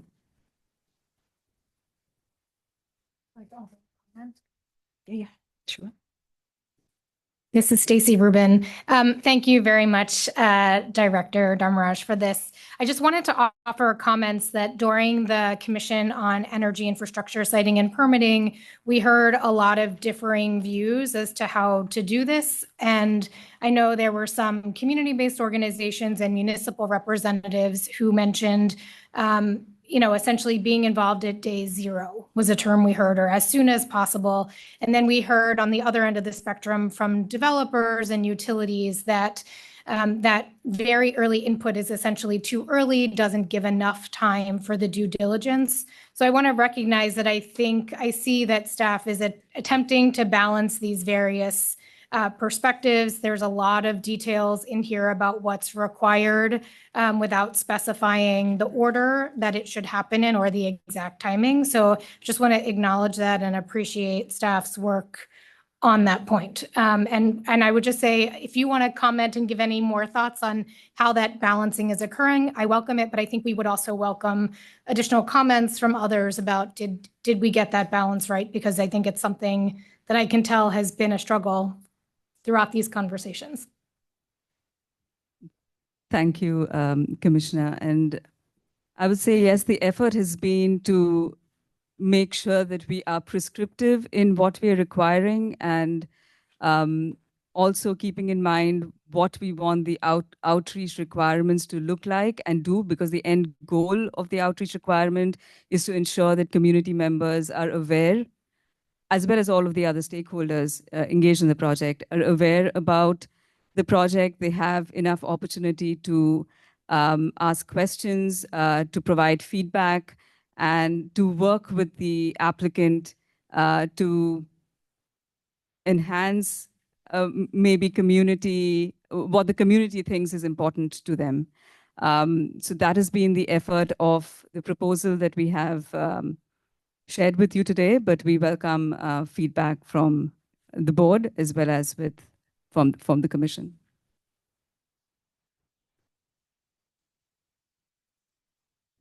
Mahaney. Thank you. And I just wanted to maybe layer onto that and pull this back into the bit of the conversation that we had this morning too. I think recognizing Commissioner Rubin's point about all the balancing that needs to happen, I think another thing that I continue to be concerned with is balancing the time that it takes to do all of this. And also the connection between what you're requiring in these pre-filing meetings to a lot of what we talked about this morning with respect to what goes into the application, the baseline standards. So I think the more we can align those two processes, the less work it is really for everyone, and yet we're still achieving what Commissioner Rubin was highlighting about really getting folks involved early and having meaningful participation. I think the other thing I think might be helpful once we kind of get through this day is, and this is a general point, not just for you, but especially given the conversation we had this morning about 30 days, 20 days, 1 month, a month, to have a timeline to understand really with a pretend project maybe to explain this process. I think it might be helpful because there's a lot of dense regulations here. So that just might be helpful given our goal of helping the community understand what's going on. Thank you so much, Director. In terms of your first comment about the time that it might take to do all of the requirements that we have in our proposal, when we released our STOP proposal, we had a suggested timeline of 15 months for large projects and 12 months for small projects. And then we did hear a lot of feedback about not requiring all of these steps to be done in a particular time frame, because there might be certain applicants who might be able to do all of this in a relatively shorter timeline. Some others might take a little longer. And so we have left that flexibility. So what we're requiring is that the applicant do all of the steps that are required, but they have a lot of flexibility in terms of how and when they start. For example, if they start in month 1 and in month 4, they feel that they're already midway through the project, they can submit their status update checklist, and we'll get a sense that they are midway through the project. We'll also understand what they've complied with in that duration, and we'll get a sense of when they're planning to submit their pre-filing notice to the board. So it provides a lot of flexibility and in terms of the timeline that an applicant can take to confirm with all the requirements. And I definitely like the suggestion of taking a pretend project and just laying out all of the Pretend.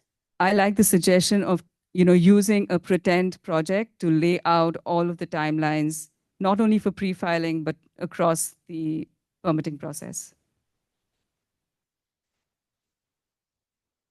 Anyone else? I just want to make sure that I understand what projects would go through this process. So it would be large storage projects, large solar projects, transmission and distribution projects that choose to go through the process? Large transmission projects and small transmission and distribution projects. Those projects that choose to go through this process? Yes. And the smaller storage solar projects would be going through the DOER process? Yes. The other kind of projects that would be going through this process are all legacy facilities that fall under the board's purview. Well, I too appreciate the flexibility on the timing. I do think it would be very helpful in comments for people who are developing these projects to really look at these requirements and see, knowing their expertise in this area, what we're talking about generally in terms of time and whether these requirements are going to whether they will be able to complete these requirements in a reasonable period of time. So I think that would be really helpful to hear from people who are doing the work. Anything else? We wanted to use this opportunity to get further comments from people who are here today, as well as I think the date that was mentioned was 28th, by the 28th. And once we have that, we'll definitely post the regulations on our website as soon as possible, the draft regulations. Okay, any questions from the commission members?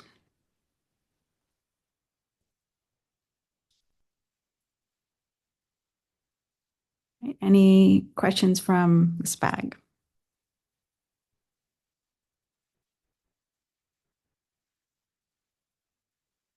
Okay, any questions from the public or comments?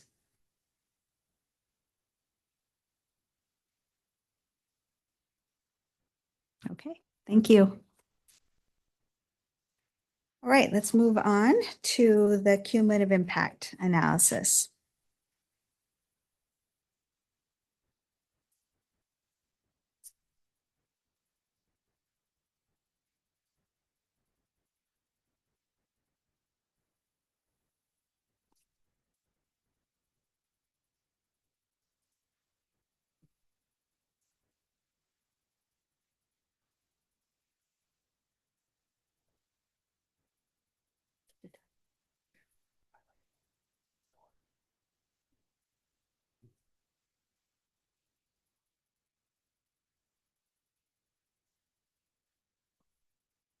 Hello. Hello. Hello. Daniel Kelleher, attorney with the Siting Division. So cumulative impacts. The 2024 Climate Act requires the board to implement cumulative impact analysis. The natural starting point is the definition. Our proposed definition of cumulative impact, which is the combined effect of past and present projects, likely future projects, and the proposed energy project on 1, public health, 2, natural environment, 3, resilience to climate change, and 4, the built environment, all within a specific geographic area. So that definition combines a lot in there, but the central feature that I want to point out is the combination. We're not just looking at the impact from the present project, we're considering impacts that have already occurred from past projects. What's the cumulative impact? So in essence, the cumulative impact analysis is the process of assessing the cumulative impact and then appropriately responding to it. The board has to issue regulations by March 1st, and it's based on guidance. It's based on guidance from the Office of Equity, OE, Environmental Justice and Equity. So, and that process, their guidance is being formulated at the same time as the draft regulations are being formulated. So they are both adjusting. The draft regulations are continuing to adjust as we adapt to the guidance. Next slide, please. So the act lays out, at the heart of the act is the cumulative impact analysis report, a written report, and the act defines what that report has to include. And that definition ends up creating the framework essentially for the cumulative impact analysis. The report at the beginning considers unfairly burdened areas, baseline conditions in project areas, impacts of the project, whether the project impacts are disproportionate, and proposed mitigation of such disproportionate impacts. So that's what's required by the act. The staff, the board staff is proposing also incorporating a scoring system or applying a scoring system to the cumulative impact analysis. So the scoring system would quantitatively evaluate each of the candidate routes or sites, and that score would become part of the CIA report. And that score would be a basis, not a definitive basis, but a basis for determining which route or site is better than another. Next slide, please. So in a lot of ways, the act, it provides a framework, and it provides a framework, and then a lot of the details are left to be determined by the board. This chart points out a number of concepts that are critical to the framework laid out by the act. The first concept is this specific geographical area, also known as SGA, and that is the act indicates that this is the area around the project that is expected to be impacted by the project. And we are contemplating, though the act doesn't specifically require this, we're contemplating that this area will be determined by distances, and those distances will vary from project to project. So, right now we have some proposed distances, but that's certainly an aspect that needs to be further evaluated to determine the appropriate distances. Number two, existing environmental and public health burdens. So the act requires that the applicant assess the existing environmental burdens and public health consequences, but it also gives latitude for having the assessment go further than that. Right now, we're proposing looking at two other consequences. One was climate change, essentially resiliency to climate change, and then also pollution sources in the built environment. But ultimately, our proposal will need to match up with the guidance that's provided from the OEJE. Number three is this assessment looking at the potential impacts or consequences from the proposed project that would increase or reduce the effects of climate change. Excuse me, so that's been covered. So now I'm on row 4. We've identified what types of characteristics or what kinds of burdens we have to look at. And then the question is whether the existing burdens are unfair or not. And that determination of unfairness is in the works as well, but it looks like it has to do with a relative comparison, essentially, of how burdened is this area compared to other parts of the state. And then finally here, another important concept from the Act is disproportionate adverse impact.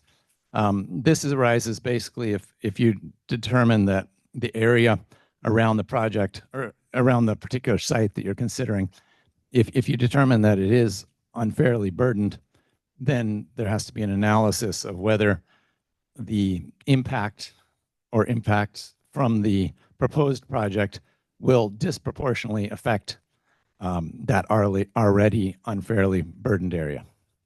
Next slide, please. This chart, which takes up this slide and the next slide, has a breakdown between the scope of the proposed CIA comparative scoring process and the site suitability scoring process. And this chart largely illustrates that when the CIA scoring process applies, the site suitability scoring process doesn't, and vice versa. And I think I'm going to look this way. So no need to look at me. I don't mean to be rude, but for this, we really have to look at the chart. So in the left-hand column, so this chart is all about projects to which the CIA, I'll try not to look at you, to which the CIA scoring applies. So in the left-hand column are the different types of facilities that trigger CIA. So, the first one is clean transmission and distribution. In the second column, the question is, is a CIA report required? Yes is the answer, because that's what this chart has to do with, is CIA required projects. The third column asks, board cumulative impact mitigation required? Yes, if the project imposes a disproportionate impact. So again, CIA really, the full analysis is only triggered if the project is expected to impact an unfairly burdened area. And then if it is expected to impact that, then yes, you have to look at whether there will be a disproportionate impact. So then we move over to the fourth column, second from the right. This is the CIA comparative scoring. Question is, does it apply? For the first row, clean transmission and distribution. I mean, I should just say in general, the CIA comparative scoring is going to apply if you have more than one proposed site or route. If there is only one route or one site, which is certainly may be the case, especially with sites, then there's not going to be any comparative scoring. So with clean transmission and distribution, you normally would have multiple multiple routes that you'd be comparing. So in general, yes, CIA comparative scoring will apply. On the other hand, with the clean energy storage or clean energy generation, most of the time, only one site is being proposed. So in that case, you're not going to have comparative scoring. And the chart indicates that there's an exception if there is more than one site that is proposed. And then finally, if we look at the last column, that is about when site suitability scoring is required. And in the first instance with the clean transmission and distribution, site suitability generally will not be required. And the reason is that site suitability doesn't apply where the project is taking place in an established public right-of-way. And that is the case most of the time with clean transmission and distribution. The next row the next two rows, the clean energy generation and the clean energy storage, yes, generally there will be site suitability scoring required, but the exception is if the site is near one of these unfairly burdened areas.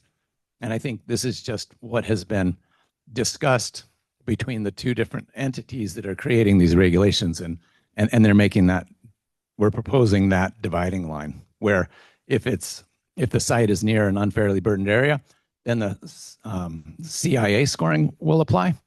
And if it's not near an unfairly burdened area, then the site suitability will apply. And would we please have the next slide?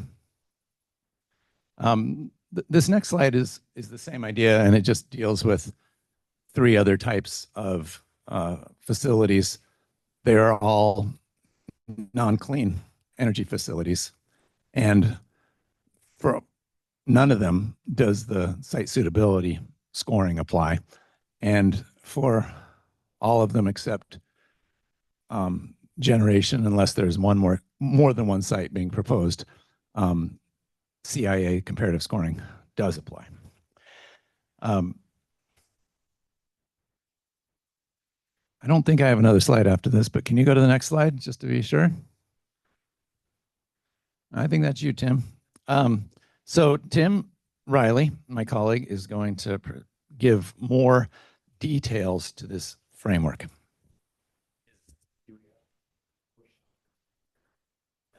Oh, okay. Okay, great. Ready to hear that.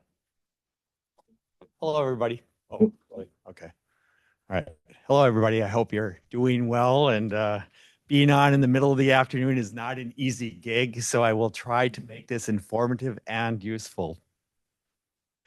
Thank you, Daniel. I'll discuss really the mechanics. This is the how-to. How does this work? And for CIA, it's still very much a draft in the life cycle of developing cumulative impacts analysis, and this is a unique tool. We looked around the world how CIA works, and we are borrowing from a lot of the we thought were the particularly good ideas, but there are some new tools too, and we wanted to talk a little bit about that. We see an opportunity, as Daniel pointed out, we see an opportunity to not only comply with the requirements of the Act and the CIA report, but also to, as an adjunct, to a useful adjunct, is to add the scoring tool that helps us quantitatively compare different routes and sites. Why? Why would we do that? And the reason is that while things like the environmental impact reports and all the various things that we get from applicants are extremely useful, but what a lot of these reports do is that they are implicit to the report are scores and scores and scores of assumptions that are implicit, that are not really clearly articulated. And the quantification, we think, helps make transparent the prioritization. What issues are really important? How important are they? And quantification helps us understand that. So that is really kind of the gist or the justification behind doing this. The scoring, therefore, helps reduce the subjectivity and defines the clear thresholds for defining adverse impacts, not least of what constitutes a disproportionate impact. And we're going to talk about that in a moment. Scoring, and I said scoring has been a long time part of reviews too. So this isn't new. This isn't new at all. We've had for decades had what we now consider non-cumulative impact indicators, such as constructability. How hard is it to build this mousetrap? Specific place-based resources, things like that, land use. So those things are already there. What we're suggesting is an adjunct, is to add cumulative impacts to that to make a holistic kind of comprehensive scoring strategy. And if that wasn't enough, what we're trying to do is, they say in developing software that the easier the front end, the harder the back end. And what we're trying to do is we are looking to make this extremely efficient, cost efficient and effort efficient, so as not to delay the production and the development of applications or energy facilities. Next slide, please. So how does this work? And now we're getting to the mechanics. How does the engine work? So the first thing that, as the law says, that an applicant has to do is they have to determine if their project overlaps the so-called unfairly burdened areas that we've been talking about all day long. And it's not just the project input, as Daniel indicates, it's also the associated buffer area, this specific geographical area. So I'm just going to call them buffer areas. It's easier than that long phrase. So the very first thing is an applicant then looks at their project and the SGA, the buffer area, in relation to these unfairly burdened areas. The idea is that eventually there will be, for July 1st next year, a GIS that will have these unfairly burdened areas and what the basis for the unfairly burdened areas are. And then they'll be able to overlay their project with the SGA buffer.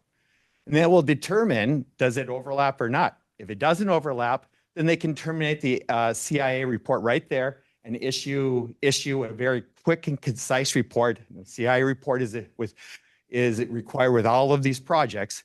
And if it doesn't overlap, they have a little concise report that says, hey, we looked at this, there's no overlap, and that's it for CIA. However, if the project overlaps the unfairly burdened area, then a full CIA is indicated. And what that basically means is this, is they look at the baseline conditions of the resource, they look at what the project impacts are, and they put that together to form what is basically a cumulative impact analysis. And we're going to talk about what all of that is here in a moment. Then they can score them because it will a quantification, a number comes out of that. They can also then, as we said, this is an adjunct to already an ongoing route scoring rubric anyways with non-cumulative impact indicators. They can add those two together and they come up with an overall score. And those scores go into a more fulsome CIA report that the applicant would then, submit as part of their application. Next slide, please. So an important part of that then is what are the indicators? And we have right here the types of indicators that are part and parcel to a CIA. The types of indicators are simply this. In each one of these categories, I come Jeopardy categories. When each of these categories has a lot of indicators associated with it, population characteristics. What is the resilience of the human population? The public health aspects and the social economic aspects of a population. What are the pollution aspects? What pollution is in the area? Major pollution sources in the built environment. What is the resiliency?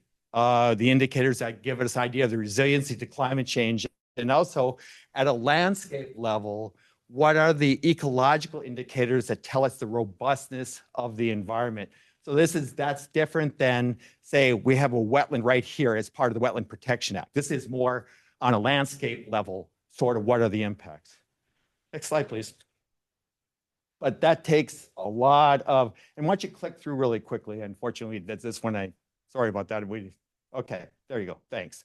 So all of this takes a lot of data. And when we first started doing this, we thought, where are we going to get all this data? Well, luckily, our state has a lot of data. In fact, this state has incredible data. And also the federal government, to some extent, to an ever lesser extent, the federal government has data, but luckily Massachusetts has a lot of data.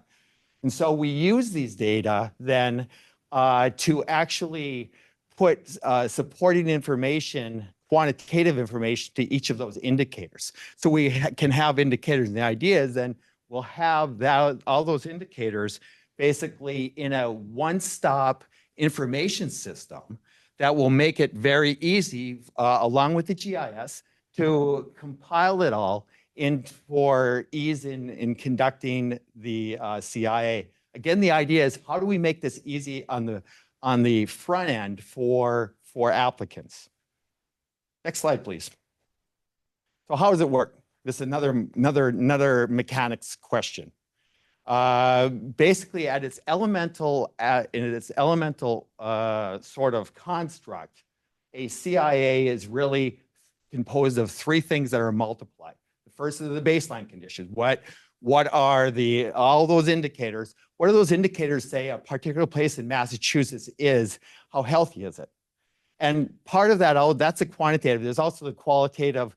What are the major activities in the area? Is this a big park? Is this an industrial site? What does that area look like? Is it a residential development? And then speaking of that, are there major future projects? We call them likely future projects that are already basically planned that are likely. Is there going to be a big residential development there? Is there going to be another shopping mall? Is there going to be a factory? Those things all will affect how are those affected by some big energy project. The next thing that once we have kind of characterized the baseline conditions, then we can look at the population characteristics. Again, how resilient is the human population to a project? And given both, then we multiply those to give us an overall idea of the resiliency of the environment, both biological as well as human. And then finally, we multiply the estimated project impacts. So we basically come up with an integration of baseline conditions, human resiliency, and project impacts to get us a so-called cumulative impact. Next slide, please.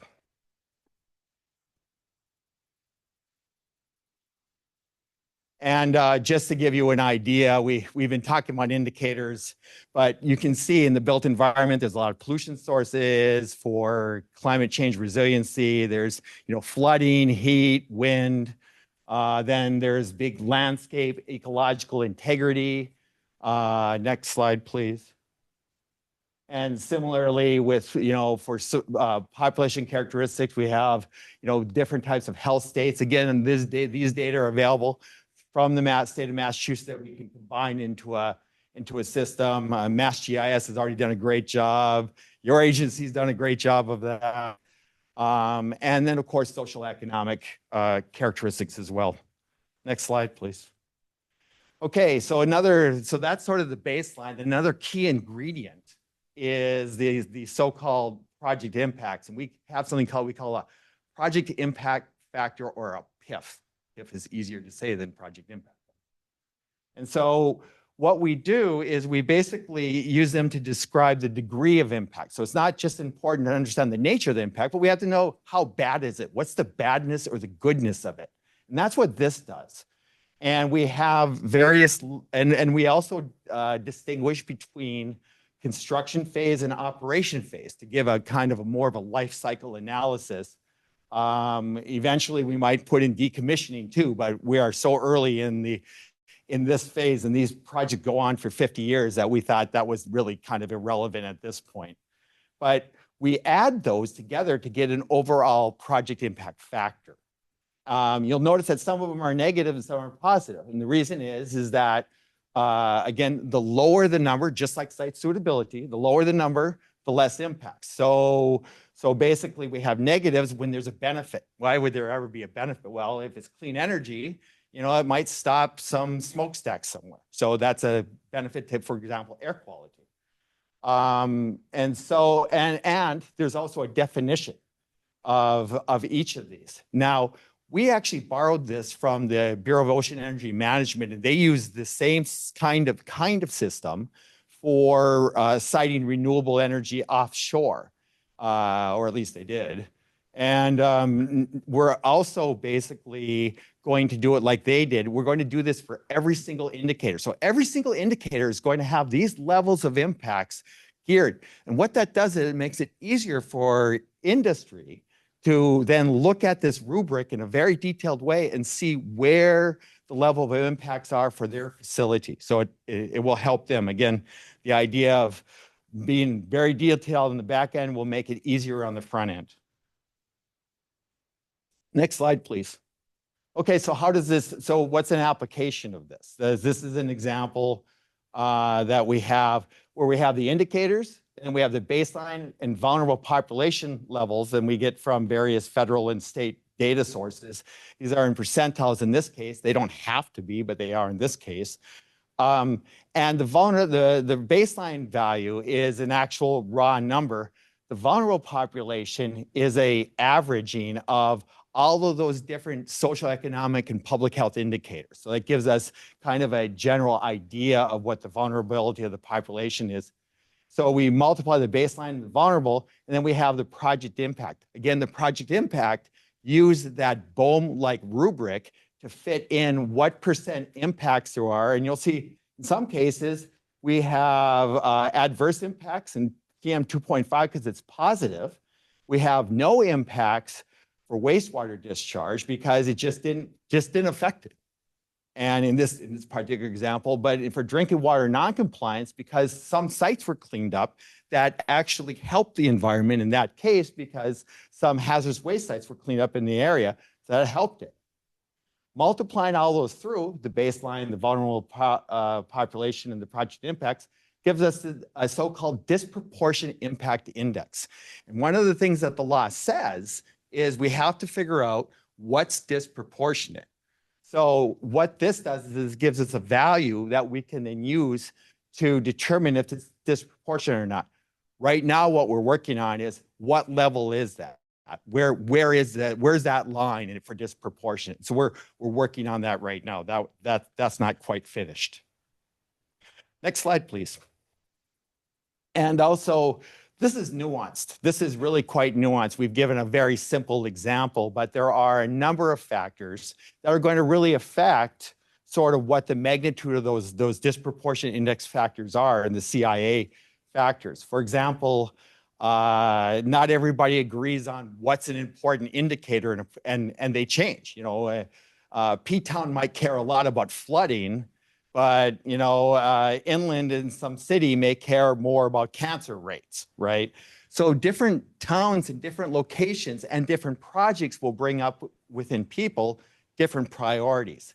The idea here is that there would be during that outreach that Vina was talking about, there could be a facilitated discussion of what's a priority to you, community X. And they can then basically come up with what's a priority ranking. And then we average that also with subject matter expertise. So it's an arithmetic average of community input and subject matter expertise to give us an indicator weighting. And then population and area are important weighting factors because the basic unit is the census block group that we generally use, with some exceptions, as in terms of a geographic unit that we look at where like routes go through or sites are. Well, not all census blocks are created equal. Some are really big in the area, some are really small, some have really large populations, some have 30 people in them. So we weight them accordingly to the number of people in the areas too. Now that makes the whole thing comparable for different routes. And then we also have what we call a share of total score. Remember that we have cumulative and non-cumulative impacts. And so we need to balance what is the relative proportion to the total score that we will talk about here in a moment of cumulative versus non-cumulative indicators. That could potentially happen through outreach efforts too, and subject matter expertise. Okay. Next slide, please. So here we have a case study that we did, and this was really useful in refining our approach. We've done a couple case studies so far of sites, as well as this is a linear route. This is just very briefly, this is a 8-9 mile route between Sudbury and Hudson. It was an actual case that was approved in 2019 by the board. Then there are a couple different routes, just really quickly. They connect from a Sudbury substation to a Hudson substation. And the blue route is an old rail bed, the Mass Central Railroad, that they were going to either, the preferred alternative was to bury it. The notice variation was to put it overhead. And then there was also a noticed alternative of just putting it all in the street. This was evaluated and one of the there was also, it's a very interesting case because there were really big human use or recreational benefits. The blue line would connect then a rail trail from Metro Boston all the way out to Amherst. So this had a lot of interest for a lot of reasons. However, some of the people who lived along that blue line were very not happy about that idea. So it ended up in front of the Supreme Judicial Court, who sided with the board. So you guys won that one.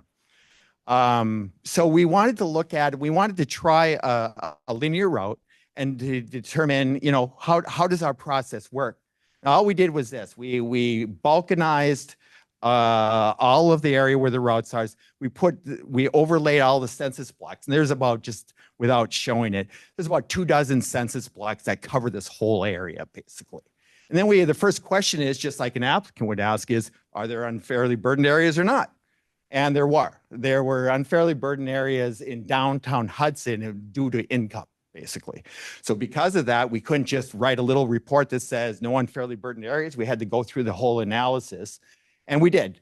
And we used state and federal data, and we looked at the baseline. We used the BOEM rubric to come up with the project impacts. And then next slide, we came up with kind of what we call the cumulative indicators. We have an index that adds all the indicators along the route and for each of the routes. And then we also had the traditional non-cumulative indicators, again, constructability, historic resources, things that have been bantered about for decades. And then we simply add them. The lowest score has the least impacts, the highest score has the most impacts. And so what we found was you all were spot on in 2019, even when we added the cumulative impacts. So nicely done, board. Next slide. So again, the idea of more effort on the back end to make things easier for applicants and the public to use. We're developing all of these mapping tools, developing spreadsheets with embedded algorithms to come up with a cumulative and non-cumulative impact indices. And the idea is that this is really a desktop exercise and can be, once all the data are in, it can be readily used and conducted. So it does not have to, in any material way, delay the development of an application. Let's see.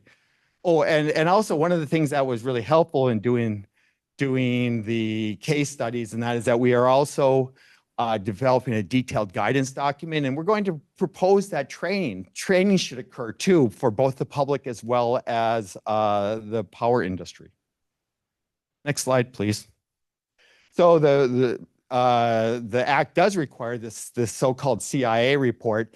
And again, if there's no unfairly burdened areas in your project footprint in your buffer, SGA buffer area, it's a very short report. We did the analysis, no overlap. However, again, if there are unfairly burdened areas, then we recommend that you do that for the candidate routes, especially if it's the preferred alternative, the notice alternative routes. And you then evaluate the baseline conditions, the processes, procedures, the assumptions, and the results. And again, as we're discussing, if there's an exceedance of a specified threshold that we're currently working on, exceedance of a threshold for disproportionate adverse effects, we call that a potentially disproportionate adverse effect, or a PDAE. And so we are currently working on that right now. I didn't come up with that acronym.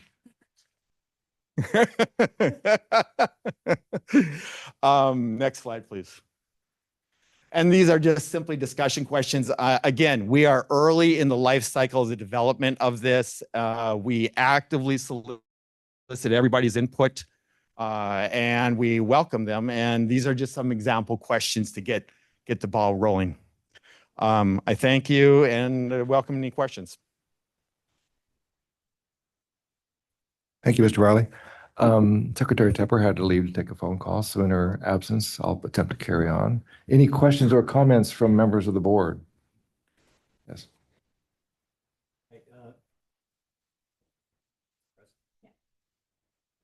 Good afternoon. I'm Doug Guttrow, EOED. Quick question, the special geographic area or the buffer?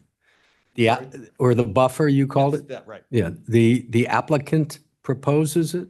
No. In fact, to clarify, we are in the midst of right now developing energy type specific. So a solar array may have a different buffer than, a pipeline or, a transmission line, for example. So we're making them more energy type specific, and we're developing rationale for each one to sort of defend that, to put out for comment.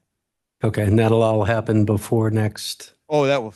Well, I don't sleep much anymore. So. Apparently not. And if someone chooses to appeal? Well, I mean, I think people are going to make a lot of comments, and so this isn't cut in stone in any way. So it's categorical, basically. It'll be around the different category of. Yes. Okay. Yes. Not the geography necessary. No, I don't think it's not really geography based. It's more. I mean, I think, applicants may come in and say, well, this is supposed to be a quarter mile, but because there's a cliff right there or something, and we're in a we ask for a different SGA. I mean, I can see that. I would do that. Thank you.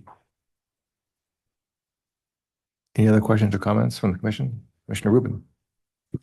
Thank you, Chairman Nostrand. Thank you so much, Mr. Riley and Presiding Officer Kelleher. So a couple questions. Can you just talk about your thinking about how a community may be involved in the early process of a cumulative impact assessment? Sure. Yeah, what I see is, pursuant to what Veena was talking about, There are obviously always a lot of outreach efforts that industry will make during, the pre-application period. And one of the things that we were particularly interested in is this is something that Georgia Power and EPRI, Electric Power Research Institute, have developed over the years, which is kind of a facilitated discussion of prioritization of, what's important to you, kind of things, and almost like a rank choice voting kind of a thing that would give then the applicant a good idea of, what's important in P-Town versus what's important in Springfield. So that's one of the big ways. Besides the normal outreach, that's one of the big points, I think, where communities will have real input. Yeah. That's great. And I would like to make sure that our materials are clear about the fact that we want to be encouraging an applicant to be engaging in community conversations to inform the CIA process. Right. My second question is just about the relationship between what's going to be in regulations versus what's going to be in guidance. I know we haven't put up on our website our detailed materials yet, but would love to hear staff's thinking about how we're making the determination between what's in the regulations versus what's going to be in our guidance documents and subsequent tools. Right. I think it's a very good question. And I think the things that are certainly more quantum, that we can very clearly state will go into the regulation. I mean, pretty much most of the things that are regulation will go into the guidance. The question is what goes into the guidance that doesn't go into the regulation. That's, I think, the specific question. So I think some of the things that are, I would call them squishier, that are a little more difficult and involved to describe, those will definitely go into the guidance document, because I think it just becomes difficult to language. I've had difficulty in regulations in the past languaging squishy stuff. And I know that sounds a little evasive, but it's true, especially with technical things like this. Some things are a little more complicated that require more discourse and discussion. Yeah, absolutely. Thanks very much. Don't go away. I'd like to just supplement, because this is a question that is involved with all the regulations we're putting out, right? Obviously, you need to find a balance. Being more prescriptive in the regulation provides more transparency. However, as we all know, regulations kind of set in concrete and they're very difficult to change. So you want to have the flexibility of being able to have a lot of the details in a document that you can more easily change, maybe by a board vote, changing the guidance by a board vote. I will say there's also some added complication because there was recently an SJC decision, right, that talked about a particular agency that put all of their work in guidance because that's what the legislature told them to do, and they did it. And then the SJC disagreed. So we understand that there's a line between the two. As a general matter, if it's a mandatory type requirement, usually it's more in the regulations, the mandatory requirements, whereas the details that help you decide how to comply with the mandatory requirement can be in the guidance. So that's a generalistic way we're going to split this up. Some of the regulations you've seen already do not have guidance with them. For instance, procedural regulations, there wasn't really a necessity to add guidance to them. But certainly CIA will have guidance. The 13 regs that Connor presented earlier, because there's so many details that go with the application, there needs to be guidance on those. So thank you. I have in the past found that guidance is particularly helpful where there's just the potential for wide interpretation to clarify. And that's one of the things I think will be very important in this guidance for sure. Any other questions from the board? Commissioner Mahoney. Thanks. And recognizing we don't have anything in writing besides these slides, can you talk to us a little bit about major future projects and how it is that you intend to, how projects can identify them? Will the guidelines identify them? How are we asking projects to predict the future? In terms of project impacts or in terms of if they should do a CIA or not? Either, both. Or yes? What? Yeah. Right. Yeah. I mean, I think, let me address both of them. I mean, from a, I'm an applicant, should I do a CIA? There are specific, and I think some of the slides that Daniel was presenting kind of discussed, there are certain situations where full CIA analyses are done or not. So there are specific ideas, specific requirements for should one conduct a CIA or not. So that's one thing. In terms of the other thing, what we're looking at doing is, I think some of our slides were indicating, with basically we're looking at the baseline. What is the project but for? What is the condition of the environmental quality and the human populations but for the project? And by the way, that's not just at the very beginning. That's not necessarily at time zero. That's really through the pendency of the project. So that's why you start caring about things like, what are likely future projects? I mean, these projects go on for a long time. So you look at what's going on for other projects within the area and other major activities too. So you look at that, and then we're suggesting borrowing from the Bureau of Ocean Energy Management, their sort of impact tier rubric to kind of that's indicator specific, so that we can fit basically impacts within this indicator specific rubric of what's a minor impact, what's a major impact, and then we have a assigned numeric value to that. Can I jump in just to add a good example perhaps that might clarify this concept? We had a project that we actually had a board meeting on about a year ago for the South Coast Wind Project at Brayton Point. And one of the interesting things happening at the site while we were reviewing that project was that there was a co-located major industrial facility proposed on the Brayton Point site to manufacture cable for offshore wind projects by Prysmian, an Italian cable company.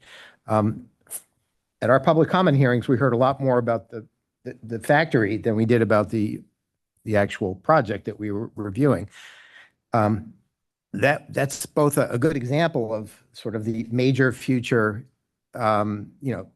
projects, and also a cautionary tale that you can't predict the future because that project has been canceled. So if we had, let's say, incorporated that into our analysis, we probably would have gotten it wrong. And that's the danger of trying to assume that you can predict the future. Absolutely. There. It's fraught. You try to do the best job you can do, and you try it with, things like, having real discussions. The applicant would have real discussion with the planning department and say, what's on the books? What is quite likely? What is really squishy? Do we have the ability to give folks some general direction on what might qualify as a major future project, though? Like, for instance, something that would otherwise require MEPA review, certain types of permits to be granted by a state agency, some sort of determinate, maybe not totally prescriptive criteria, but some way of trying to cabin in the universe, not just based on opinion of a planning board member, expert as they may be, of what they need to be taking into account in conducting this analysis. Since you're looking in this general direction, I'm going to answer your question. I would think, and this should resonate since you're the commissioner for DEP, if the project we're talking about has gone through, let's say, the major future project has gone through a DEP cumulative impact analysis because it is a major air source, that probably is the sort of facility we need to be taking account of in terms of the cumulative impact for an energy project that we might be reviewing. That is not the same one that the DEP might have looked at. So major point sources, however you want to define that based on tons of emissions or general emission levels of other kinds, I think those are telltale signs of major future projects that we should take note of, because they will affect these baseline values that feed into the whole cumulative impact quantification process. But that's open to discussion and something that we really do need to figure out in any type of future regulation. That's right. And that's an example of a thing that I think I would most likely go into the guidance document, because I think that's going to take some discussion. Mr. Chair, I have an additional question. Proceed, Commissioner Thank you. McNamee. Since I'm sitting next to you, I'll act properly. In developing the cumulative impact analysis, you were talking about the core concept and sort of the multiplication table that you've got there to get to the disproportionate impact index. But you noted that you haven't gotten to the point where you have decided what the sort of threshold cutoff for that is.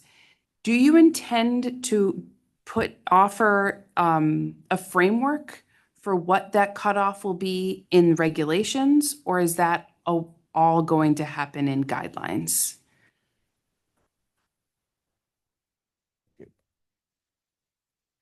Very happily handing the mic off. And I'm going to have you not go away because I want to make sure I got the question right. He knows the details of the mechanics better than I do.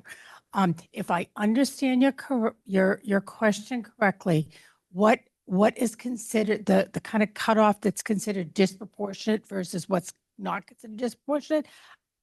My sense of that is that might be something that would go in regulations. That seems to be a major point about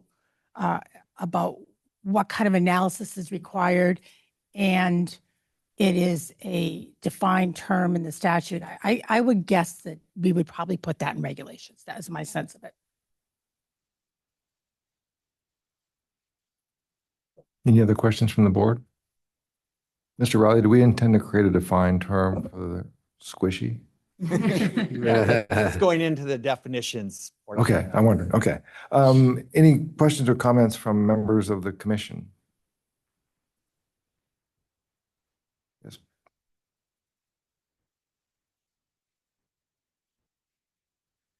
I have two or three. First one was you spoke earlier about how the CIA analysis would not be applied to clean transmission and distribution if there was only one route being proposed.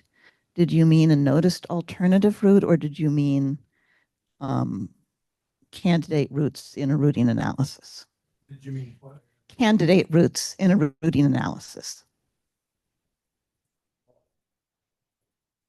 You want, yeah.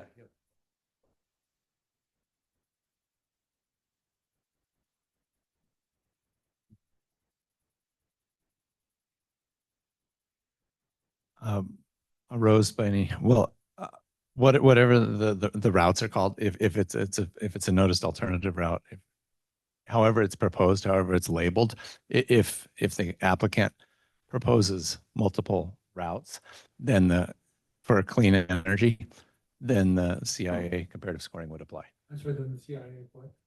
Comparative scoring would apply. If I could just put a little finer point on this, because I know exactly where you're coming from in that question. We're not talking about sort of early stage analysis candidate routes where you start off with a universe of routes that could be dozens and dozens of possibilities and doing a cumulative impact analysis on each and every one of those.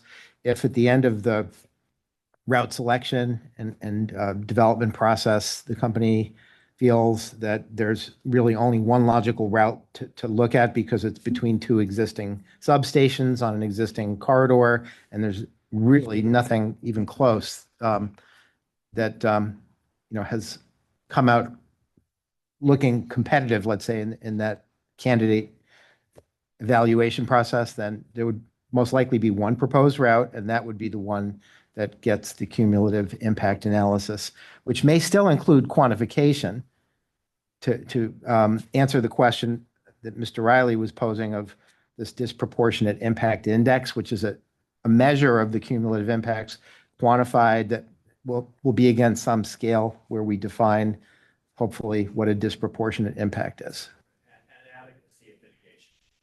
Yeah, because that seems to be the key point of the cumulative impact analysis, as at least as I read the statute, is adequacy of mitigation. Second question was, when do you anticipate that this framework will be available? And I ask this because we are currently working on at least 2 applications that will be filed under 69T. Well, we have a case study, and really the case study has given us an understanding of the whole system and helped us refine the concepts and develop good data sources to feed into the sort of calculations spreadsheets. So we're pretty close to being able to, let's say, have a webinar or some kind of a tech session where we could explain the methodology that was summarized in brief today and get more in depth. Some may not want that, but we can provide that understanding, and we'd like to do that. We have time constraints, obviously, because of the regulatory calendar, but we know that this is very important and very poorly understood right now because we haven't explained it yet. Really, today's almost the first serious discussion of this whole system. And then my third and last question was, would you consider looking at future projects as a separate, would you consider first doing a CIA, which does not require looking at future projects because the statute doesn't require that, and save the question about which future projects you should look at for a later date? As I was saying with that example of Prismium down in Brayton Point, we understand that this can be a very dangerous area. It's very difficult to make sound judgments about future projects that are not in the ground and are not measurable. So that what you're suggesting might be a reasonable intermediate strategy to not bog down the whole approach with perhaps the most difficult part of it. Yeah, the other thing is that, again, the quantification takes into account the numeric values in the baseline, and then the project impacts and the population care. The idea of other major activities in the area, is it industrial, is it residential, likely future projects, things like that. Those are more qualitative discussions that go into the CIA report for the very reason that Mr. Green is indicating, is that it's really hard to tell the future. I wish I did. I wouldn't probably be here right now. So because of that, it's more qualitative, and it's a consideration that goes in the report, not the quantitative analysis. That's useful clarification, but I do kind of urge the board to stick to what you absolutely have to do between now and next June and save some of the extras for later.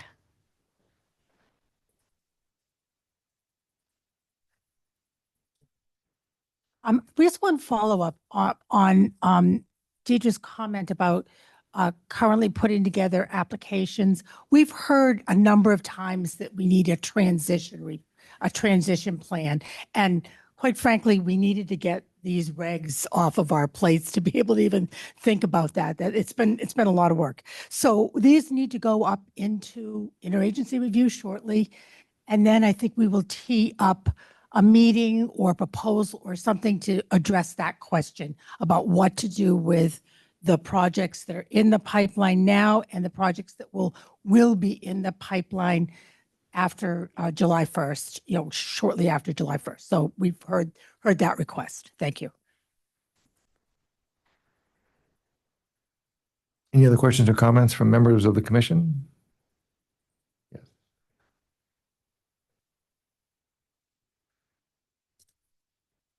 Thanks again for your patience in taking me up again. I'm Steve Long with the Nature Conservancy. So this is a laudable effort and a really big challenge. And I just had a couple of different thoughts that came to mind, and I'm offering these in the spirit of getting to yes and not being difficult or confrontational. So the first thing I want to offer is, when we're talking about siting, I think we're really talking about siting, design, and operation of a facility, because the design and operation can really have an impact on a community, people, and nature. So I think we just need to be a little more clear in our language all of us the whole day today, not particularly your presentation. I think also it's important to figure out how we weave and knit all of this together. The community engagement, the site suitability criteria, and the cumulative impact analysis. And my gut reaction is that we kind of look at the site suitability criteria first, and then weave in the cumulative impact analysis. It seemed like there were some overlaps between the two, and I'd be concerned about how those overlaps are influencing the scoring. And then finally, there are so many chickens and eggs here. Really, where the connection points go, where the substations go, is going to influence where the energy generation goes. So if there's any way to think about how we foster the siting of that infrastructure where we connect to first, I think in the best ideal world, that would be the way to go. So just a few random thoughts on CIA, and appreciate all the work that's going into this. It's not easy. It's a lot of science and a lot of social science. Thanks. Thank you. Could you expand on that last point? I'm not sure I understood. The chickens and eggs. So, Yeah, right. yeah, so solar developers are only going to put their solar arrays in places where they can connect. So if we have the places to connect sited first, it will help guide where the arrays go. Yep. Okay, Chair. Thanks. Does staff have any responses? Oh, one more from the commission. Anybody else from the commission? Okay, sorry, go ahead. Thank you. Appreciate it. My name's Deidre Buckley, Eversource Energy. I'm not ashamed to say I did not understand that presentation, so I'm looking forward to walking through it again with you. But I just had a couple questions. So one question is, when you did that, you basically took what was proposed and you scored the different alternatives, but you didn't like look at necessarily, you probably did, like the scoring that was included in the petition. Yeah. We did use the scoring. In fact, those were the so-called non-cumulative indicators. So we expressly used that as well. And we wanted to see, and it was kind of an experiment. We wanted to see what did the, oh, I'm sorry. What, thank you. Sorry. What did the board say in 2019? What was their finding? What was their ranking? And then if we did it the way, that the law is asking us to, plus this sort of ranking and scoring, how does that change? How did it change it? And it actually turned out that it was consistent. But it was kind of an experiment that we were doing. Yeah. Thank you. That's helpful to know. So I'm kind of wondering just how you weighed the different factors. So what specific and we don't have to go into this now, but it's questions, these are questions I have in terms of what specific factors did you look at based on the unfairly burdened area? And then how did you weight those? And, obviously engagement is a really significant consideration for all of the process. So in Sudbury Hudson, I'm also curious, how did you manage kind of getting feedback? If you had gone back and got feedback, what kind of feedback would you have gotten and how would you have handled that in terms of looking at community impacts, community benefits, trying to get a sense of, where the community is on their concerns in the project, but also how did you specifically kind of factor that in? Because you could get so I'm thinking of, one scenario of Sudbury, there were a lot of people who had lots of concerns with the project and they were very vocal. And then there are other people, this was my other question, is whether you're really just looking at the scoring for the for the overly burdened area, or you're looking across the route in terms of evaluating the impacts. Okay. Well, let me do the last one just because I will forget it before I answer the first.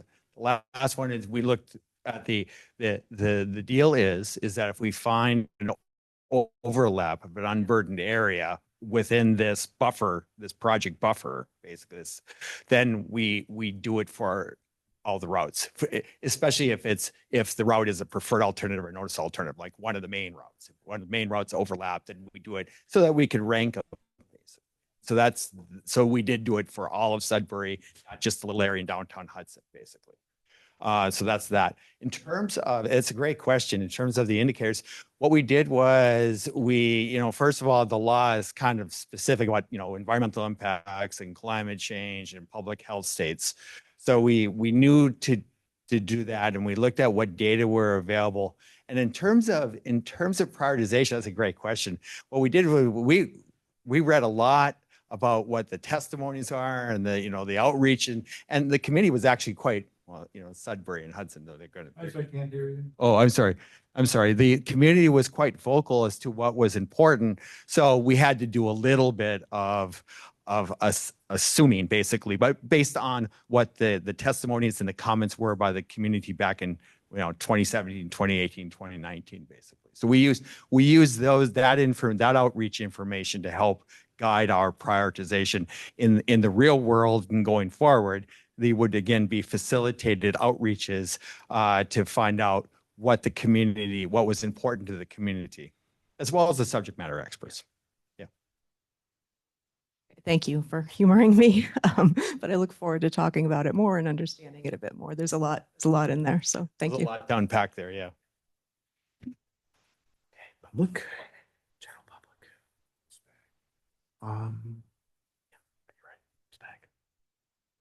Do you have any questions or comments from members of the siting practitioners group? Okay, members of the public, Please raise your hand. please raise your hand and we will move you up to the screen. None.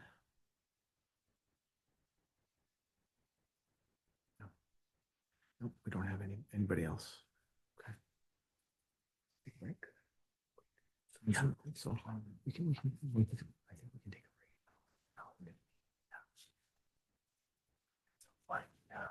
Okay, now's a good time to take a break, so we'll come back at 3:45, a short break, because we don't have much left.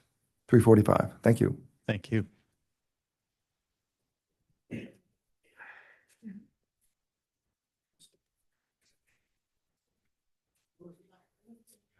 Yeah, this is it. Just ran. That's it. Yeah, we're home stretch. There's no rules around. I just, wait a second. No, there's no regulation on the grant program, and I don't think we put anything out on that yet. Very long list. Yeah. Like if you want all types of, I mean, I could. There was a straw proposal on it. There was a straw proposal, but not a.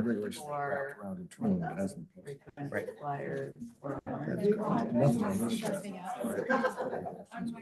Fees? No, no. Otherwise it's 400. I'm working on that. Are you just looking for a range? No. Right, right. I'll speak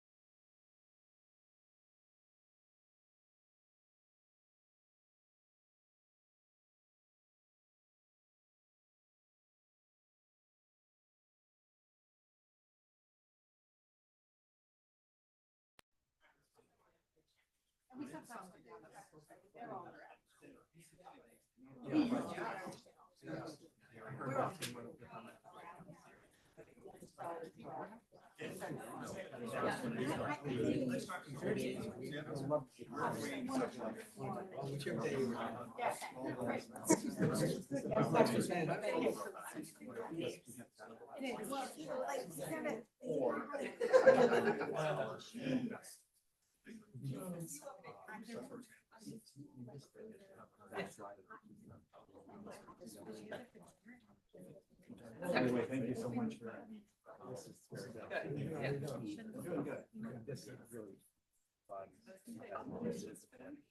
She was 99. Still. That's right. Do you really? I mean, today.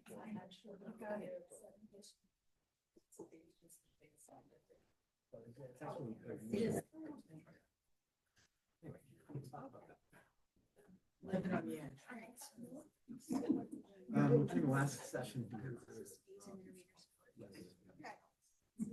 All right, let's get back on the record. And we are now going to talk about fees and intervener support. Andy, Okay, you starting? Yep. Okay.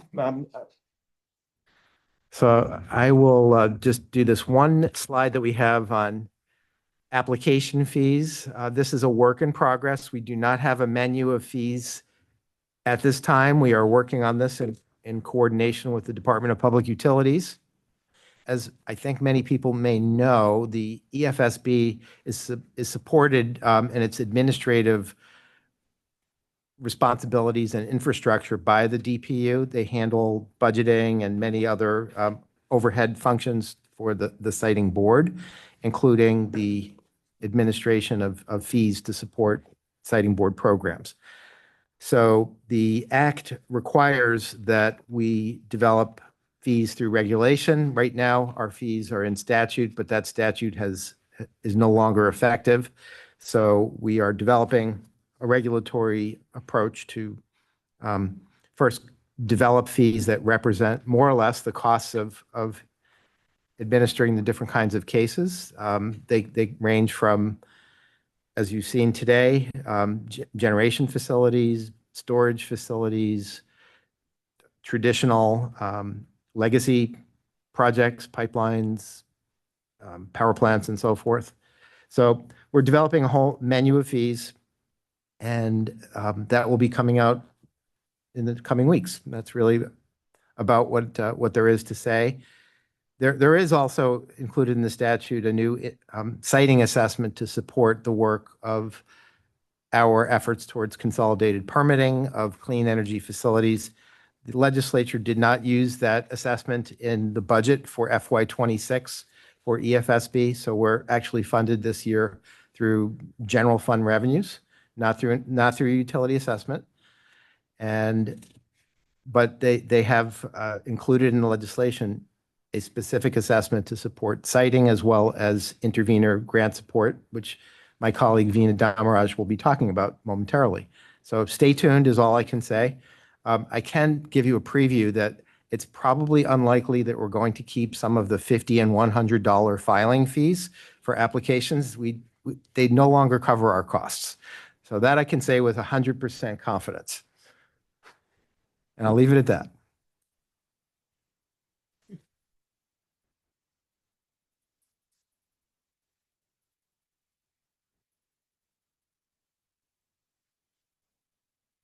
Thank you, Director. I'm going to be, hello again, everybody. I'm Veena Dharmaraj. I'm the Director of Environmental Justice and Public Participation at the DPU. And I'll be speaking about the DPU and EFSB Intervenor Support Grant Program. This is not a part of the EFSB permitting and siting package, but the 2024 Climate Act required the DPU in coordination with EFSB to set up this program. The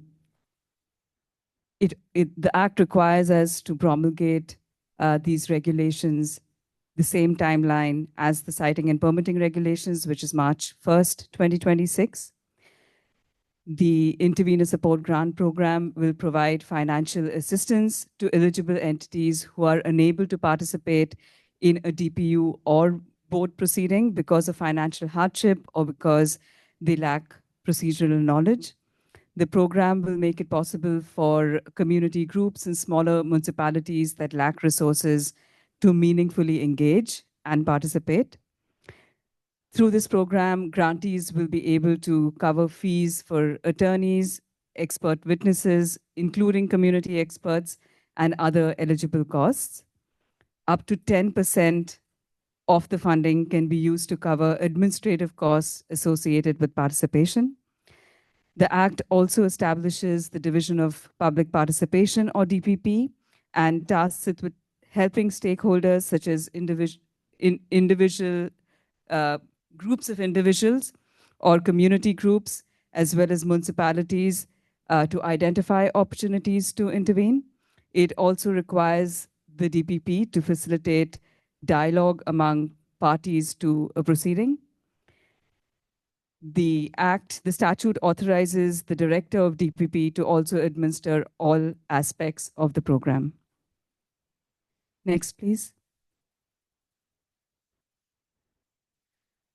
Parties that are eligible for funding are informed by the statute. It includes organizations that advocate on behalf of residential customers, low and moderate income residential populations, residents of historically marginalized or overburdened and underserved communities. Government bodies such as towns, cities, boards and commissions, planning agencies, federally recognized tribes, state acknowledged or state recognized tribes are all eligible to receive funding through the program. A group of individuals that may be specifically and substantially affected by a proceeding may also request funding to intervene in a docket. Receiving intervener status is a prerequisite before funds can be disbursed to a grantee, both in the case of DPU as well as a board proceeding, and individuals are not eligible to receive grant funding.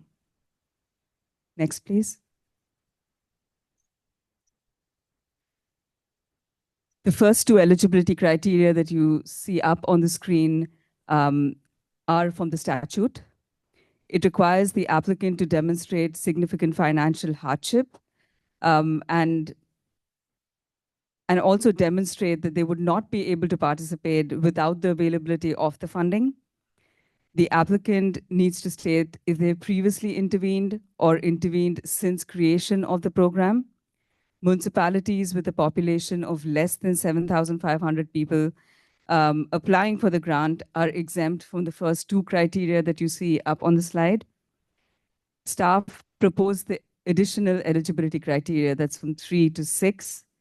The applicant would be required to describe how they propose to substantially contribute to a proceeding, if they have an achievable, clearly stated plan, and if they have a unique perspective that is not adequately represented by other parties to that proceeding. Finally, they're required to provide an itemized budget and explain why the proposed budget is reasonable. Next, please.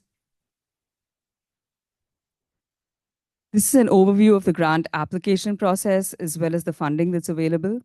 The grant application request form will be required to be submitted to DPP no later than the deadline to intervene either in a DPU docket or a board proceeding, as it's specified in the notice for that proceeding.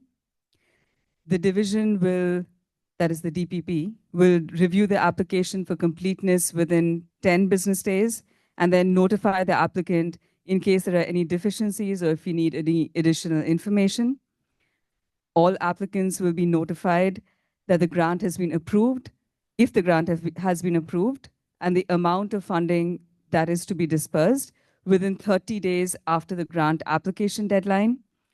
The director can make conditional grant awards provided the grant is not dispersed until the intervener status is granted. The statute also specifies the grant awards for a single proceeding. So it it notes that for a single proceeding, funding should not exceed 150,000 per applicant and 500,000 for a single proceeding. Funding can be increased on demonstration of good cause or if there is a novel or complex issue. And what we are considering to be a new novel or complex issue potentially could potentially qualify for additional funding. It could be multi-year proceedings or proceedings that address multiple issues or have multiple tracks, requirement for additional expert witnesses, for example, or when a new issue that has not been described in an initial petition are identified. The statute also requires DPP to consider the potential for interveners that receive funding to share costs when their positions align. Next, please. The grant application form seeks the following information that you see on the slide from an applicant. So it looks at a statement. The applicant will need to provide a statement about how they plan to participate and make a substantial contribution, an itemized estimate of the cost for participating in a proceeding, such as fees for attorneys, expert witnesses, as well as community experts. They need to provide the background information on their attorneys, consultants, and experts that they're working with, a statement describing the applicant's position and the nature of interest in the case, and if they were a part of the pre-filing process, if they raised any questions or concerns during the pre-filing engagement meetings. The amount of funding that they seek, and information about the entity seeking a grant. For example, a description of the nature of their work that they're doing, a narrative to demonstrate that participation poses a financial hardship. An unincorporated group would, applying for a grant, would need to submit a self-attestation that includes the names as well as addresses of all of the individuals in that group that are requesting funding, and the number of additional volunteers or supporters they have if it's applicable, and a narrative to demonstrate the level of financial hardship. Next, please. So this was a brief overview about the program. Staff at the DPU, the legal division, as well as the citing division have worked on this, and it's currently going through internal review and will then go on to interagency review before it's posted publicly. Happy to take any questions.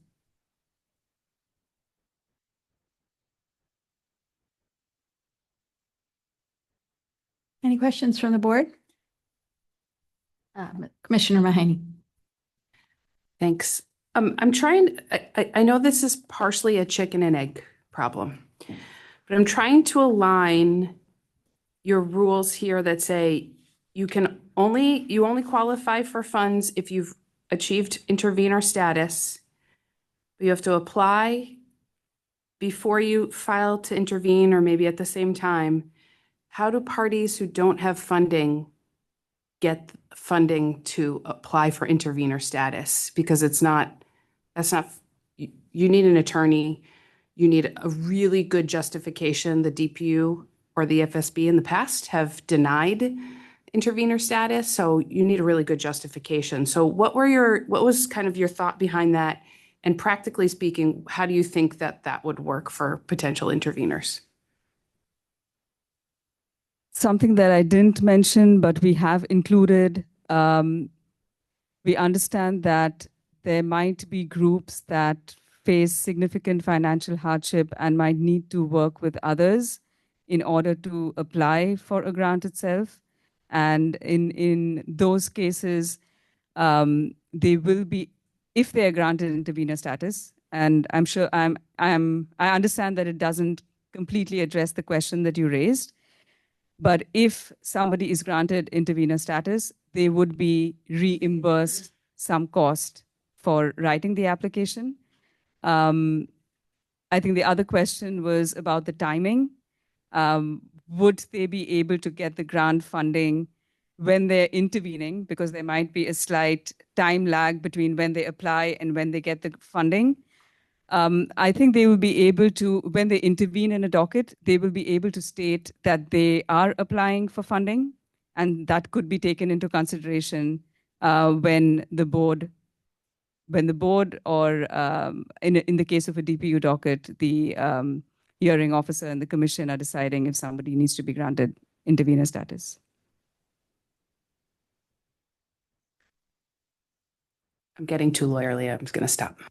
Did that answer your question, or did it add to I think more questions? No, I think that, well, that last point gives me agita because I don't think that somebody's ability to pay to intervene should be considered by the board on whether or not they should intervene. So I don't think there should be a connection in that. That's why I was getting too lawyerly. So that's just my personal opinion. I think there's still a challenge about the money, the money risk that it takes to intervene. But parties, I guess, will have to. I appreciate your point about might be funding available to reimburse and go back in time. Parties are they're going to have to take a leap still. I misspoke about the board deciding on the intervener status. It's not the board. It would be the presiding officer. And Maybe I could just add to this just for a moment. Your sense, Commissioner Mahi, is correct as far as the intervention decision is based on what's substantially and specifically affected, right? And that has a long history, and that would be where that decision is made.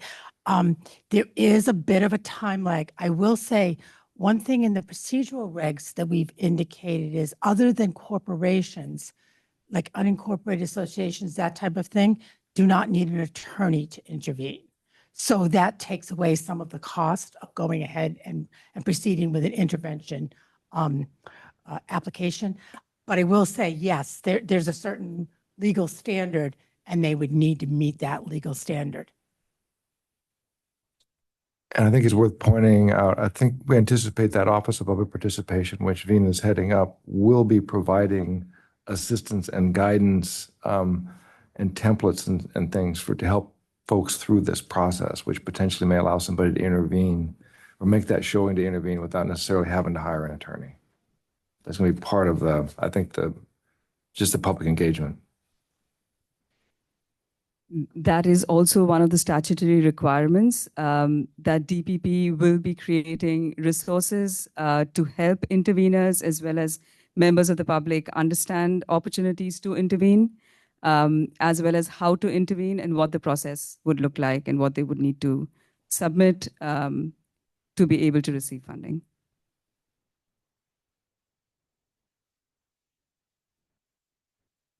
Any other questions? Yes, Commissioner Heigl. I just have a question related to the portion of this that Director Green covered, noting that the updated fees will include portions of existing permitting agency application fees. I would put ourselves in the same category as you, as not having raised our application fees in decades. So they no longer cover our costs either.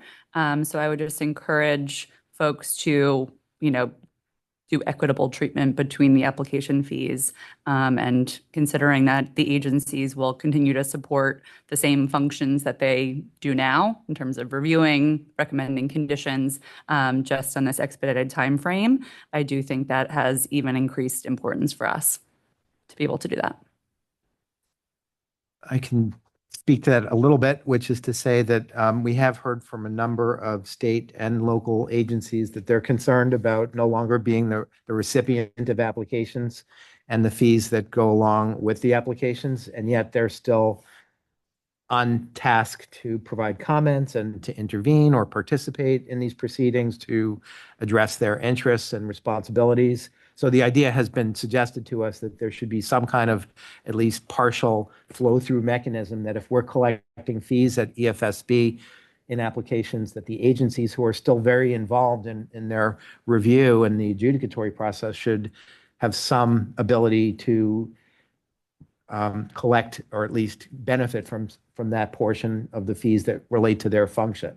So it's a legal question. I know our attorneys are looking into this to see how it could be developed and incorporated. it wasn't specifically dictated by the legislative language, but it still may be within the possible scope of a fee regulation. So it is on the table. Thank you. Not looking for any benefits conferred, just covering the costs. Got it. Thanks.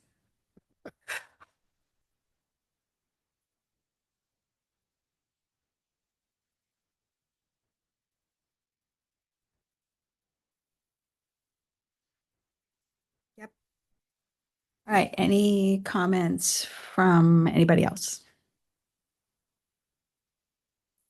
Please.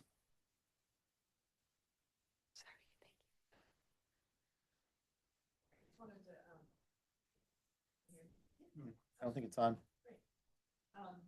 So not on this topic, sorry, but just wanted to note again how much we appreciate you being here, spending the time to do this, spending an entire day with the board talking about these issues.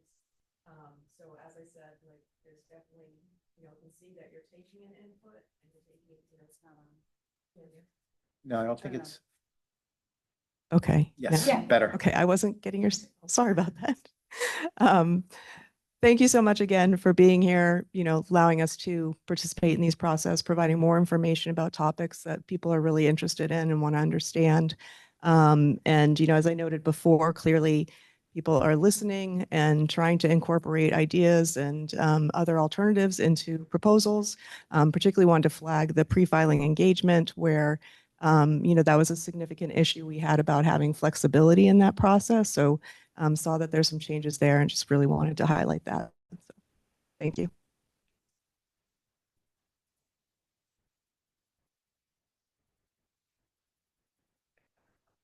Any other comments or questions?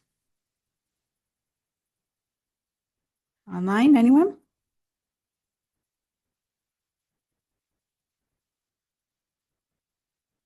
No. None. All right, seeing none.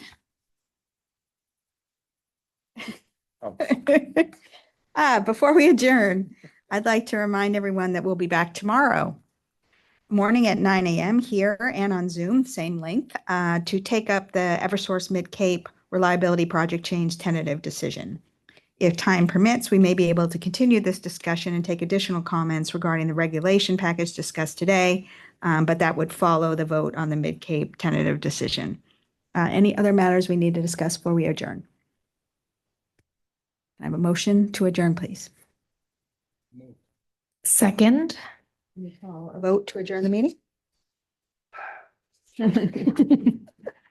I'd be happy to if you'd like. Could say all in favor. Okay, all in favor? Aye. I think it's approved. Okay, thank you all very much. Appreciate it. It's a very helpful day.